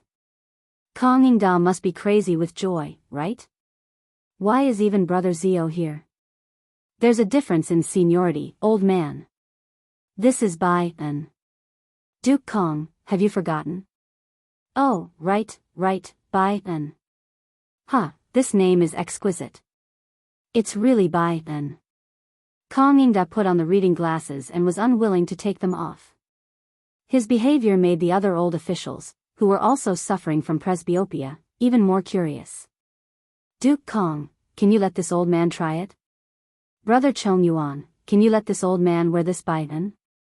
Kong Ningda shook his head like a rattledrum. No, this Biyao was given to me by Brother Zio. How can I let you wait for it? Li Wangyu's face darkened even more. Damn you, stinking bastard. When did I say I was going to give it to you? I clearly said I was going to try it on. Don't you understand the meaning of trying it on? Kong Ningda's attitude made the old officials even more curious. They surrounded Kong Ningda and forced him to take off his glasses. Seeing this situation, Li Wangyu did not dare to take out the other glasses. Otherwise, they would definitely be gone forever. Brother Chong Yuan, this is a congratulatory gift from Zio. How can you wear it?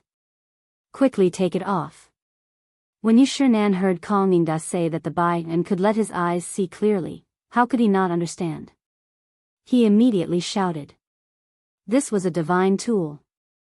Yu Shinan was also suffering from eye problems. How could he not be anxious when he heard Kong Ningda's words? Kong Ningda waved his hands. No, no, Brother Bashi, your gift has already been smashed by the Wang family's kid. This painting is not a congratulatory gift from Zio, my younger brother. Yu Shinan was taken aback by Wang Ziyu's words. He immediately turned to glare at Wang Ziyu. The commotion caused by Li Wangyu and Kong Ningda was naturally noticed by Wang Renyu and Wang Ziyu. The two of them were a little stunned, not understanding why Kong Ningda and the others were so excited. Wang Renyu had a bad feeling in his heart. Being glared at by Yu Shinan made Wang Renyu even more flustered. Things seemed to have gone beyond his expectations. On the other side, the group of old officials that surrounded Kong Ningda finally took the reading glasses away from his face. Kong Ningda was so angry that he stomped his feet. Unworthy of being a son. You guys are really despicable. Bandits. Bandits. Lu Quan, Dai Zhou, Yu Shinan, and the others paid no attention to his curses. Each of them impatiently put on the reading glasses and made a big fuss again. None of the scholars who put on the glasses could bear to take them off again. The others were forced to argue and quarrel again before someone else tried on the glasses again. When this scene fell into the eyes of the other guests who came to offer birthday wishes, they almost thought that they were hallucinating. Whether it was Kong Ningda, Lu Quan, or Dai Zhou, these people were all great scholars of the present age or big shots of the imperial court. Why would the normally cultured, refined, and gentlemanly scholars make such a fuss over such an unremarkable crystal accessory? Could it be that Bai En was really so miraculous? After the ruckus, Li Wangyu cleared his throat and asked in a clear voice, Gentlemen, how much is the Bai En I gave to Dukyu? How many copper coins are you willing to pay for it? Kong Ningda replied without hesitation, This old man is willing to pay 500 strings of cash. My brother Zio, please sell this Bai En to me. Move aside, this old man is willing to pay 1,000 strings of cash. Humph, this old man will pay 1,000 taels of gold. County Count Hu, please part with this Bai En to old me. 1,000 taels of gold it is. Zio, you must keep this Bai En for this old man. Don't be rude, today is this old man's birthday banquet. Zio, this old man will also pay 1,000 taels of gold. Give this old man another Bai En. Yu Shinan was not to be outdone. Li Wangyu couldn't help but be dumbfounded. This group of old officials actually knew how to make an auction on the spot without a teacher. However, he also got the answer he wanted. He turned his head to look at the stunned Wang Renyu. Duke Wang, you also saw it. This old man is willing to pay 1,000 taels of gold to buy the junk that your noble young master spoke of. I wonder if Duke Wang's words of being willing to pay 10 times the compensation still stands. You. Wang Renyu was momentarily at a loss for words. He didn't know what to say. Li Wangyu clearly said that he spent 10 strings of cash to make this item. Why were these old officials willing to pay 1,000 taels of gold for it? Did they have so much money that they didn't know where to spend it? Wang Renyu didn't dare to say that Li Wangyu had colluded with Kong Ningda and the others. If he said that, it would only make him a laughingstock. No one would believe him. Even Pai Lupi might not be able to make Kong Ningda, Lu Quan, and Dai Zhou lie at the same time. Wang Ziyu was also anxious. His face was flushed red as he shouted at Li Wangyu, County Count Hu, this thing of yours is clearly made from 10 strings of cash. Why do you want our Taiyuan Wang clan to pay 10,000 taels of gold? I think you're crazy, aren't you?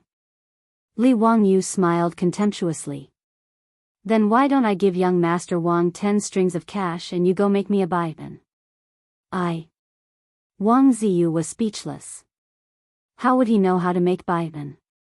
He also didn't understand why Kong Ningda and the others would fight over it so fiercely, even willing to pay 1,000 taels of gold for it.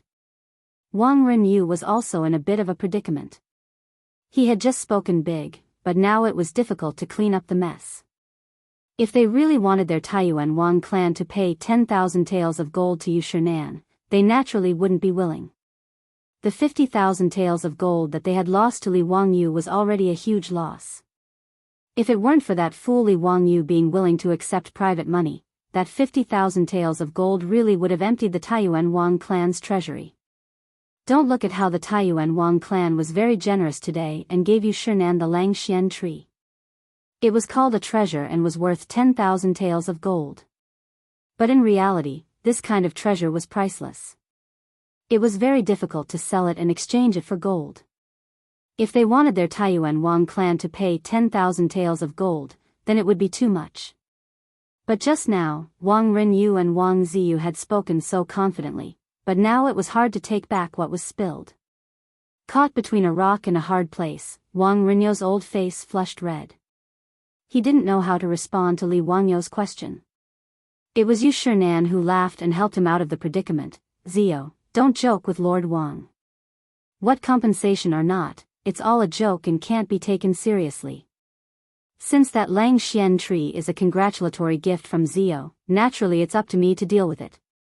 This compensation can't be taken seriously, Lord Wang, don't mention it again. Today is my birthday banquet, and I can't thank all of you enough for coming to congratulate me. Come, everyone, let's drink. Since Yu Shinan, the host, had said so, Li Wangyu naturally didn't have any objections. Originally, he just couldn't stand the Taiyuan Wang clan's arrogance and Wang Ziyu's domineering attitude. Now that he had taught them a lesson, he naturally wouldn't continue to pester them.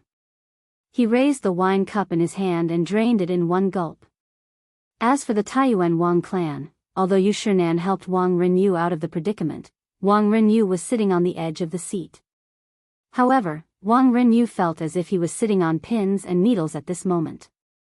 He kept feeling that the guests around him were talking about him. The hatred he had for Li Wangyu in his heart grew even stronger. When he thought about how he had been slapped in the face by Li Wangyu, he felt his face burn and his heart become even more stifled. Father, that Li guy. Wang Ziyu was indignant. He lowered his voice and wanted to say something. In the main hall of Yu Manor, the guests were toasting each other when they heard a loud slap. Everyone turned their heads to look. It was Wang Renyu who had slapped his second son, Wang Ziyu, on the face, causing him to fall to the floor. Chapter 462. Wang Renyu's sudden outburst shocked the guests. The family heads who were familiar with him all tried to comfort him. Why is Lord Wang so angry? Your family's second son is still young. If there's anything wrong, just teach him well. Isn't it just an accident that he broke that eye? Why is Lord Wang so angry at second son? Since Lord Yu doesn't care about this matter, Lord Wang shouldn't blame second son. The words of these family heads didn't ease Wang Renyu's expression. Instead, it turned even more ashen. Obviously, he could clearly feel that these patriarchs were comforting him on the surface, but in fact, they were laughing at the Wang family of Taiyuan.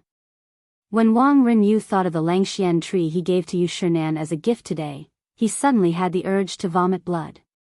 Although the Langxian tree he gave couldn't be exchanged for 10,000 taels of gold, it was undoubtedly a treasure.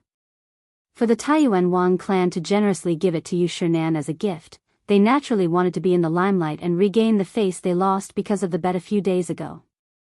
But they didn't expect that bastard surnamed Li to turn the Langxian tree given by the Taiyuan Wang clan into a joke with just a portrait and a buy that cost 10 strings of coins. Now, all the guests in the hall were talking about the congratulatory gift from County Count Hu, but no one mentioned the Taiyuan Wang clan's Langxian tree that was worth 10,000 taels of gold. Wang Renyu could even foresee that tomorrow in Chang'an City, the Taiyuan Wang clan would be rumored to be a fool. Wang Renyu only felt a sharp pain in his heart. It was too late for regrets. He stood up and cupped his hands towards Yu Shinan. Lord Yu, I'm not feeling well today, so I'll take my leave first. My son was rash and disturbed Lord Yu's mood. Please forgive him. Why would Lord Wang say that? It's this old man's fault.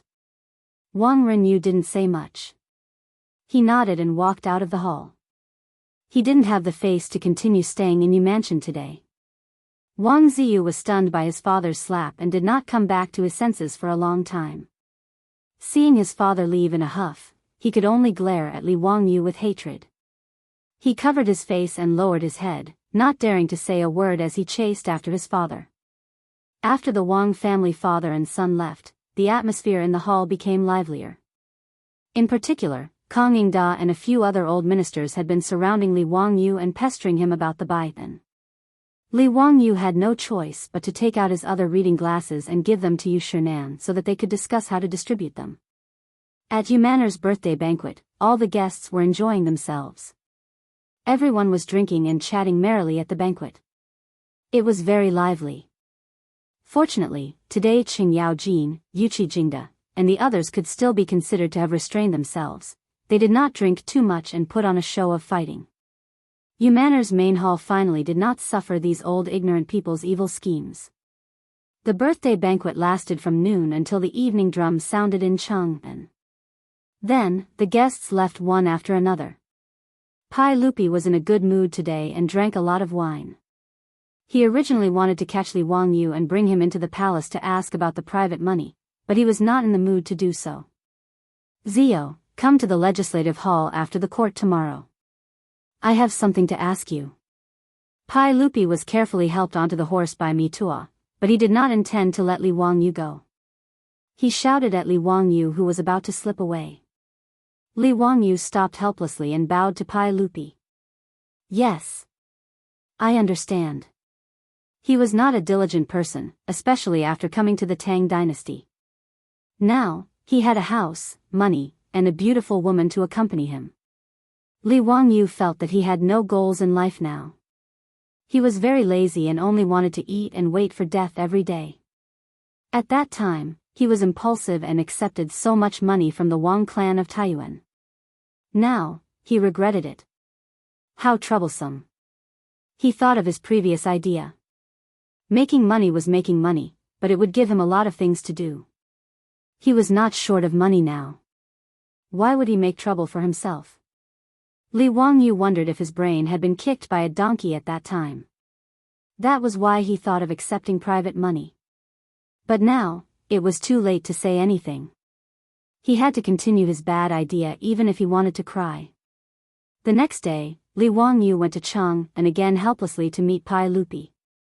Before Li Wangyu finished the ceremony, Pai Lupi could not wait to ask, Zio, tell me clearly today.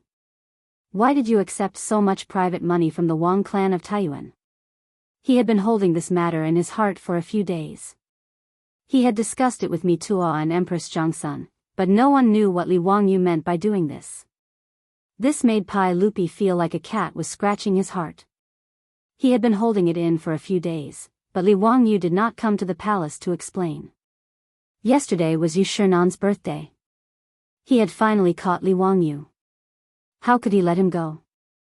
Hey, uncle, don't worry. Let me tell you slowly. Li Wangyu was not in a hurry.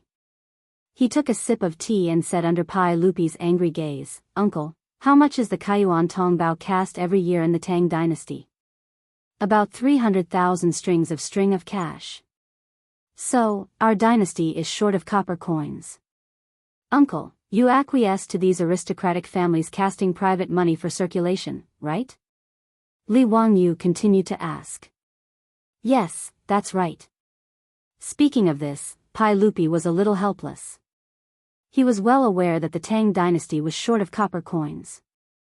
However, no matter how hard the Ministry of Revenue and the Directorate of General Works tried, they could not increase the number of copper coins cast. Casting copper coins was actually very expensive. Casting 300,000 strings of cash every year was actually a huge expense for the imperial court. This was also a headache for Pai Lupi. This was also the reason why the imperial court of the Tang dynasty acquiesced to the circulation of private money. The lack of money was not only limited to the Tang dynasty. It was the same for all the dynasties. In addition to the lack of copper, the main reason was the limitation of casting technology.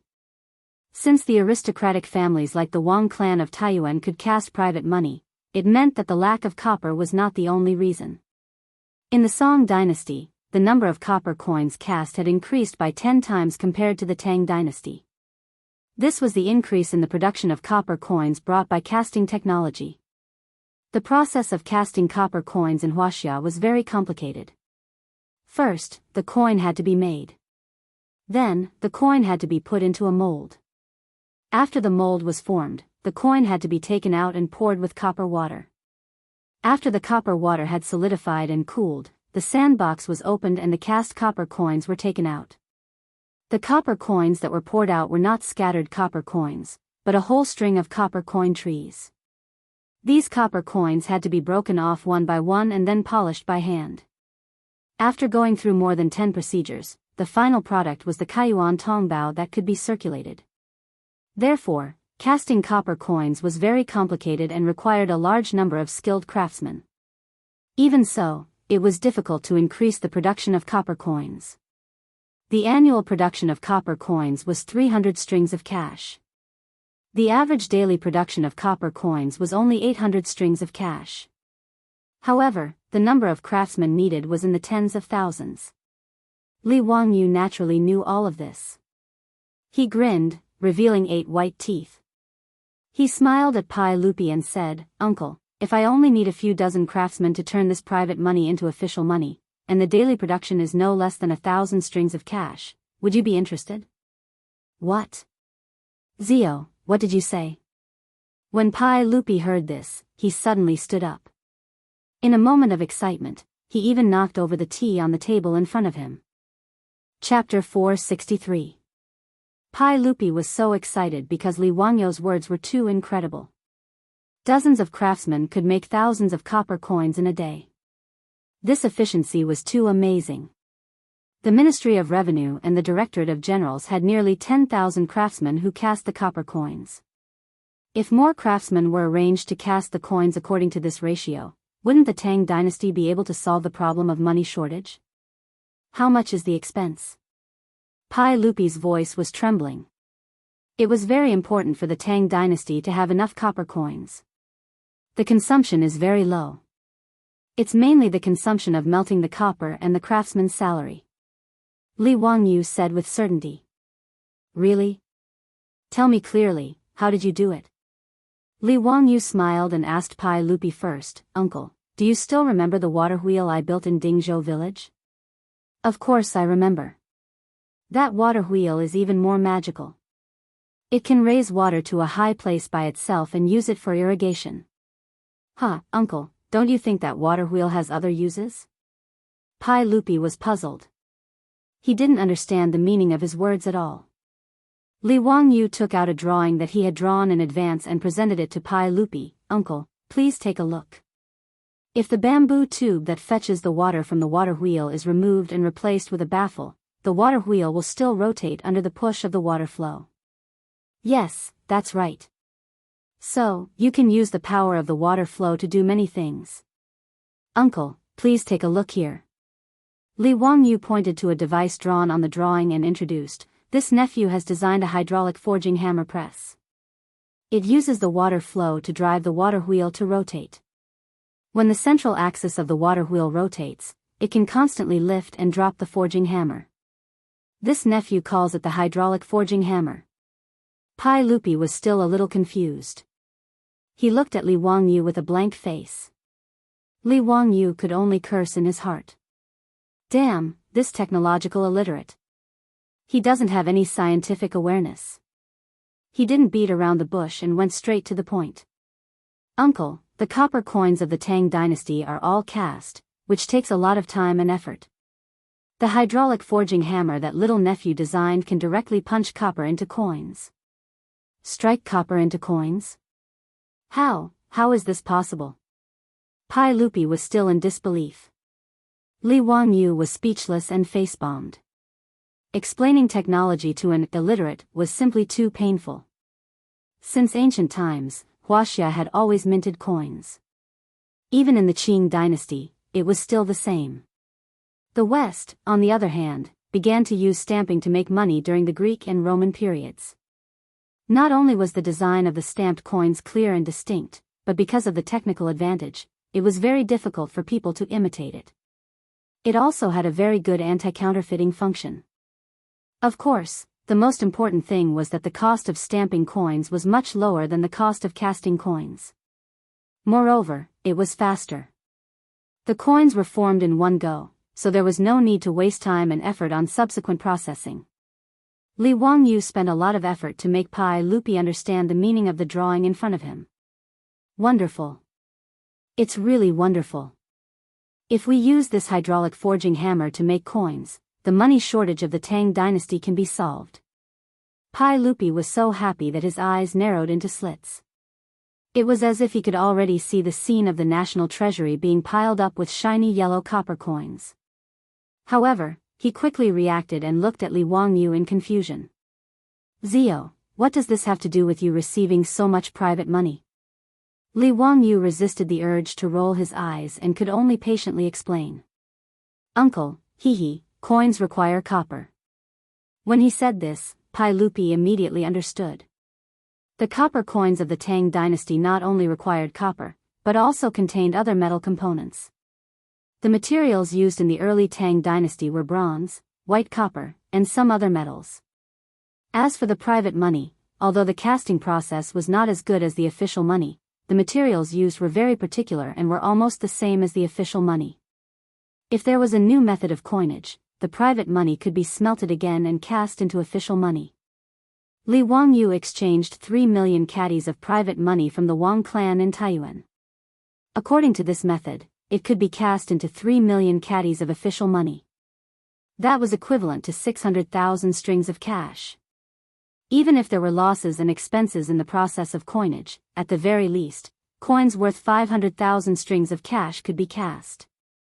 Back then, the copper coins that the Wang clan in Taiyuan lost to Li Wangyu only amounted to 300,000 strings of cash.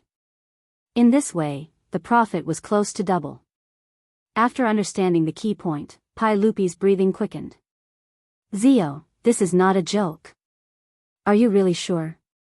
Li Wangyu nodded. As long as Uncle can let the craftsmen of the Ministry of Works and the Ministry of Works cooperate with me, I can quickly set up this mint. At that time, Uncle will know when you try it. If I am lying, I am willing to compensate Uncle for the 3 million caddies of private money in the palace. Naturally, he dared to say such words because he was very confident. Before Li Wangyu's rebirth, he had a friend who made fake money.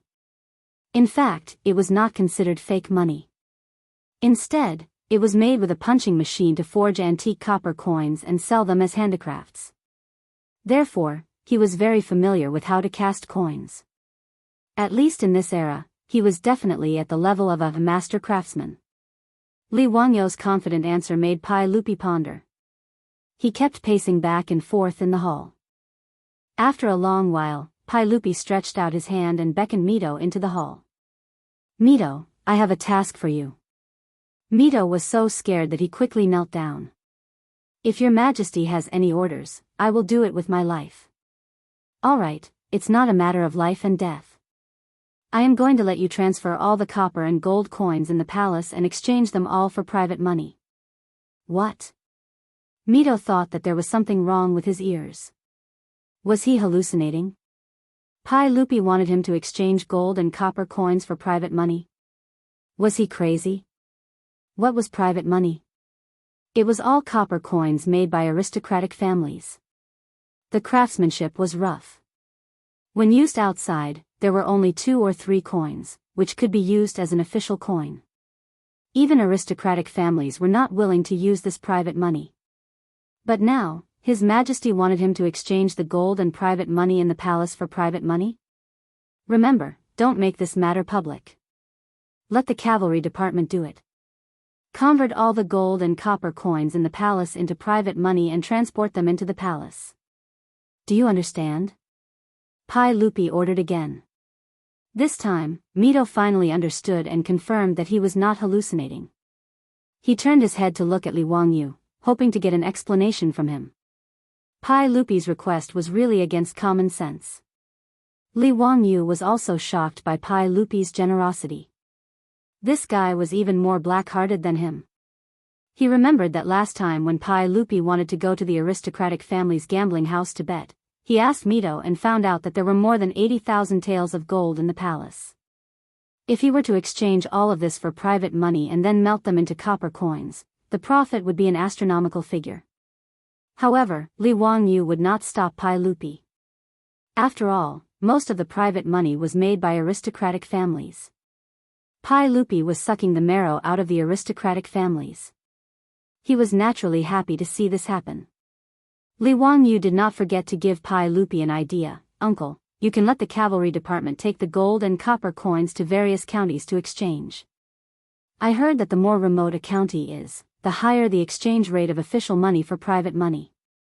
When Mito heard him say this, he was really about to cry.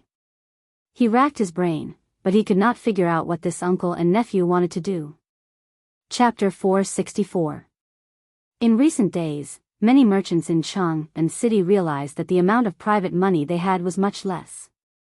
There were even rumors that someone was buying up large amounts of private money. Moreover, the exchange rate was 1 to 2, which tempted many merchants who had private money. They discussed amongst themselves.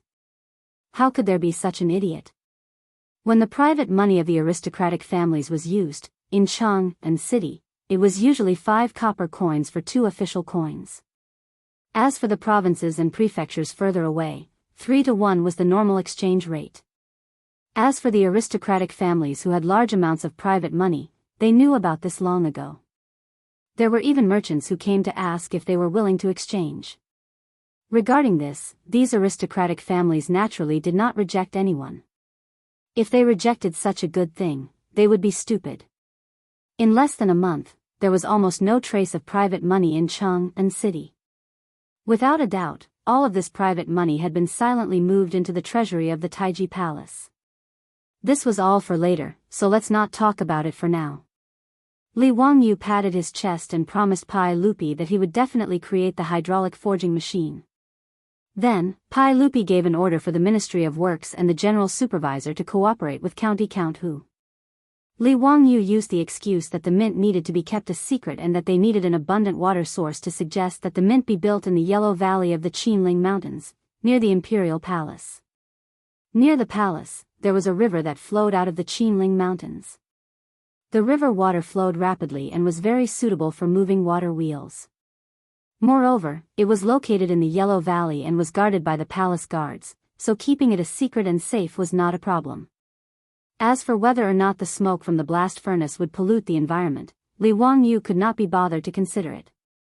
The main reason he suggested this to Pai Lupi was because it was close to home.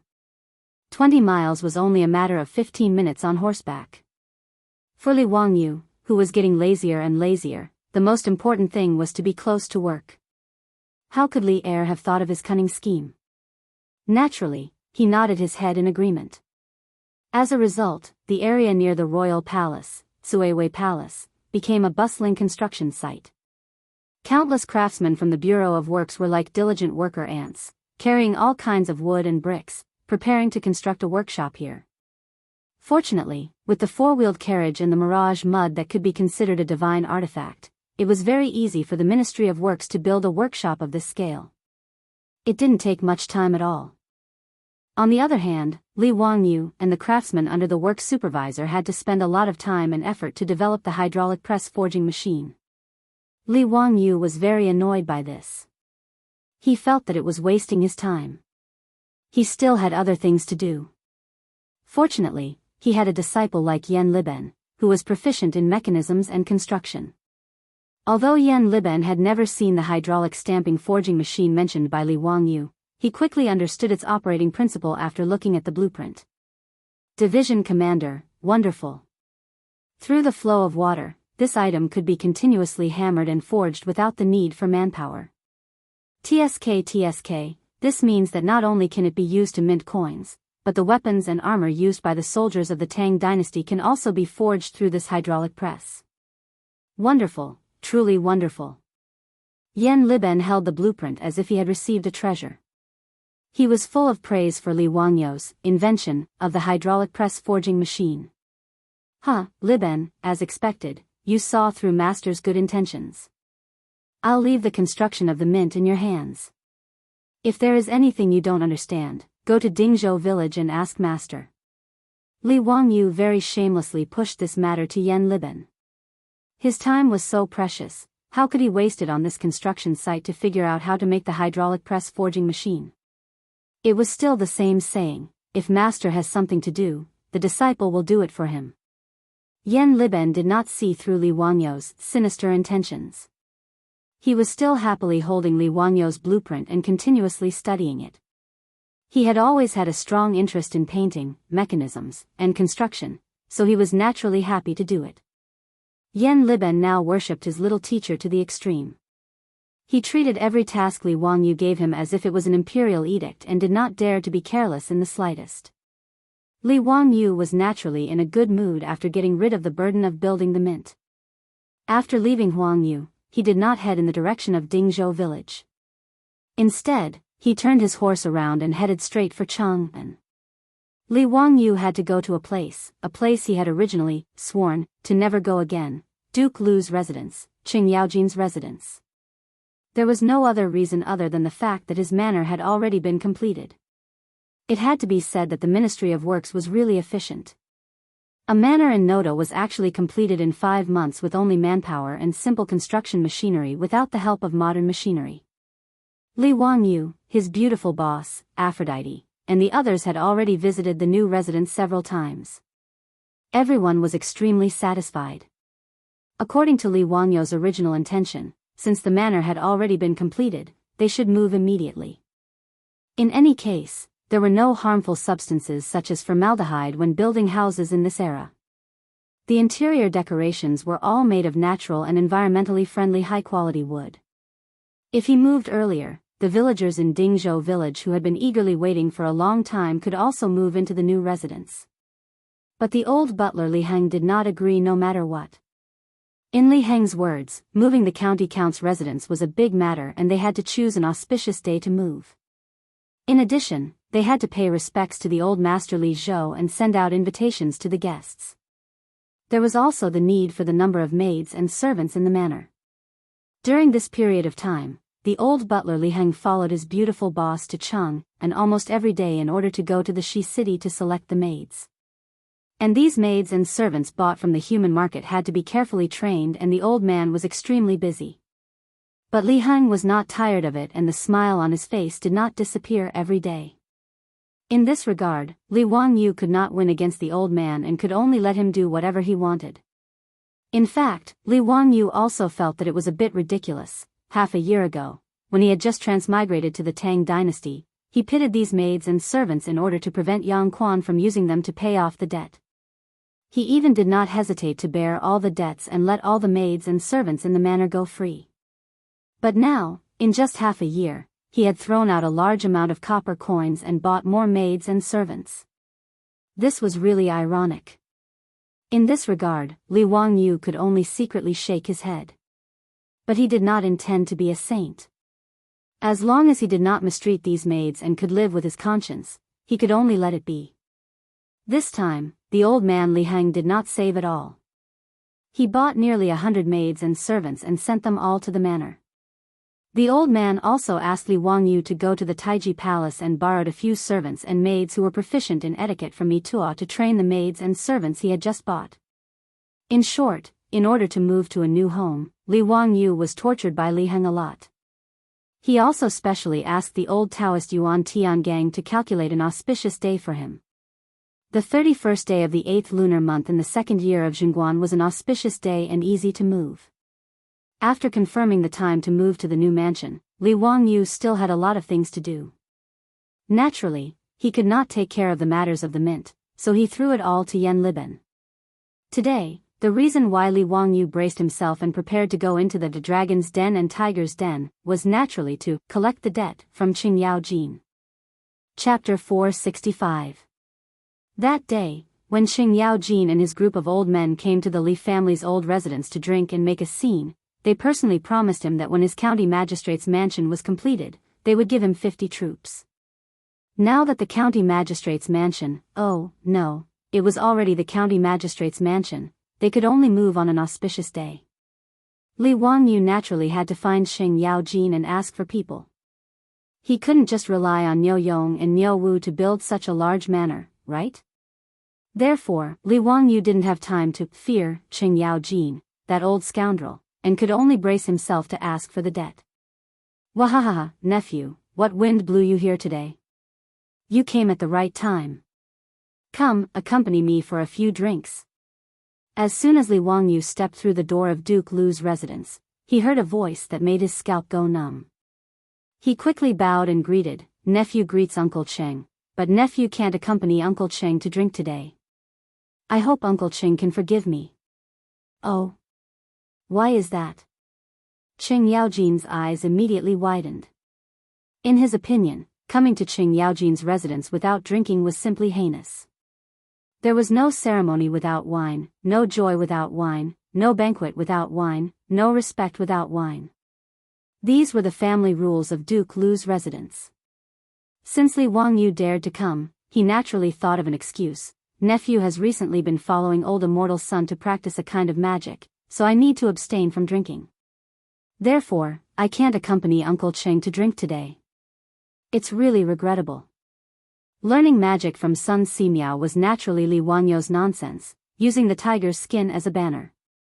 He was purely afraid of Qing Yaojin, that old scoundrel, forcing him to drink, so he came up with this excuse. Although it was a fabricated excuse, Qing Yaojin had nothing to say. When he heard that Li Wangyu didn't drink, Qing Yaojin's face, which was brimming with enthusiasm, immediately darkened. He asked in a low muffled voice, Li family's child, since you didn't come to drink, why did you come today? F***ck, just now he was still a virtuous nephew, and now he was a child of the Li family. Li Wangyu's fingers couldn't help but tremble a few times, and he suppressed the urge to raise his middle finger with great difficulty. Hee, Uncle Cheng, that day when we were drinking in my mansion, you promised to give me 50 troops. I wonder if Uncle still remembers? Li Wangyu did not beat around the bush and went straight to the point. Qing Yaojin rolled his eyes. Is there such a thing? Why can't I remember? Li family's son, you must have remembered wrongly. Seeing that Qing Yaojin was planning to go back on his word, Li Wangyu could only curse the old gangster for being shameless. Isn't it just that I didn't drink with you? He actually turned his back on him and refused to acknowledge him. He was truly inhumane. Fortunately, Li Wangyu was not unprepared for this. Hee, Uncle Cheng, I'm actually here to give you a gift. As Li Wangyu spoke, he reached into his waist and took out an item. He wore it in front of his eyes. Uncle Cheng, look at this item. I specially made it for you. Qing Yaojin took a closer look and flew into a rage. Isn't this the one you made? Boy, my eyes are very good, and I'm not old and dim-sighted. Why are you giving me this? Do you believe that I won't slap you to death? No.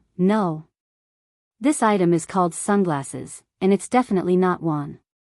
Uncle Cheng has misunderstood me. I feel that Uncle Cheng has to endure the scorching sun every day to go to the army and train the soldiers. It's very tiring. That's why I specially ordered people to make these sunglasses for Uncle Cheng to block the sun and make Uncle Cheng look even more heroic and heroic. When he said this, Qing Yaojin finally noticed that the one in front of him was indeed different from the other sunglasses Li Wangyu was wearing. The outer frame was made of metal, and the crystal embedded inside was actually blue. Li Wangyu had thought of giving Yu Shernan a pair of reading glasses. Naturally, he wouldn't forget about these pretentious divine tools like sunglasses.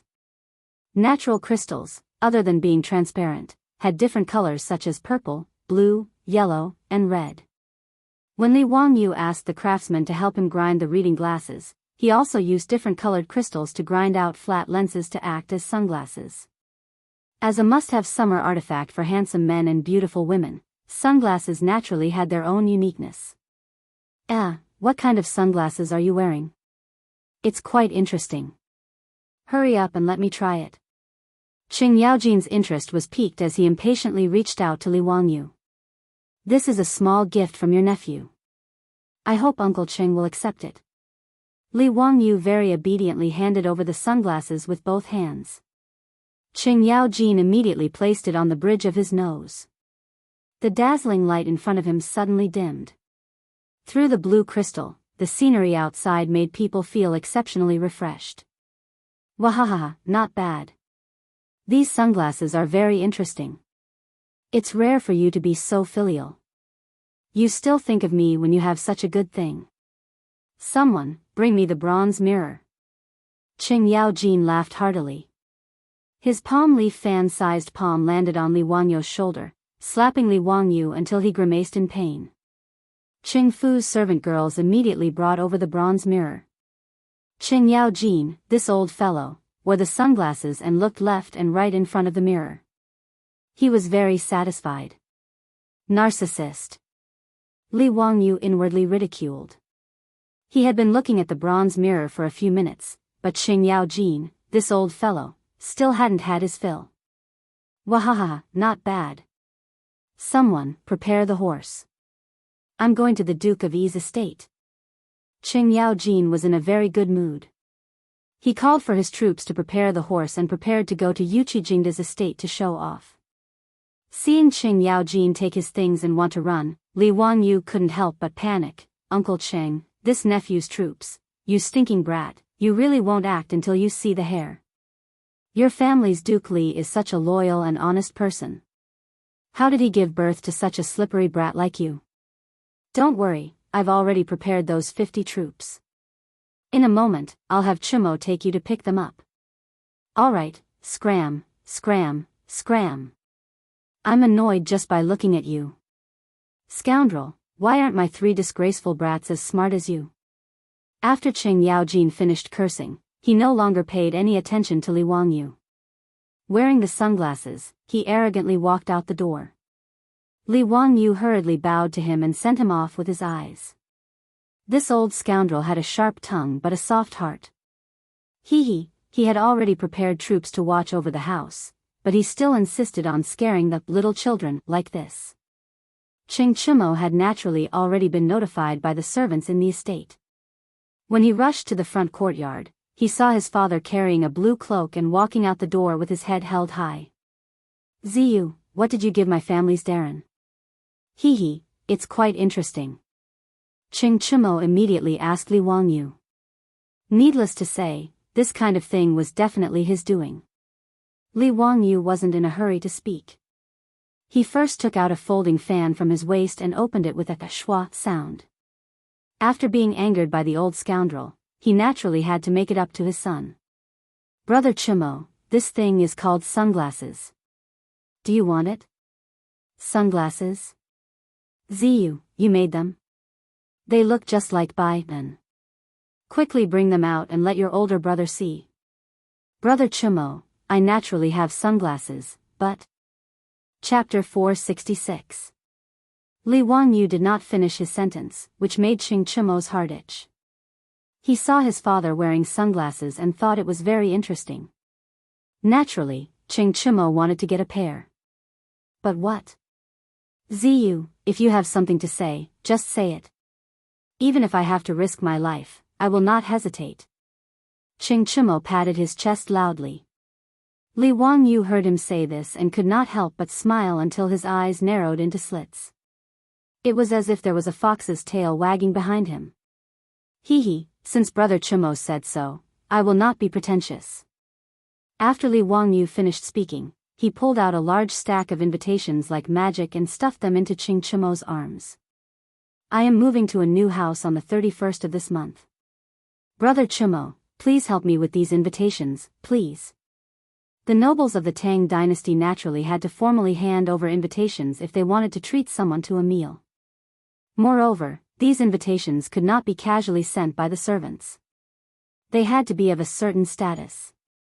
This was basic etiquette. Now that Li Wangyu was in noticed Chang and city, he knew a lot of rich and powerful people. Since he was moving to a new house, he naturally had to invite many guests. Therefore, on such a hot day, running all over Chang and city to deliver invitations was definitely a difficult task. Qing Chimo was naturally aware of this. Hugging the stack of invitations in his arms, his expression was bitter, but he was also curious. Zio, you have too many invitations. Where did you get them from? That's not important. Like Doraemon, Li Wangyu reached into his waist and pulled out a pair of purple crystal sunglasses and put them on his face.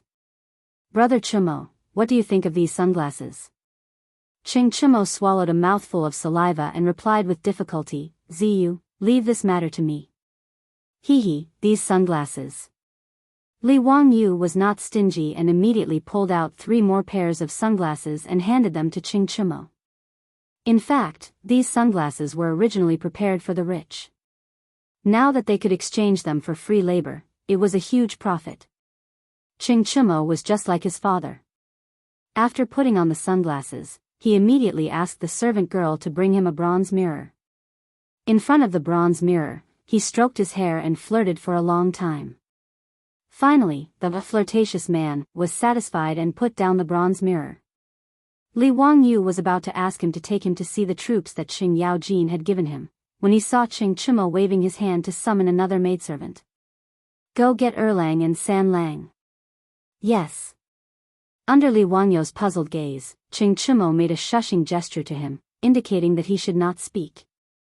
After Ching Chuliang and Ching Chubi were called over, they exchanged greetings with Li Wangyu. Then, they saw the rainbow-colored crystal sunglasses that Li Wangyu and his elder brother were wearing. Dalong, what are you carrying? Hee, these are the sunglasses that Zio gave me. These sunglasses can block the sun after you wear them. It's amazing. The most important thing is, don't you think that your elder brother has become a lot more handsome? Ching Chumo laughed and began to explain the benefits of the sunglasses to his 2 younger brothers. Good stuff, Dalong, lend it to me. When Ching Chuliang heard this, he could not hold back and reached out to grab it. Ching Chumo was already prepared and dodged. Do you want it? Yes. But there is no free lunch in the world.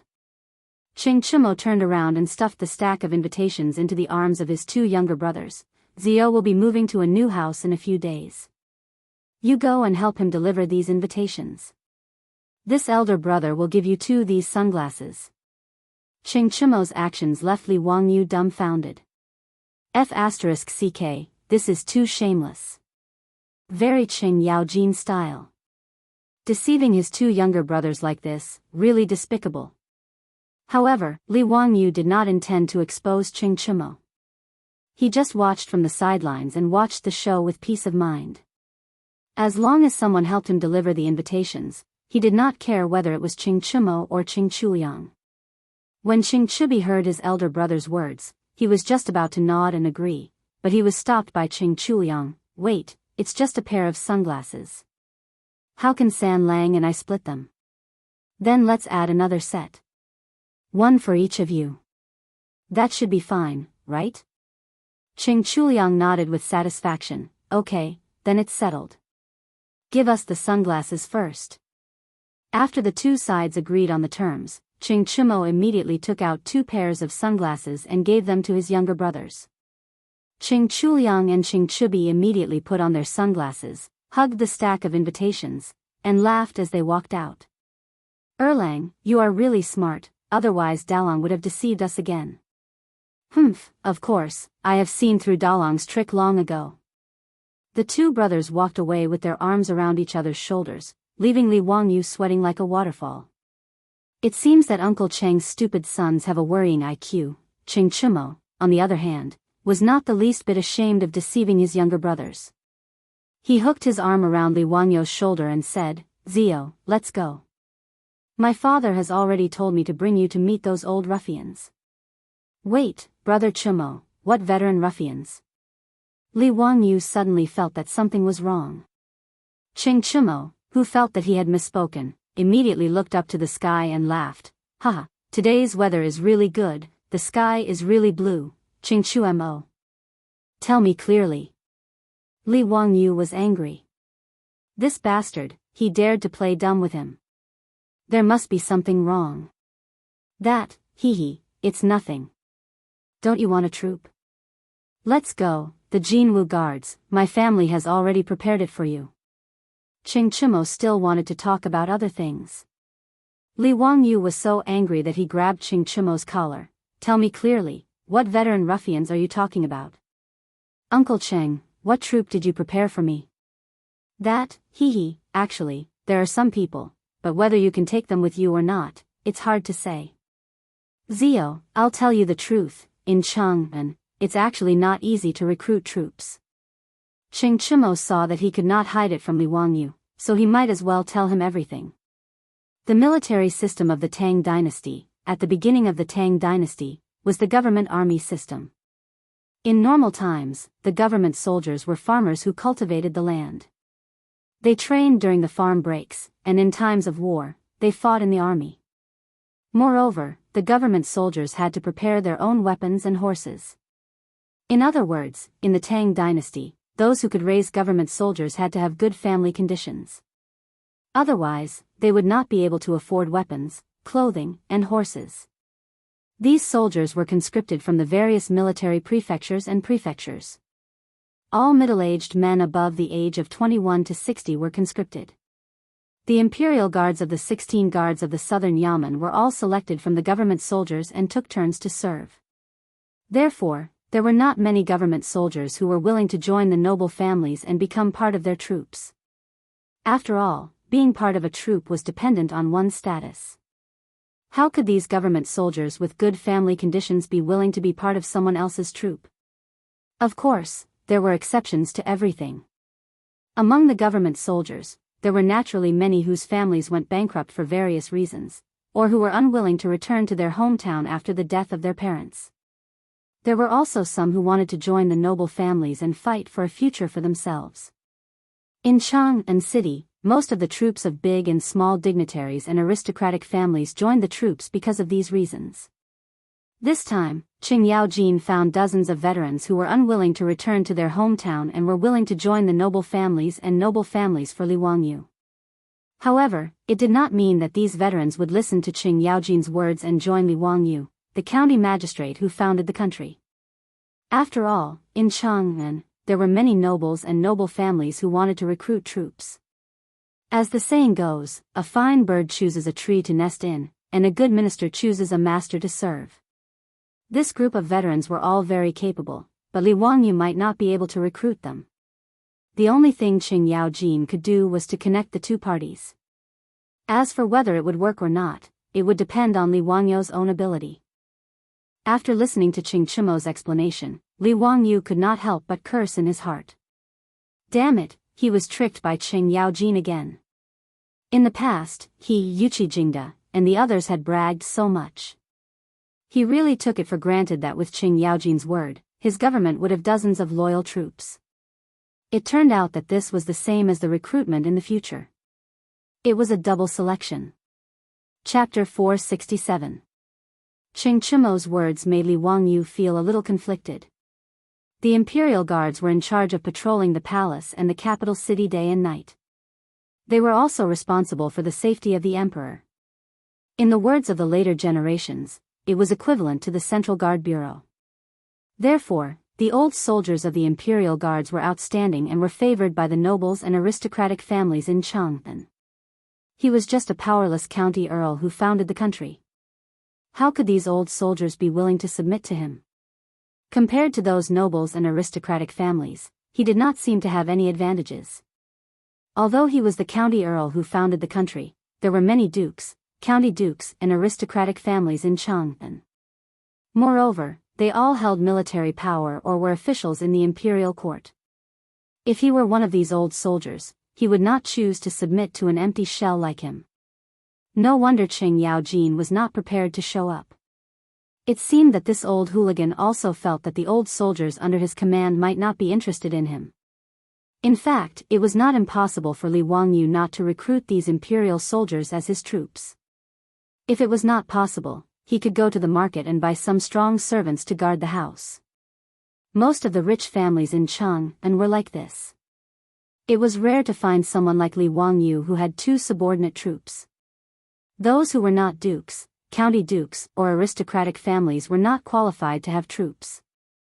However, Li Wangyu felt that those servants were just for show. They looked strong, but they did not have much fighting power. Niu Wu once said that it was not a problem for him to fight 7 or 8 of such strong young men. Li Wangyu was not willing to entrust his safety to such people. He had another choice, which was to recruit troops from Dingzhou village. In Dingzhou village, there were more than 500 villagers and about 200 young men. Most of these young men had been trained by the old soldiers and could be considered skilled in archery and horse riding. Moreover, they were very loyal to Li Wangyu and were on his side. It was easy to use them. However, Li Wangyu could not bear to let them go. The villagers of Dingzhou village were like family to him and his beautiful superior. Li Wangyu did not wish for the villagers to join the vassal forces and become part of the troops. They would also have to protect their homes and courtyards, and they might even face other dangers.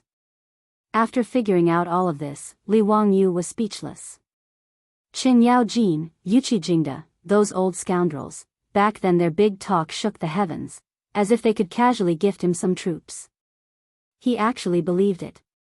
Now that he thought about it, he was really naive to have been tricked by these shameless old hooligans. But now, even though Qing Yaojin was unreliable, Li Wangyu could only give it a try. Let's go with Qing Chumo to try to recruit those veteran ruffians and see if our small company can move them. Brother Chumo, let's go. No matter what, we have to give it a try. Alright, let's go then. On the left and right of the Jianghu guards, there were a total of 73 old soldiers who expressed their willingness to join the army. Most of these people have served in the army for many years and their abilities are indisputable. How many troops you can recruit will depend on your ability, Brother Chumo. I have high hopes for you. Li Wangyu rolled his eyes. Are you Constable Xing? You have high hopes for me. He was too lazy to say anything else.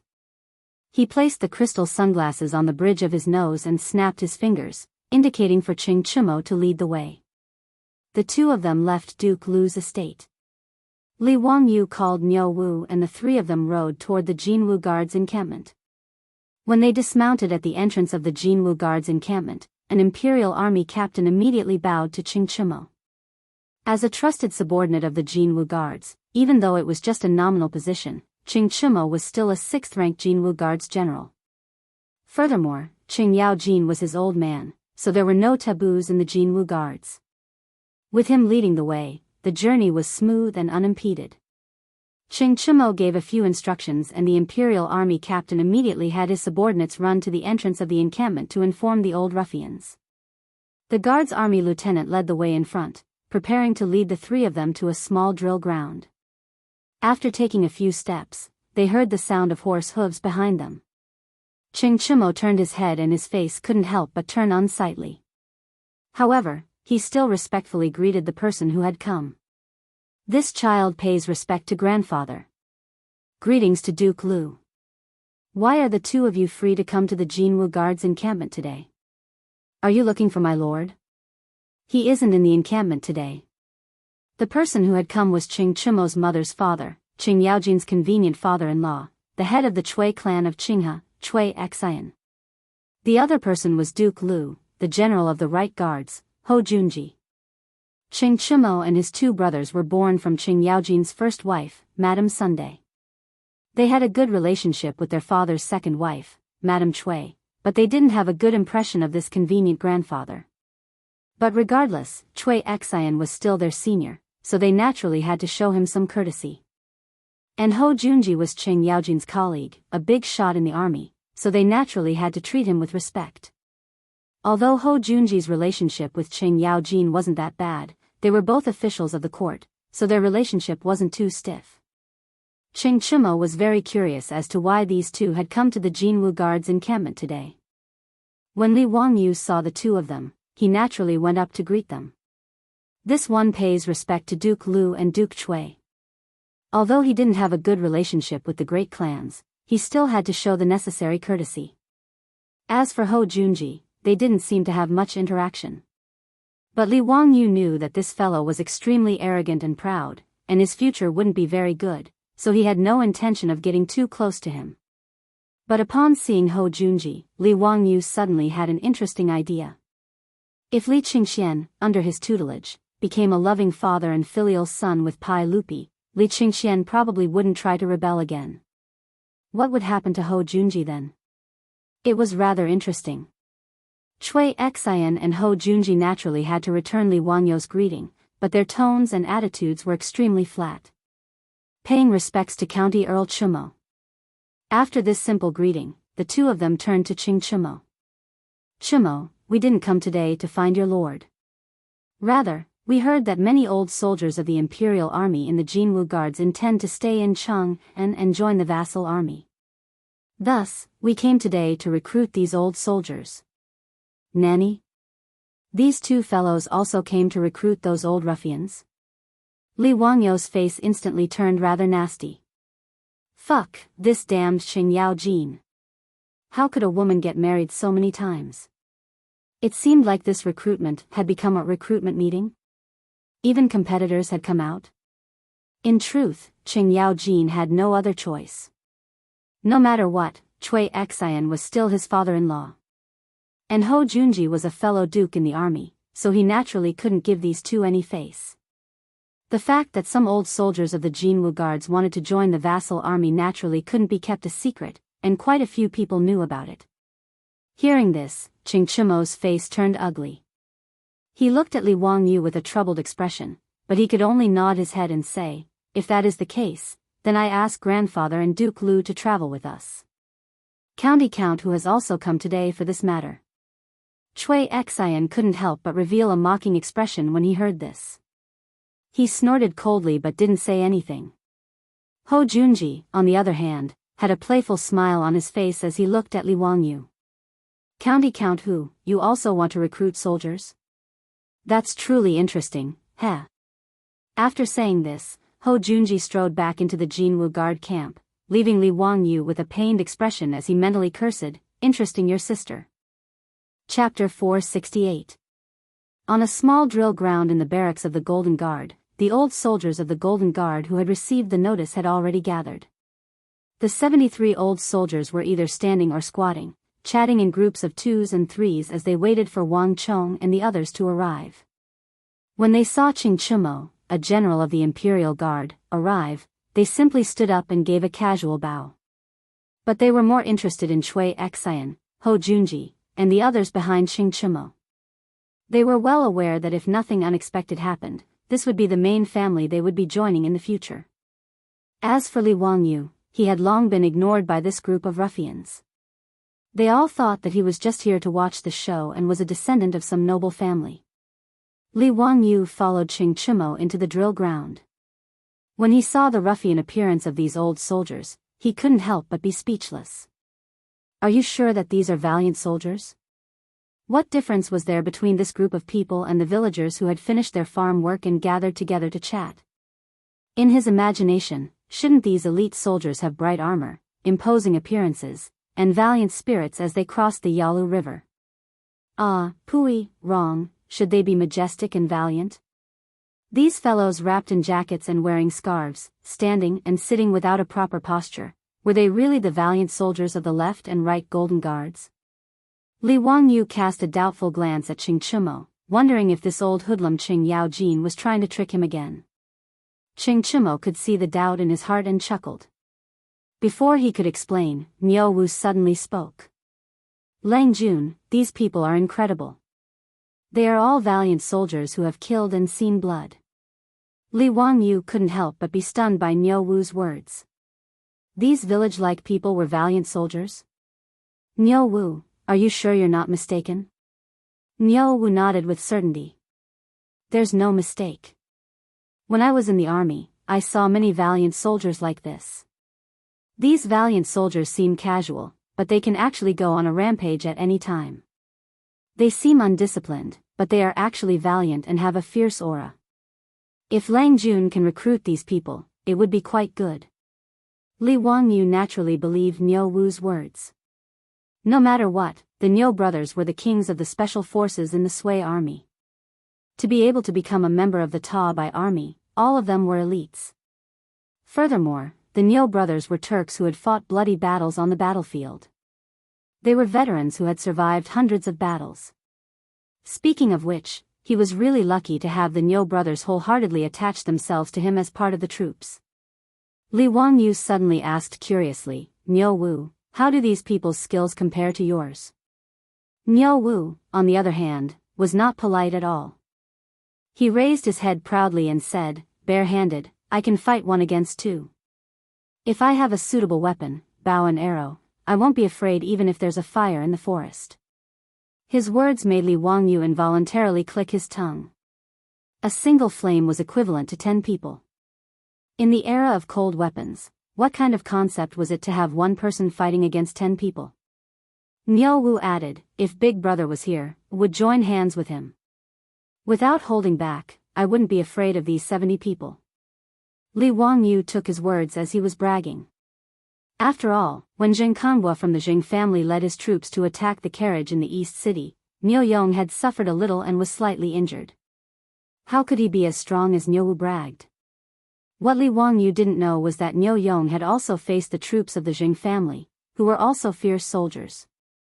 Secondly, Niu Yong's methods were mainly to kill in one blow. He was also missing an arm. Under the circumstances where he couldn't kill, he could only use 40 to 50% of his skills. Naturally, he was at a disadvantage.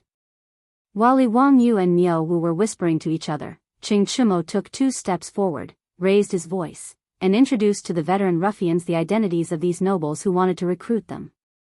Listen up, this is the family head of the Chui family, Duke Chui. This is the Duke of Lu, Great General Ho. This young man is quite extraordinary. He is the founding county count of the country, the Hu County Count. At present, he has a great reputation in Chang'an.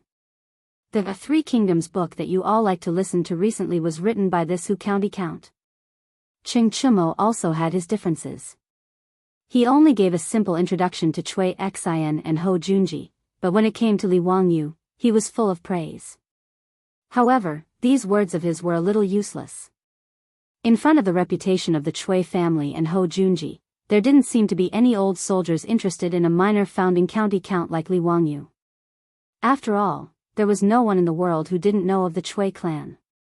At the time, the Chui clan was regarded as the #1 clan in the world, the leader of the northern clans. In the 6th year of Zhengguan, in order to suppress the influence of the great clans and strengthen his imperial authority, Pai Lupi ordered people to revise the clan annals and re-rank the clans. But in the 12th year of Zhengguan, when the clan annals were completed, the Chui clan was still ranked first. This infuriated Pai Lupi so much that he wanted to die. Under the forceful suppression of Pai Lupi, he ordered people to revise the clan annals, and only then did he carry out Pai Lupi's orders. With the imperial clan as the leader and the relatives of the emperor as second, the Chui clan was demoted to the 3rd tier. From this, one could see the status of the Chui clan in the eyes of the common people. Today, the head of the Chui clan, Chui Xian, had personally come to recruit them. What sort of glory was this? As for Ho Junji, although he wasn't from a great clan, he was the Duke of Lu and the great general of the Right Guard. To those old soldiers who wanted to fight for a better future, he was rather attractive. As for Li Wangyu, he was beautifully ignored. Although the Golden Guards protected Chang and knew all sorts of things in the city, they had heard of Li Wangyu. They had long ago heard of Li Wangyu, the newly promoted county count of Huxian, and they knew that he had stirred up a great deal of trouble. But in any case, in their view, a young county count who had yet to become an official of the court had no power or influence. How could he possibly compare to the other 2 clans?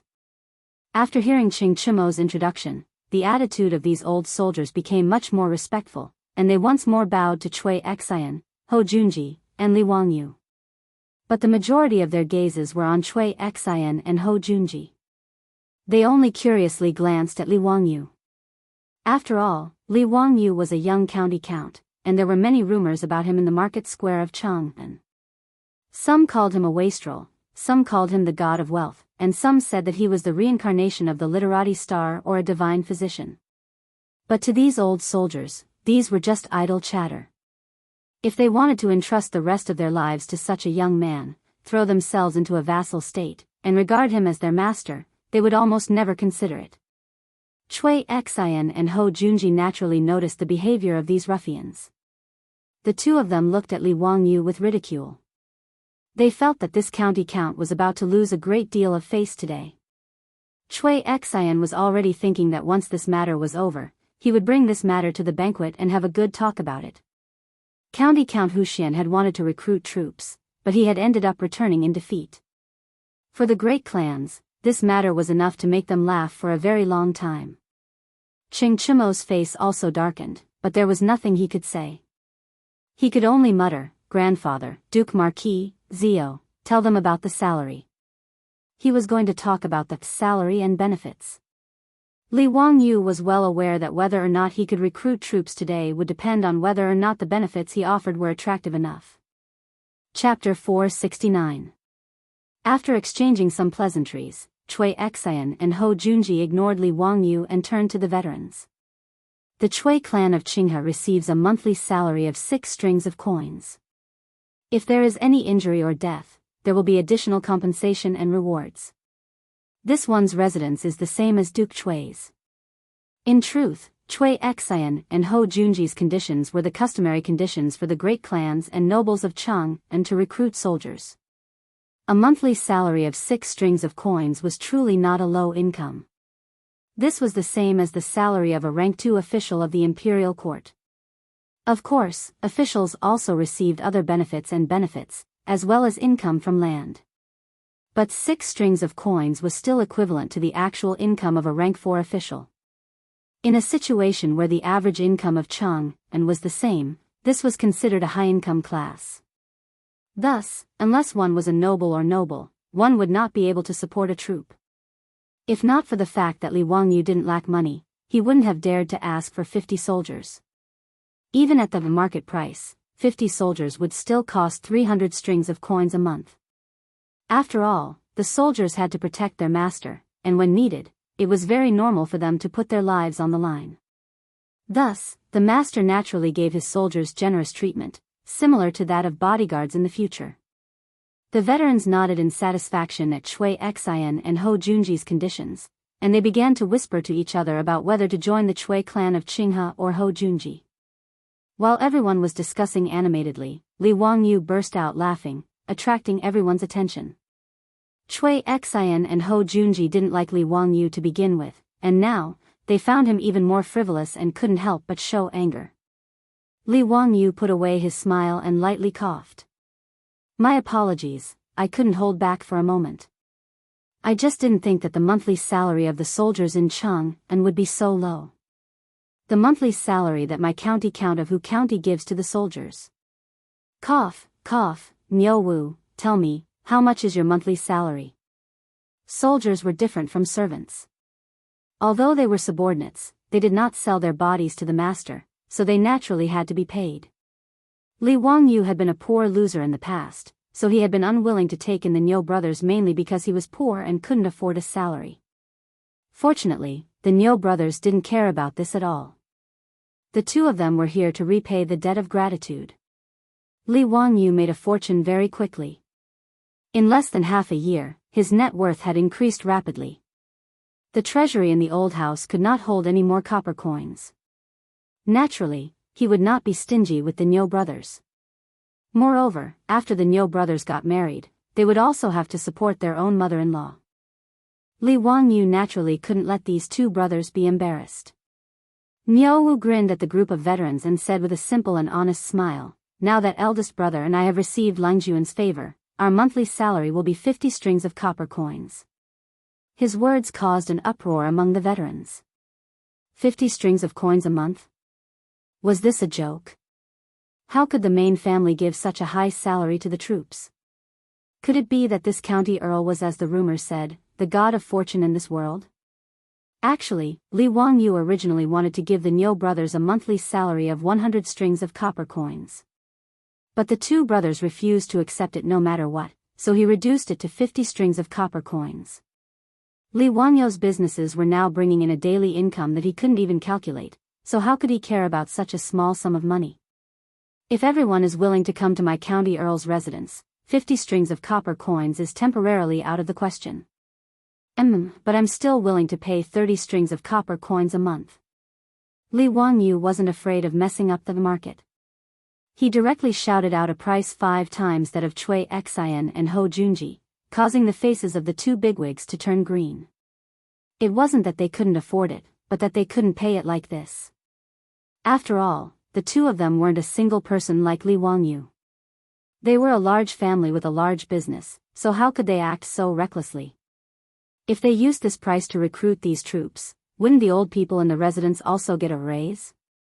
Li Wangyu now somewhat understood the thoughts of the owner of Chelsea Football Club, Roman Abramovich. This daddy isn't a rich family, but this daddy has money. I'll use money to smash you to death. Are you tempted by a monthly salary of 30 strings of copper coins? If the Chui clan of Qinghe and Ho Junji wanted to compete with him in terms of money, then he didn't care. Even if it was a monthly salary of 100 strings of copper coins, he would still be willing to pay. At the same time, he would have an excuse to give the Niu brothers a raise. After saying these words, Li Wangyu beamed at Chui Xian and Ho Junji, waiting for them to raise the conditions for recruiting troops. Everyone present was tempted by a monthly salary of 30 strings of copper coins. Wasn't it precisely for the sake of fame and fortune that they were willing to join the noble clans? For a moment, they hesitated. The county earl's residence that they had never considered before had now entered the sights of these old ruffians. No one would refuse money, and 5 times the monthly salary was enough to tempt these old ruffians. Everyone turned to Chui Xian and Ho Junji, wanting to see if these two bigwigs had anything to say. Chui Xian and Ho Junji were inwardly cursing, but when they saw the gazes of the crowd, Chui Xian hesitated for a while before saying, "In the future, when you have children, they can enter the Chui clan of Qinghe to study." Ho Junji scanned the crowd and said, "The troops of this residence will follow this one into battle, and their contributions will be calculated. In the future, it is possible for any of you to become a general in the army." These two conditions had tempted these old soldiers. Joining the Chui clan of Qinghe and Ho Junji might not bring them much money, but it wasn't without benefits. The Chui clan of Qinghe had the advantage of stability, and their children could study in the Chui clan of Qinghe and have a promising future. And joining Ho Junji would allow them to make contributions on the battlefield. While they were both on the battlefield, serving in the army was completely different from serving as a duke's subordinate. Firstly, it was safer, and secondly, it was easier to make contributions. There were many captains and commandants in the army who had been promoted from serving as the subordinates of bigwigs in the army. At this moment, Li Wangyu opened his mouth again. "The county count's manor of Hu County will provide each troop with a house and a wife." Nanny? Wife? His words not only caused Chui Xian and Ho Junji's eyes to widen, but the eyes of the old soldiers also turned red. The reason why these old soldiers were willing to stay in Chang and join the nobility was naturally because they had no one to rely on. Of these 73 people, their parents were no longer alive, and they hadn't married yet. Otherwise, these soldiers with families wouldn't be willing to become subordinates. To put it bluntly, these 73 old bachelors were single dogs. They were no different from the original Niu clan brothers. Hearing that they would be given a wife, the crowd naturally went into an uproar. "County Earl of Huxian, you must be joking. You can give a wife? She can't be a maid bought from the market, right? Is she really a woman with a clean background?" Li Wangyu turned to Niu Wu and asked, "Niu Wu, tell us, what is your wife's background?" Niu Wu couldn't help but be a little surprised. He rubbed his hands together and chuckled foolishly. "Before my wife married me, she was a palace maid in the Taiji Palace." "Is she beautiful?" "As beautiful as a fairy." Li Wangyu nodded his head in satisfaction. Then, he turned to the old soldiers and asked, "Did you hear that? A palace maid in the Taiji Palace. Do you want her?" The wolves howled, "Yes." Chapter 470. Li Wangyu inwardly cursed, "These old perverts." When they heard that he was going to marry a beautiful wife, they started howling like wolves. His words just now had Chui Xian and Ho Junji panicking. Ho Junji's face turned stiff. "County Count Hu, how could you say such things? Marriage is naturally decided by the parents. What reason is there to give them away? Aren't you a sex matchmaker?" Li Wangyu rolled his eyes. "How am I a sex matchmaker?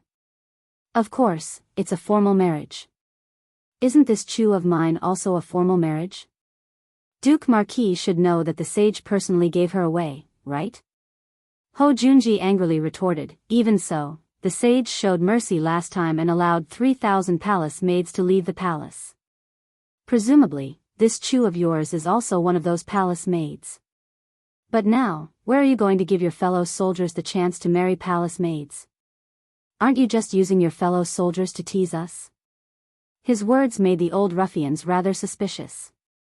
Just because County Count whose soldiers could marry palace maids didn't mean that they could as well.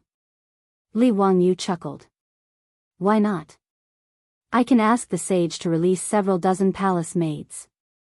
This isn't a difficult matter. You, who do you think you are? Ho Junji was so infuriated that he almost choked on his own saliva. Me? Surnamed Li, given name Wangyu, given name Zio. Has Duke Marquis forgotten? Li Wangyu shook his head, seemingly regretting that Ho Junji's memory was poor. Before Ho Junji could speak, he added, right, my uncle's surname is also Li. Ho Junji was rendered speechless by his words. On the other hand, Li Wangyu was delighted. He had finally experienced the pleasure of shouting, my father is Li Gang, in the Tang dynasty. Moreover, how could my father is Li Gang compare to my uncle is Li Shimen? Saying these words made his mind and body feel refreshed, his thoughts clear. Li Wangyu truly wasn't trying to fool these old ruffians. In any case, there were still several thousand palace maids in Taiji Palace. With his reputation, it would not be difficult to ask Pai Lupi to release dozens of palace maids who were willing to marry. The performance of these veteran ruffians even made Li Wangyu wonder if he could use this method to recruit long-term troops in the future. He didn't think that having a few dozen troops was enough. Even that Zhang Liang had shamelessly taken in 500 fake soldiers. He, Li Wangyu, had so many businesses. If he didn't recruit more troops to protect them, it wouldn't do. If Pai Lupi knew that Li Wangyu used the palace maids in his Taiji palace as a bargaining chip to recruit troops, he would probably chop Li Wangyu into pieces. Li Wangyu's shameless words made even Qing Chimo's eyes widen. Hedonistic, he was too hedonistic. Seeing that many of the Golden Guards still didn't understand, Qing Chimo could only lightly cough and say to the stunned veterans, County Count whose uncle Tsong is the current sage. The uncle Tsong who hasn't stepped out of his first marriage. With his explanation, the old ruffians from the Jianghu Guard finally understood why Li Wangyu had said those words. The young county count in front of them was the current sage's nephew Tsong who hasn't stepped out of his first marriage. 5 times the salary, a promised daughter-in-law, and a frighteningly deep background, this county count who seemed to be the one in high demand. Before anyone could say anything, Li Wangyu added another heavy bargaining chip. In the future, when you have children, they can study with His Highness the Crown Prince, His Highness King Yu, and the sage's 7th prince, His Highness King Jin. This lord might also accept them as disciples. His words first stunned the veteran ruffians, then they became ecstatic. Yes, how could they forget that this county count who was the crown prince's imperial tutor? If they became his troops, wouldn't their sons be able to study with the crown prince in the future? In comparison, the teachings of the Chui clan of Qinghe weren't even worth a mention. In truth, they had also forgotten that the crown prince was already 9 years old, but they didn't even know where their daughter-in-law was. Even if they were to get married right away and give birth to a son after 10 months, how old would Li Qingxian be by the time he reached the age where he could study? How could he possibly study with those brats? However, Li Wangyu wasn't trying to fool them. After all, the future emperor of the Tang dynasty, Li Ji, had just been born. If they moved fast enough, it wasn't impossible for their children to study with Li Ji in the future. Li Wangyu's many conditions left Chui Xian and Ho Junji with bitter expressions. They had thought that this county count who was overestimating himself by competing with them for a troop. But looking at the gleaming eyes of the veteran ruffians, how could they not know that they had made a wasted trip today? As the head of the Chui clan of Qinghe, Chui Xian didn't like Li Wangyu, but he didn't have much of a grudge against him. Of the 5 clans and 7 watches, only the Zheng clan of Xingyang and the Wang clan of Taiyuan were like fire and water with Li Wangyu. While the other clans didn't like Li Wangyu, they weren't so bad as to make things worse. Seeing that he couldn't do anything, Cui Xian decided to leave. Too lazy to stay any longer, he coldly snorted and led his servants away. Ho Junji wasn't as straightforward. His triangular eyes were filled with hatred as they constantly scanned Li Wangyo's body. Ho Junji had always been a narrow-minded man with a crude personality. The Old Book of Tang described his character as arrogant and reserved.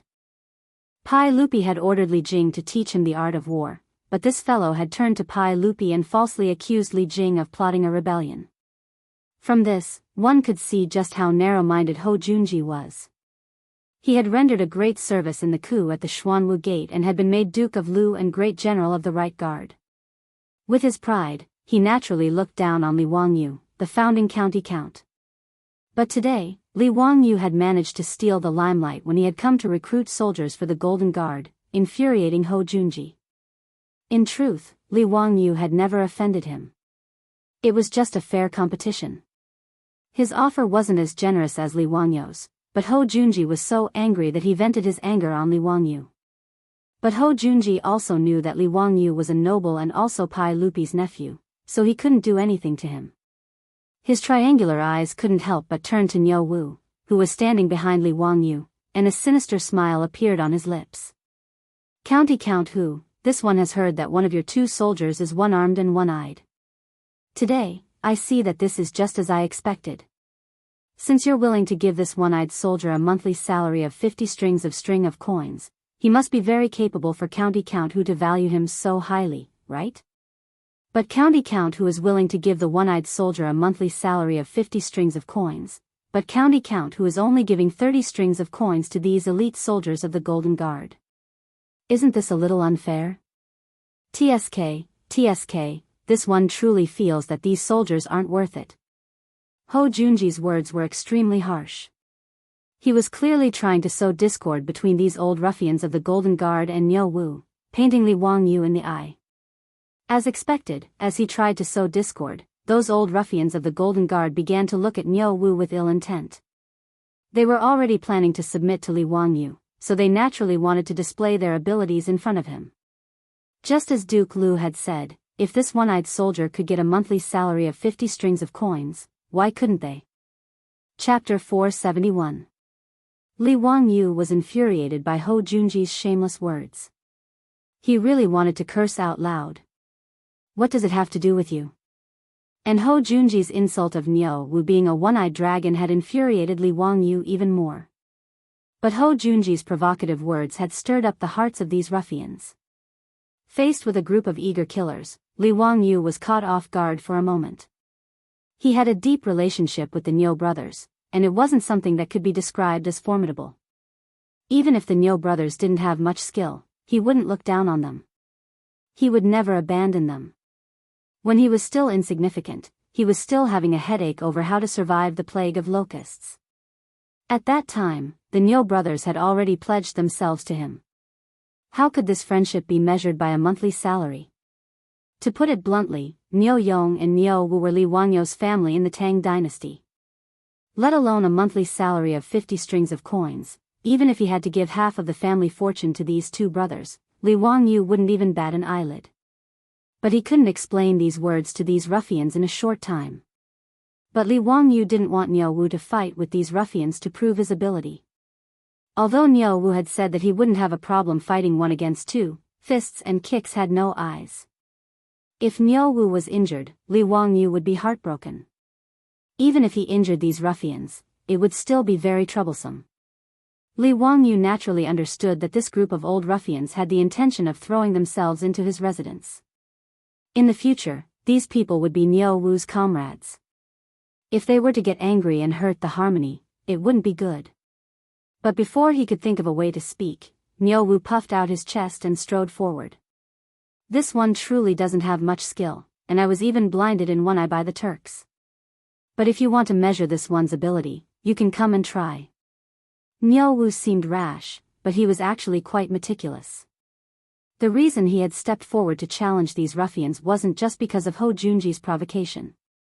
Niu Wu was well aware that if this group of assassins wanted to pledge their allegiance to his Lang Jun, they would become his subordinates. The leader of this song was none other than him and his brother. This was not only due to their confidence in their own abilities, but also due to their understanding of Li Wangyu's righteousness. Therefore, Niu Wu naturally had to consider Li Wangyu. Using his fists to subdue this group of killing geniuses was the best choice. Otherwise, a group of ruffians born in the Jianghu guards might not necessarily submit to him and his older brother. If they could not achieve unity, how could they protect their own Langjun? Niu Wu's words stunned Li Wangyu, and he subconsciously wanted to object. However, Niu Wu's resolute gaze caused him to hesitate. At the same time, he immediately understood Niu Wu's intentions. But he couldn't stop it, and this only made Li Wangyu even more furious at Hou Junji's despicable conduct. Li Wangyu rolled his eyes and said in a clear voice, "Ha, Lord Hou is right. This song of mine doesn't have much skill, just a bit of punching and kicking." After hearing the Marquis's words, I felt that they made sense. This monthly salary of 50 strings of coins was most likely a loss. But since Lord Hou wants to recruit troops today, why don't you let my good-for-nothing troops test their skills against Lord Hou's troops?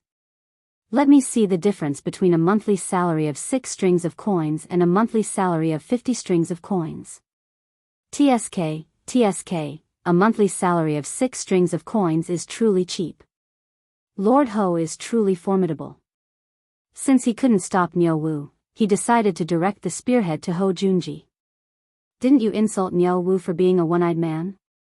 Then let's see how formidable Hou Junji's troops are. Li Wangyu's mention of a monthly salary of 6 strings of coins made the troops behind Hou Junji pale. Just now, when Hou Junji's troops had heard that Li Wangyu's troops were being paid 50 strings of coins a month and that he was offering 30 strings of coins to the veterans of the Jianghu guards, their eyes had turned red with envy and jealousy. Now that they heard Li Wangyu describe them as cheap goods, they could no longer hold themselves back. Lord Hou, let me test out that one-eyed man's skills. I'd like to see just what sort of person can get a monthly salary of 50 strings of coins. Lord Hou, let this one measure him. Lang Jun, this one requests a battle. Li Wangyu's words had provoked Hou Junji's troops into acting like they had eaten gunpowder. This was far beyond Hou Junji's expectations. He had always been the one scheming against others, but now, he had been tricked by this youth, causing Hou Junji's face to scowl. But now that his troops were all asking for a battle, how could he say no? But Hou Junji was in no rush. He naturally had absolute confidence in his subordinates. These were the valiant soldiers of his army who had fought alongside him for many years. Hou Junji felt that dealing with a one-eyed man was no problem. He only regretted that his plan to sow discord had been ruined by Li Wangyu's simple words. Since County Count Hu is interested, then let them have a match. But Hou Junji's triangular eyes gleamed with cold light as he stared at Li Wangyu like a viper. But since it's a match, there should be a little prize. What does County Count Hu think? Oh. What does Lord Hou mean? Hou Junji sinisterly chuckled. This one has heard that County Count Hu's estate has a 40% share in the Shadaozi wine workshop. This one is not greedy, so if you use 20% as the wager, does County Count Hu dare to make a bet? Li Wangyu inwardly cursed at these words. This bastard was actually eyeing his businesses? Li Wangyu was also perplexed. This carriage company, the wine workshop, and the underwear store were all money trees. Which noble in Chang'an wouldn't be envious? But everyone knew that this was a joint venture between Li Wangyu and Pai Lupi. No matter how envious others were, none of them dared to touch it. So why was Hou Junji so bold as to covet a share in the wine workshop? But when he thought about Hou Junji's reputation in history for being greedy, Li Wangyu understood. This fellow had always been a bastard who viewed wealth as his life. In the 14th year of Zhenguan, Hou Junji had led an army to destroy Gaochang, plundering the kingdom of Gaochang and stuffing his own pockets with treasure. In the history books, it was written that he obtained the essence of gold and mules, but the imperial residents did not have it, so he hid it and did not offer it. He even dared to take the precious spoils of war for himself. From this, one could see just how greedy he was. Li Wangyu inwardly sneered as he calmly asked, if Lord Hou is interested, then there's no problem. But what will Lord Ho use as the prize? Ho Junji heartily laughed and said, this one's residence has 2 supreme beauties. Would County Count who be interested? Li Wangyo's face darkened. Damn, 2 women in exchange for 20% of the wine workshop. Was this Ho Junji crazy? He suddenly recalled a rumor he had read about Ho Junji in unofficial history. After Ho Junji was executed, he made a record of his residence and obtained 2 beauties. Taizong asked about them and replied, ever since you came, you have often eaten human milk instead of rice. This was about Ho Junji's residence being recorded after he was killed for his rebellion. Not only did they find all sorts of treasures, they even obtained 2 supreme beauties. These 2 beauties were peerless in appearance, and their skin was even smoother than a baby's. Pai Lupi curiously asked how they maintained their skin, and the answer was, ever since I entered the Marquis residence, I have eaten human milk as rice every day. Li Wangyu almost got goosebumps when he thought about this unofficial history. He didn't have such heavy tastes as Ho Junji, and besides, was he the kind of person who couldn't move at the sight of beauties? Using 2 women to gamble with him for a share in the wine workshop was simply wishful thinking. Lord Ho should keep the beauties for himself to enjoy. I'm not interested, so why don't Lord Ho use some other prize? Chapter 472. Ho Junji could only shake his head at Li Wangyo's words. It seems that County Count Huxian is still young and doesn't understand the benefits of this stunning beauty. Since that's the case, this one will take out 20% of the Jianghu gambling house and gamble with County Count Huxian. How about it? The Jianghu gambling house was Ho Junji's property, one of the 72 gambling houses in Chang'an. Li Wangyu immediately shook his head. Might I ask Lord Marquis how much your Jianghu gambling house earns each month? This, about 5,000 strings of cash. Li Wangyu coldly chuckled. Does Lord Marquis know how much the winery earns each month? This one does not know. At present, the winery earns 40,000 strings of cash a month, and it's still increasing. Even if it's 40,000 strings of cash, 20% is still 8,000 strings of cash a month. Does Lord Marquis feel that using 20% of the gambling house's shares to gamble with me is somewhat inappropriate? Ho Junji's eyes turned red when he heard that the winery's profits were this frightening, and he gasped for breath. Then this one will use the entire Jianghu gambling house to gamble with you. The land of the gambling house is also worth quite a bit of money. Li Wangyu couldn't help but chuckle at Ho Junji's appearance. Although I have no interest in the gambling house, since Lord Marquis has such a refined interest, it's naturally fine. But what? Ho Junji impatiently asked. He could already see the 20% share of the winery falling into his pocket. But since the stakes are so large, this gamble naturally can't be so casual. A witness must be invited. In addition, a mere competition of fists and feet is a bit too much of a joke. I have a suggestion for a gamble. Would Lord Marquis be willing to hear it? Li Wangyu already had a plan in mind, so he unhurriedly spoke. Speak. A mere competition of fists and feet between 2 troops is truly boring. Why don't our troops find a forest outside Chang'an and have a real battle? What does Lord Marquis think? This. Li Wangyo's suggestion caught Ho Junji by surprise. Of course, since my troops have a high monthly salary, they naturally can't be the same as the Marquis troops. TSK, a monthly salary of 6 passes is truly cheap. Li Wangyo's words caused Ho Junji and his subordinates to scowl. This bastard, is he addicted to talking?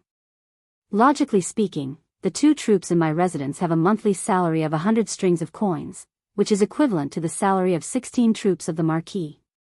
However, as Marquis Ho said, these 2 troops in my residence are handicapped. Li Wangyu pointed at Niu Wu and continued, so, after weighing the pros and cons, let's have 2 troops from my residence fight against 10 troops from the Marquis residence. How about it? Is Marquis interested? Li Wangyo's words caused Ho Junji's eyes to brighten. 2 cripples against 10 of his troops, weren't they rushing to give him money? There was no reason for him to refuse. In a one-on-one battle, he didn't think that Li Wangyo's troops had a chance of winning, much less 2 against 10. This was simply suicidal. Was this young man worried that his troops wouldn't die quickly enough? Agreed. Let's do as County Count Hu says. Ho Junji was worried that Li Wangyu would go back on his word, so he immediately nodded. Li Wangyu happily smiled. Okay, then it's settled. Of course, in order to avoid harming the relationship between our two clans, when they fight, the weapons and arrows must be wrapped in cotton cloth. They can be smeared with lime, and if they are struck by a sword or saber, they will have to withdraw from the competition. Does Lord Marquis think this is acceptable? Ho Junji thought about it and decided that there was nothing disadvantageous to him, so he nodded. It's fine. Since that's the case, how about Duke of Lu and the Duke of Yi act as mediators and referees? 3 days later, our two clans will find a forest near the Jade Star Palace and decide the victor. Ho Junji naturally nodded in agreement, and the two clapped their hands together to seal the deal. Then this one won't delay County Count Hu from recruiting troops. This one will go find Duke of Lu and the Duke of Yi and have them act as mediators. See you in 3 days at the Jade Star Palace. After saying this, Ho Junji heartily laughed and led his troops away. Li Wangyu looked at Ho Junji's back, a smile on his lips. Ching Chimo hurried over and anxiously asked, Zio, have you gone crazy? How could you agree to this kind of condition? Even if it's a one-on-one, the Nyo brothers might not be able to win. Why did you ask for a 2-on-10 battle? How could you possibly win? Before Li Wangyu could reply, Nyo Wu replied in a low, muffled voice, so what if it's 2 against 10? Do you think that my brother and I are afraid of them? You can't say it like that. Zio, why did you agree to this kind of bet? It's completely unfair. Ching Chimo anxiously said, this won't do. I'll go find my lord and have him come forward to stop this bet. Li Wangyu hurriedly grabbed Ching Chimo and said, Big brother Chimo, don't be anxious, don't be anxious. Since this little brother dares to propose such a bet, he naturally has complete confidence in winning. What confidence do you have? I know that the Nyo brothers are very capable, but they're still. Ching Chimo glanced at Nyo Wu, too embarrassed to say the word cripple. Let's keep it a secret for now. In any case, big brother Chimo, be at ease. I'm not a wastrel. How could I possibly go and make a bet with that bastard Ho Junji if I'm not confident? Just watch. He dared to call Nyo Wu and Nyo Yong cripples. This time, this old man will definitely make Ho Junji take a big tumble and obediently hand over his gambling house. Right, go back and ask Uncle Cheng if he's interested in taking over the Jingan gambling house. I have no interest in the gambling house. If Uncle Cheng is willing to take over, I'll sell it to him at a cheaper price. Ching Chimo was somewhat dumbfounded by these words. Could it be that he had made an error in judgment? Were these Nyo brothers some sort of peerless expert? But now that things had gotten to this point, he could only nod hesitantly. Fine. Then Zio, you have to be careful. Duke Lu's troops aren't easy to deal with. They're all fierce soldiers of the army. What's there to be afraid of? Isn't it just a troop with a monthly salary of 6 strings of coins? Big brother Chimo, haven't you heard of this saying? Nothing good comes cheap. Ching Chimo's nose was about to become crooked from anger. How could there be such a comparison? Moreover, didn't the troops of his Duke Lu residence also have a monthly salary of 6 strings of coins? Could they also be cheap goods? Zio, it's best if you be careful and don't be careless. Okay, I understand. Let's not talk about this for now. I still have to recruit troops, Li Wangyu said and then turned to the group of veteran ruffians. Everyone, what do you think? Are you interested in joining the vassal forces and joining my Hu County's county count residence? The confrontation between Li Wangyu and Ho Junji had already left them dumbfounded. At this moment, they no longer had any desire to compete with Ho Junji. Hearing Li Wangyu's question, the veteran ruffians of the Golden Guard glanced at each other. One of them asked, Dare I ask County Count Hu, is our monthly salary the same as what County Count who said just now, the monthly salary of 30 strings of coins? Does it still count? Of course. Since I said it, it's only natural that I keep my word. Another veteran ruffled his feathers and asked, County Count who, are you in charge of finding ants? Li Wangyu heartily laughed, haha, of course. The veteran ruffians glanced at each other and finally made their decision. In the next moment, the 73 veterans of the Golden Guard all got down on one knee and said, we pay our respects to Lang Jun. Lang Jun didn't abandon us and was willing to take us in. We dare not serve you with our lives. Li Wangyu had originally planned to recruit 50 troops, but he didn't expect that he would be able to recruit 73 veterans today. He naturally didn't refuse anyone. This was Han Xian's army, so the more the better. Good, good. Everyone, please rise. From today onwards, as long as you don't betray me, I will definitely not betray you. When he thought about how he would be able to lead a group of troops and stood around the city, Li Wangyu couldn't help but throw his head back and laugh heartily. How delightful. Chapter 473. When Li Wangyu led the 73 troops to the county office of Hu County to complete the citizenship procedures, Yang Quan was shocked. Especially when Yang Quan learned that the troops Li Wangyu recruited were all from the Golden Guards, he looked as if he had seen a ghost. The troops of the Sui and Tang dynasties were very different from the troops of the Wei and Jin dynasties.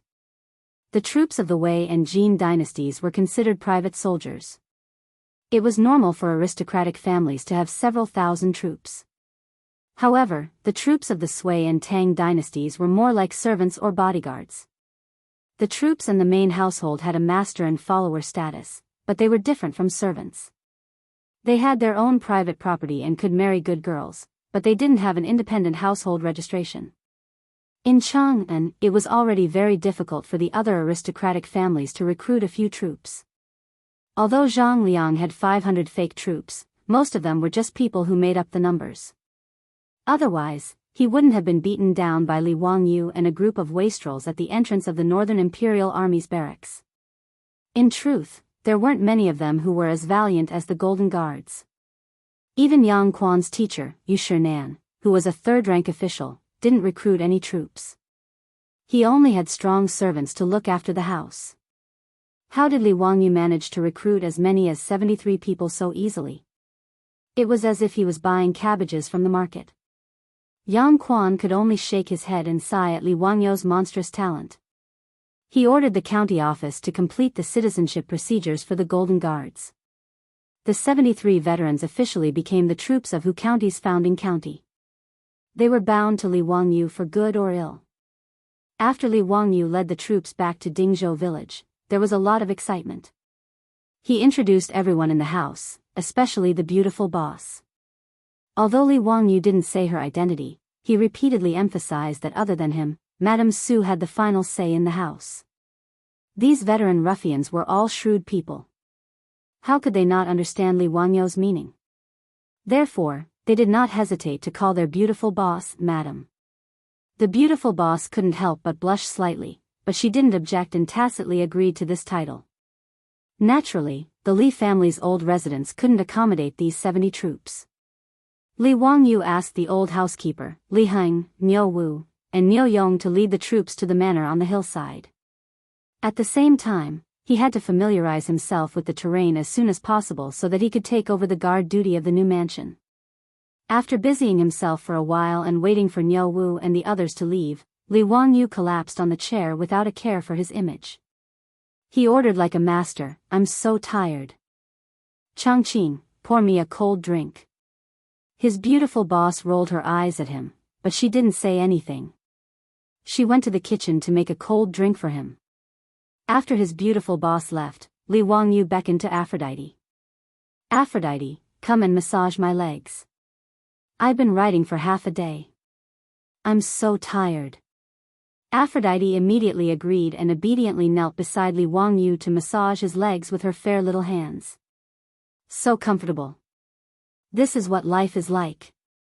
Li Wangyu lamented. Just as he was about to lower his head and talk to Aphrodite, he caught sight of Aphrodite, who was bending over to massage his feet. Her loose neckline revealed a touch of her soul-stirring snow-white bosom. Li Wangyu almost had a nosebleed.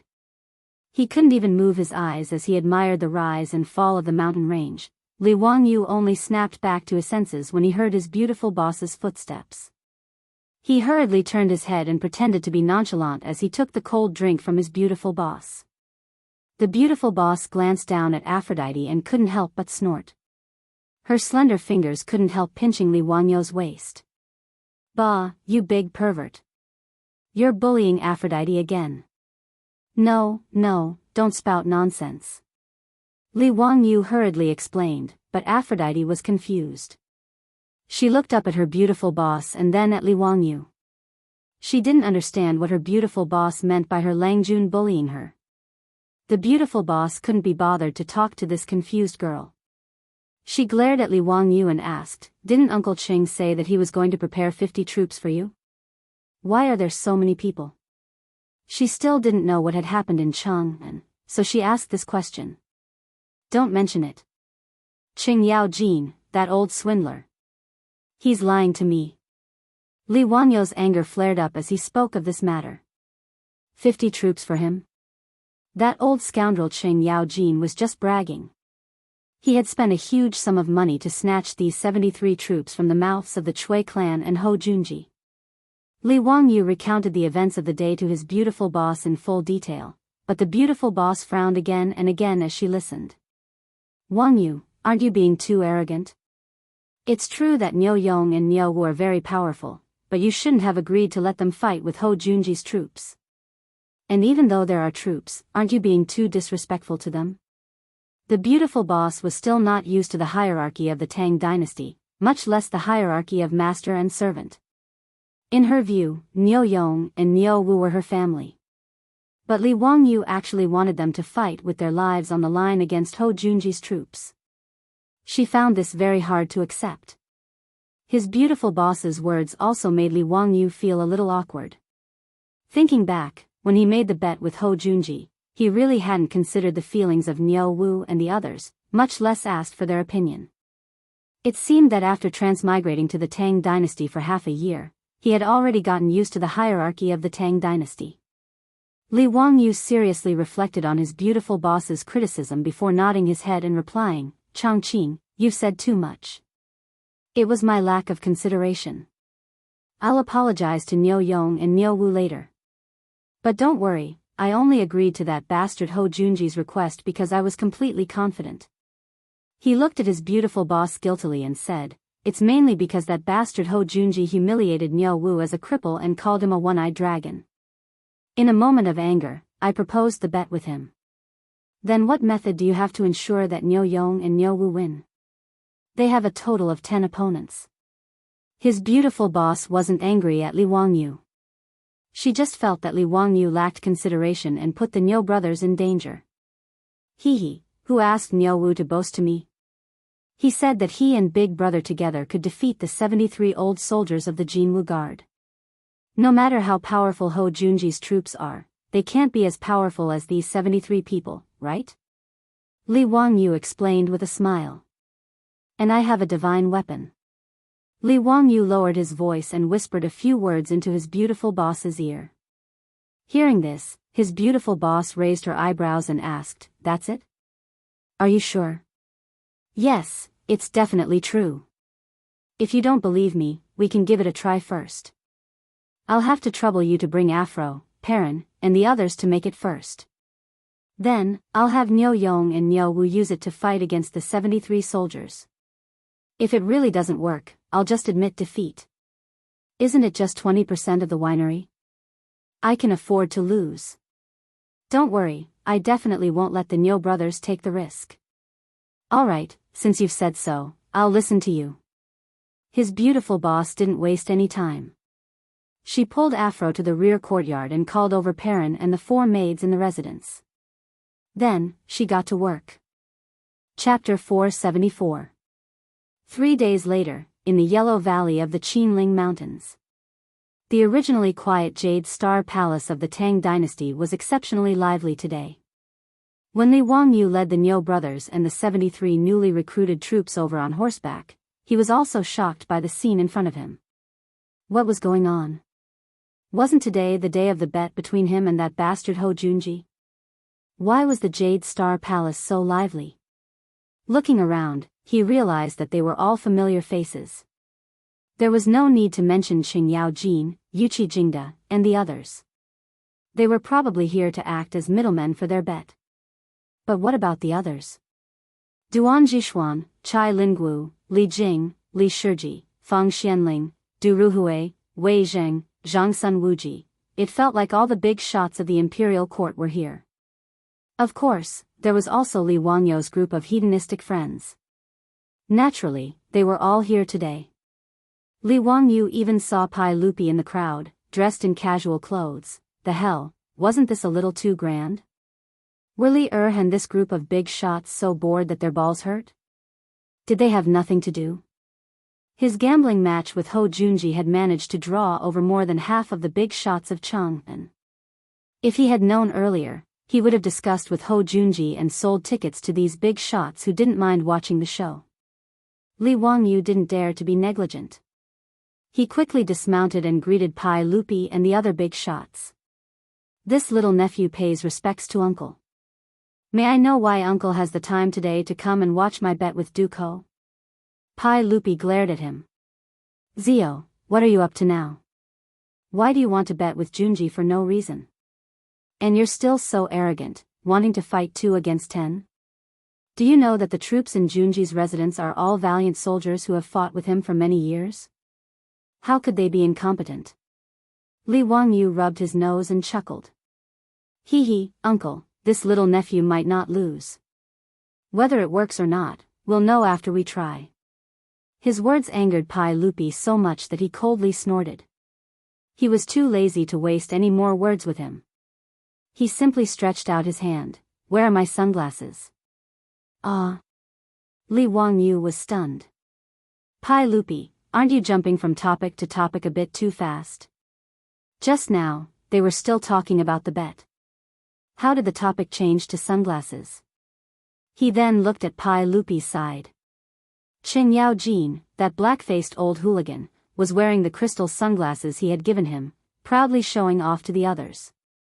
Naturally, he understood everything. Li Wangyou quickly and respectfully took out a pair of sunglasses from his waist and presented it to Pai Lupi. Pai Lupi didn't stand on ceremony. He took the sunglasses and skillfully put them on the bridge of his nose. From the looks of it, he had already learned how to use the sunglasses from Qing Yaojin and had even tried them on. Li Wangyou was even surprised to find that not only was Qing Yaojin wearing sunglasses today, but many of the big shots present were also wearing sunglasses that he had made himself. Chai Lingguo, Yuqi Jingda, Niu Jinda, Feng Xianling, Du Ruhui. Li Wangyou suddenly understood that these were the sunglasses of the rich playboys, which had been confiscated by his father. He had asked Qing Chumo to give the sunglasses to the debauches. Now, it seemed that these big shots had benefited. Qing Yaojin, who was wearing a pair of sunglasses, came over and slapped Li Wangyou's shoulder heavily. Wahaha, my dear nephew, you've got guts. Using 2 troops to fight against 10 troops of Duke Ho, even this old man wouldn't dare to do such a thing. But don't worry, this old man will definitely support you. This old man even went to those gambling houses of the great clans and placed a bet of 100 taels of gold on your victory. Li Wangyou was confused, but he could only hurriedly bow and say, many thanks for Uncle Cheng's great favor. This little nephew can't thank you enough. What bet? What did this old hoodlum bet with the gambling houses? Li Wangyou had no idea that over the last 3 days, everyone in Chang'an knew about the gambling match between him and Ho Junji. It was naturally Ho Junji who had ordered people to spread the news. He had done this because he was worried that Li Wangyou would go back on his word and cause him to miss out on the 20% share of the winery. Thus, when Ho Junji had decided on the gambling match, he had ordered people to spread the news so that Li Wangyou wouldn't be able to go back on his word. This was also why everyone had gathered here today. How could Pai Lupi and the others not come to personally witness such a spectacle? The gambling houses of Chang'an had also begun to place bets on the outcome of the battle between County Count Hu and Duke Lu. However, even these gambling houses, including Qing Yaojin, Yuqi Jingda, and the other gambling houses in the Duke's public houses, did not think that Li Wangyu would win. The gambling houses placed the odds that Duke Lu's troops would win, with the odds being 1-1. 2. It meant that if one bet a copper coin and won, the gambling house would pay out 200 copper coins with interest. If the county count of Hu County, Li Wangyu, won, the odds would be 10. If one bet a copper coin, one could win back 10 coins. But even so, very few people dared to bet that county count who would win. Everyone in Chang'an believed that Li Wangyu had brilliant literary talent, was the god of wealth, and was also a divine doctor. But no one believed that his 2 crippled troops could defeat Hou Junji's 10 elite troops. Li Wangyu knew nothing of this. In the last 3 days, he had been holed up in Dingzhou village with the Niu brothers, studying the divine tool. He had not gone to Chang'an even once. After Qing Yaojin left, the 3 Qing brothers appeared out of nowhere and said something that made Li Wangyu so angry that he almost pulled out his knife and hacked at them. Ziyu, in truth, my family's milord even bet 1,000 taels of gold on Duke Lu's victory. If it weren't for the fact that he was in front of the 3 Qing brothers, Li Wangyu would have given Qing Yaojin the middle finger as a sign of respect. This old hoodlum was truly too shameless. He actually bet on both sides. And he even said that he supported him. This was truly a disgrace to the Tang dynasty. The group of silk pants also squeezed to Li Wangyu's side, but all of them looked dejected. Ziyu, those sunglasses, why don't you give your older brother another pair? Ziyu, your older brother is so pitiful. Those sunglasses weren't even warm before my milord took them away. Me too. Ziyu, can't you make more sunglasses? When Li Wangyu saw the wastrel's expressions, he almost burst out laughing. Brothers, this younger brother doesn't have any more sunglasses. You all know that these sunglasses are made from crystal. Although they aren't expensive, grinding the lenses takes a lot of effort. This younger brother can't take out any extra sunglasses in such a short time. But don't worry, I've already instructed the craftsman to continue grinding the lenses. In a few days, there will be new sunglasses for everyone. Hearing Li Wangyu's words, the wastrels could only nod their heads helplessly. They then looked at Li Wangyu and the 3 Qing brothers with incomparable envy. Among the younger generation, only the 4 of them still wore sunglasses. Even the Yuqi twins didn't lose a single pair of sunglasses. They were all snatched away by Yuqi Jingda, saying that he was going to give them away. If their father wanted them, what could these fearless wastrels do? Of course, they could only give them away. After chatting and laughing for a while, Hou Junji walked over. County Count who has also come. Very good. This one was worried that County Count who would go back on his word and refuse to show himself. Li Wangyu smiled. What is Duke Ho saying? If someone wants to give me a gambling house, how could I refuse? Then let's cut the crap.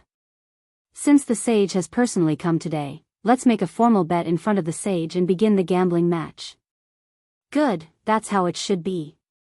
Li Wangyu was not the slightest bit hesitant.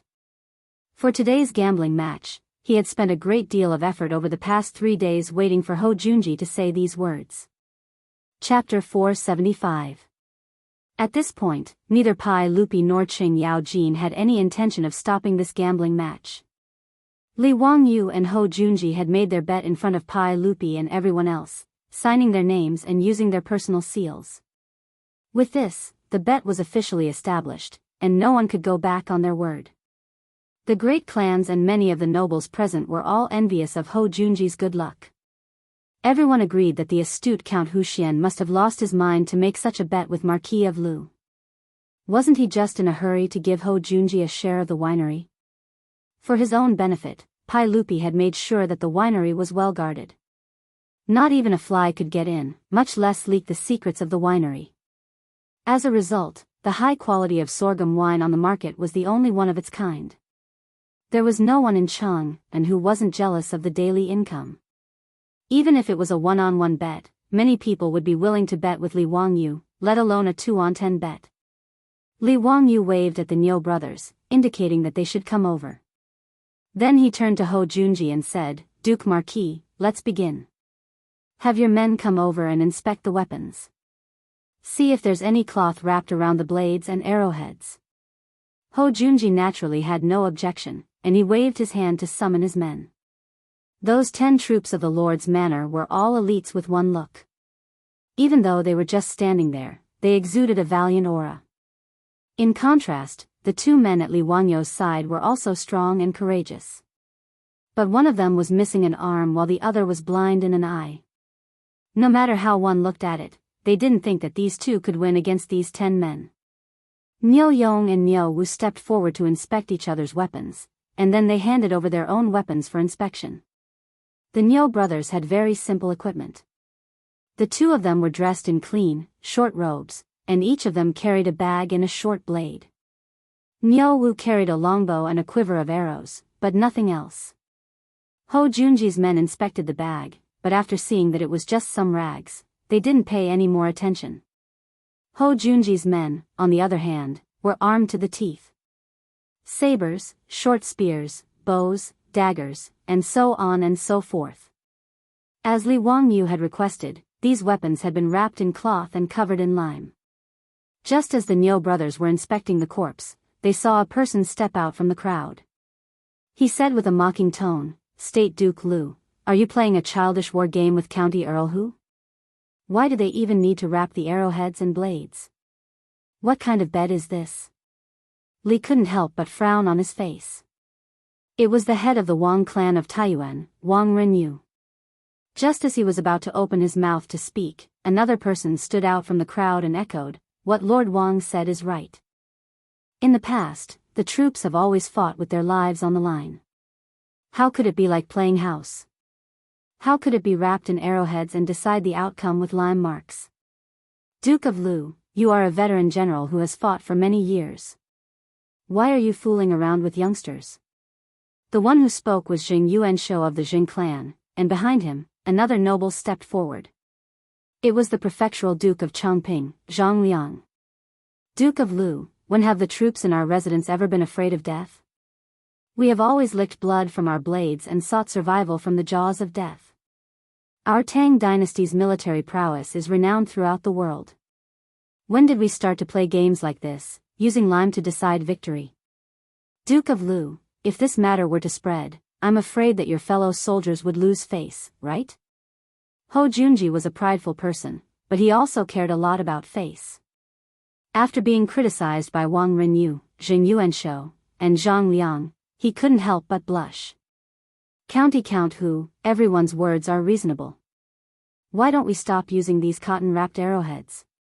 The life and death of our troops will be decided by fate. Let's fight to the death. How about it? Ho Junji was now somewhat regretful that he had agreed to Li Wangyo's request. Li Wangyu naturally shook his head. No, this is a condition that we agreed on that day. How can we go back on our words? He was confident that the Niu brothers could defeat Ho Junji's troops. But swords had no eyes. If the Niu brothers made a mistake, wouldn't they be taking their lives? Moreover, as a good youth who had transmigrated from the future, how could Li Wangyu allow others to fight to the death for him? This wasn't the Roman era, where gladiators were still played. In truth, the battles between the troops of the Tang dynasty weren't necessarily any better than the gladiators of the Roman era. Although it wasn't necessarily a battle to the death, every time there was a conflict between nobles, when was there a battle that didn't result in several deaths? Li Wangyu was already cursing Wang Renyu, Jing Yuanshou, and Zhang Liang's words. These bastards had nothing better to do. Did this daddy invite you? What does it have to do with you? Count Hu, I will instruct my troops to do their utmost to not harm your troops. How about it? Ho Junji still wanted to persuade him. Li Wangyu immediately refused. No. Since we agreed on this, there's no reason to change it at the last minute. If Lord Marquis isn't willing to fight like this, then why don't we just drop the matter? Ho Junji felt rather helpless at Li Wangyu's refusal. He naturally didn't care about the method of the battle. In any case, his goal was to get a share of the winery. But if he continued to follow Li Wangyu's wishes and fight like this, he felt that he couldn't afford to lose face. Just as Zhang Liang had said, if this matter got out, wouldn't his fellow soldiers laugh their heads off? But now, Li Wangyu refused to agree no matter what. If he insisted, this battle naturally couldn't be carried out, and Hou Junji would never agree to that. For a moment, Hou Junji was in a dilemma. Even though Pai Lupi and Qing Yaojin were close to Li Wangyu, they didn't want to see Li Wangyu lose this battle. But in truth, they all agreed with Wang Renyu and the others. Even Pai Lupi had been on the battlefield for many years and was used to seeing life and death. Using some sort of cloth to wrap up weapons and arrows to carry out a battle was truly child's play. But Li Wangyu was young and their nephew, so they naturally didn't voice their opinion. They just coldly watched, allowing Li Wangyu and Hou Junji to negotiate. Seeing Li Wangyu shake his head in refusal, Zhang Liang spoke once more. Count Hu, you're also a noble of the Tang dynasty. How can you be so afraid of death? Moreover, aren't you the one who's going to fight? How can you be so wishy-washy? If all the nobles of the Tang dynasty were as compassionate as Count Hu and couldn't stand the sight of blood, wouldn't we just allow the Turks to invade and trample on the lands of the Tang dynasty? Zhang Liang's words struck at Hou Junji's heart. Li Wangyu clenched his fists in anger, his eyes spitting fire as he angrily glared at Zhang Liang. Since Prefecture Duke Chongping is so hot-blooded, why don't you bring your fake son here to fight? This one is willing to accompany you to the end. Chapter 476. Zhang Liang, the prefectural Duke of Chongping, was enraged by Li Wangyu's words and wanted to teach this young man a lesson. He had suffered at the hands of Li Wangyu several times in a row and had long found Li Wangyu to be an eyesore. This was why he had followed Wang Renyu and Jing Yuanshou in sowing discord. Now that Li Wangyu had so rudely rebuked him in front of everyone, he felt his blood boil. Count Huxian, don't be so impudent. Before Zhang Liang could finish speaking, Pai Lupi roared, enough. Zhang Liang, you are also a veteran of the army. How can you speak so irrationally? Zhou cherishes the lives of his troops. How can you say that the soldiers of the Tang dynasty are unable to defend against the sabers and spears of the Turks? What nonsense are you spouting? Zhang Liang's blood that had just surged to his head quickly receded like the receding tide after being scolded by Pai Lupi. Only then did he realize that the Count of Huxian, whom he had just reprimanded, was the Emperor's nephew. He was the current master of the Emperor's heart. He had been blinded by lard. How could he have offended him? Zhang Liang was not one of those aristocratic families. He did not have the qualifications to challenge Pai Lupi. Although the reason Zhang Liang had been executed 20 years ago was that he had plotted rebellion, he did not have the courage to do so. After being reprimanded by Pai Lupi, Zhang Liang immediately cracked a smile that was uglier than crying. Yes, Your Majesty. This subject was impetuous. This subject was too emotional and spoke without thinking. This subject apologizes to Count Huxian. Just now, I was muddle-headed and spoke nonsense. Please do not blame me. Seeing Pai Lupi stand up for him and Zhang Liang immediately lower his head, Li Wangyu could not say anything more. He could only silently nod his head, indicating that he accepted Zhang Liang's apology. The reason why Pai Lupi spoke up to defend Li Wangyu was naturally because there was a difference between them. Right now he had a lot of trust in Li Wangyu. This nephew of his, who had not yet stepped out of the 5th generation, not only had brilliant literary talent, he had also repeatedly rendered outstanding service. Which one of the things Li Wangyu came up with was not a treasure that could benefit the country and its people? Needless to say, he had also rescued Pai Lupi's son, Li Qingqian. He had also seen through the schemes of those people with ulterior motives and found Prince Li Ji. Li Wangyu's position in Li Er's heart had become incomparably important since a long time ago. Therefore, Zhang Liang's words against Li Wangyu naturally made Pai Lupi very unhappy. Therefore, he directly reprimanded Zhang Liang and helped Li Wangyu out of the situation. But this matter was not over. After Li Er reprimanded Zhang Liang, he waved at Li Wangyu and called him to his side.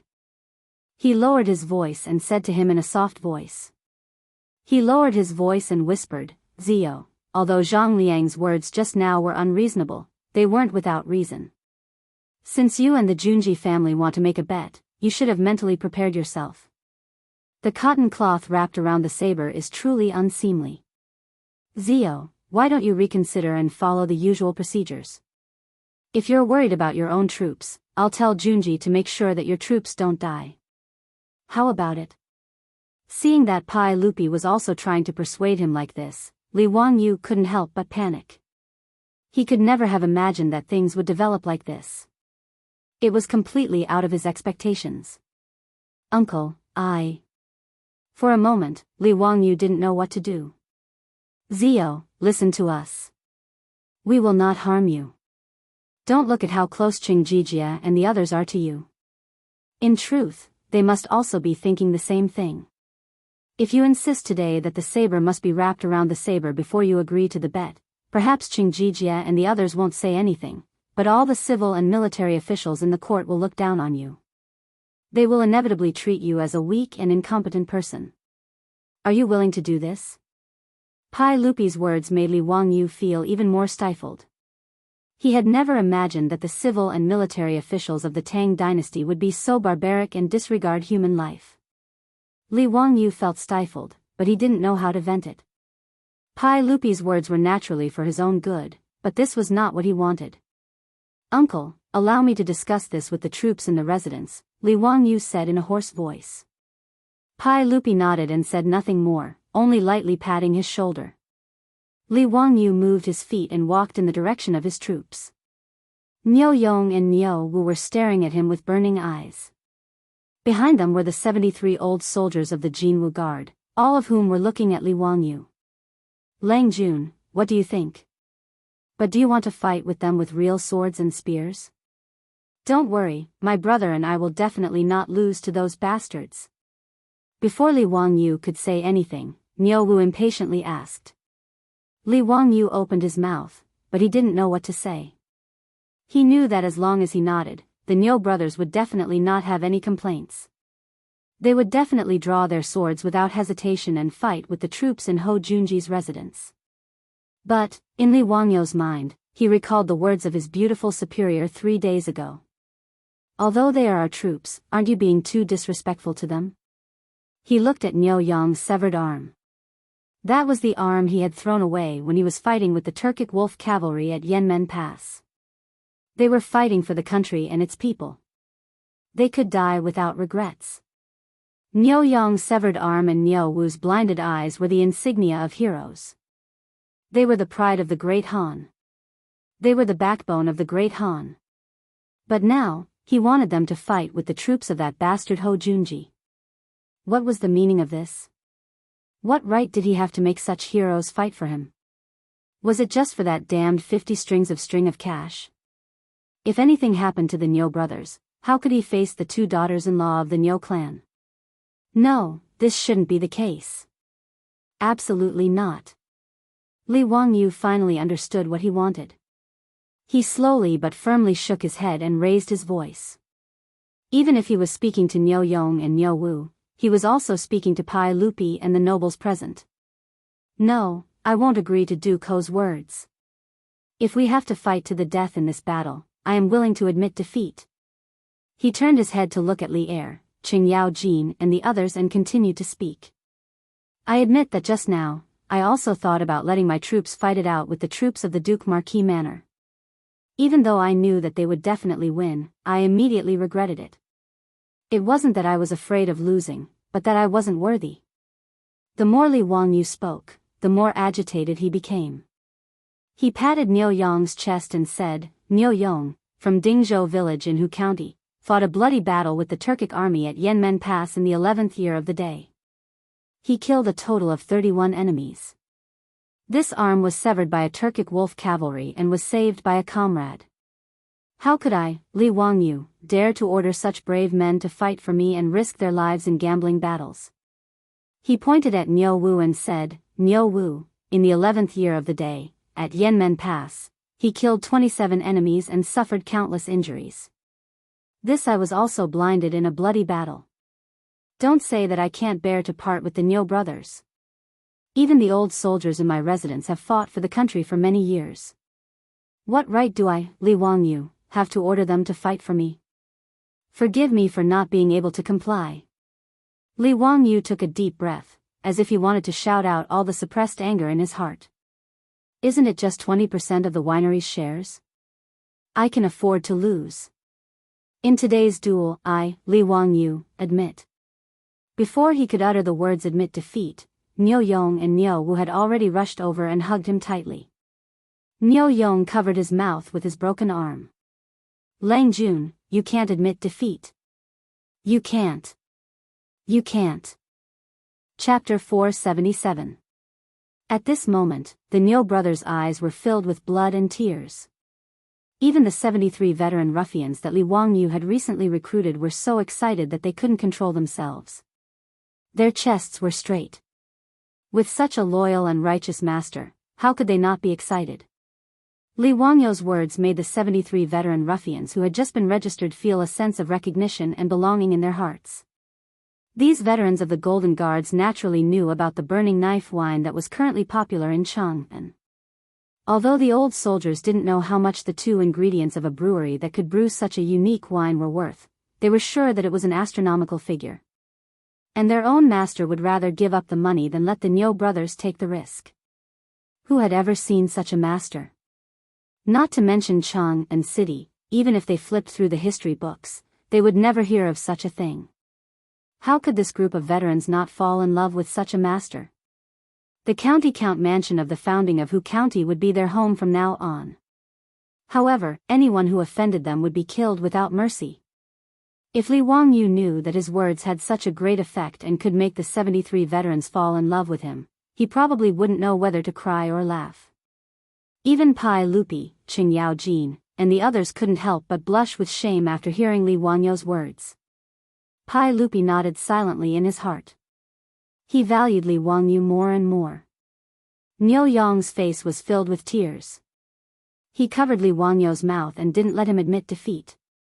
Lang Jun, you can't admit defeat. We didn't lose. Erlang and I would rather fight to the death than to accept defeat. Yes, Lang Jun, my brother and I will never admit defeat. If you insist on admitting defeat, then my brother and I will kill ourselves right here. How will we have the face to return home? Niu Wu shouted at Li Wangyu with a face full of tears. The 73 troops roared in unison, fight! Fight! Fight! Fight!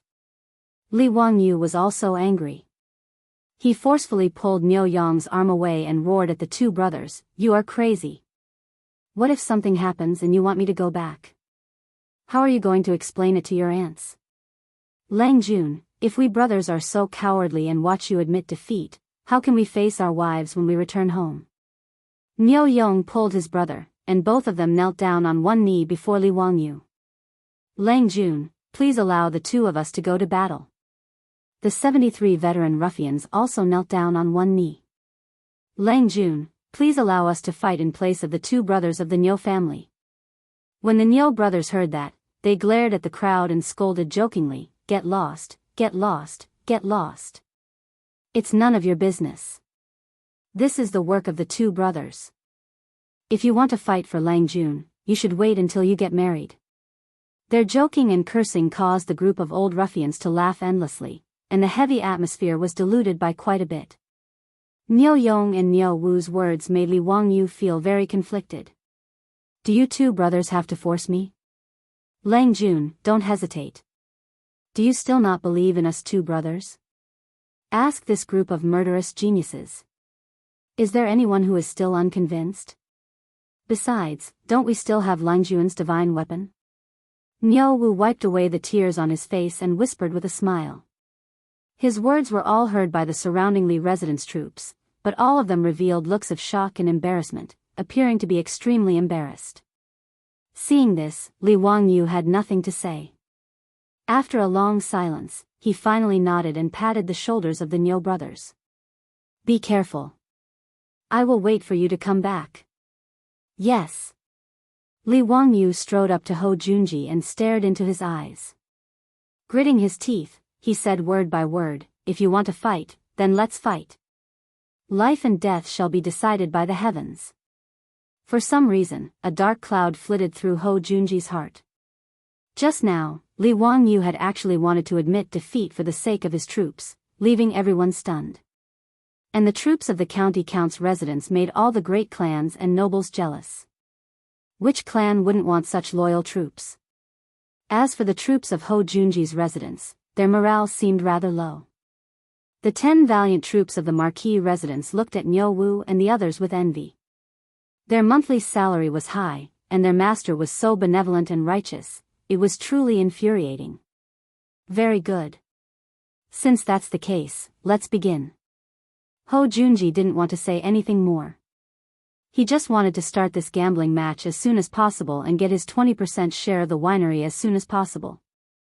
Okay. That mountain will be the location of this gambling match. How about it? Our troops will fight here. 2 hours will be the limit, and the team that survives the most will be the winner. Li Wangyu pointed at a nearby mountain peak. It was around 100 meters tall, but its trees towered into the sky and its bushes were thick. Ho Junji carefully looked into the distance and nodded. Although the mountain peak was covered in trees, it didn't have any steep terrain. It was just an ordinary mountain peak. In this way, there was no need to worry about Li Wangyu's 2 troops occupying some strategic location and defending from above. Pai Lupi and the others couldn't help but shake their heads when they saw the mountain peak. Your Majesty, that child Zio still doesn't understand the ways of the army. Other than the fact that there are a lot of trees on that mountain top, there is no other dangerous terrain. How did his 2 troops escape the encirclement of the 10 troops of Duke Lu's mansion? Qing Yaojin moved closer to Li Er and whispered. Yuqi Jingda also came over. Your Majesty, do you want to warn County Jianghu? If he chooses this mountain peak, his 2 troops probably won't have anywhere to hide. Once they're surrounded by Duke Lu's troops, no matter how capable they are, they won't be able to escape their doom. Pai Lupi silently nodded. This was also his view. Neither side would pay too much attention to this sort of mountain, as there was no terrain suitable for ambushes. But he couldn't say much. After all, Ho Junji was his favorite general. Pai Lupi could only watch from the sidelines in this gambling match. Forget it. Just treat it as Zio buying a lesson. He can pay for 20% of the winery, but it's a pity for those 2 warriors. Pai Lupi decided not to interfere in this matter. Pai Lupi had a deep impression of Niu Yong and Niu Wu, and he couldn't help but sigh. Duke Lu, since you have no objections, let's begin. But since my residence only has 2 troops, I presume that Duke Lu won't mind if they go first, right? Li Wangyu asked with an indifferent expression. Ho Junji naturally didn't mind and gestured for them to go first. Niu Yong and Niu Wu glanced at each other and then got down on one knee. After bowing to Li Wangyu, they turned and rushed toward the mountain peak. Li Wangyu and his 73 troops all bowed to the departing figures of the 2. The figures of the Niu brothers quickly disappeared into the forest not far away and could no longer be seen. 15 minutes later, Ho Junji waved his hand, and his 10 subordinates all pulled out their shining weapons and charged into the forest.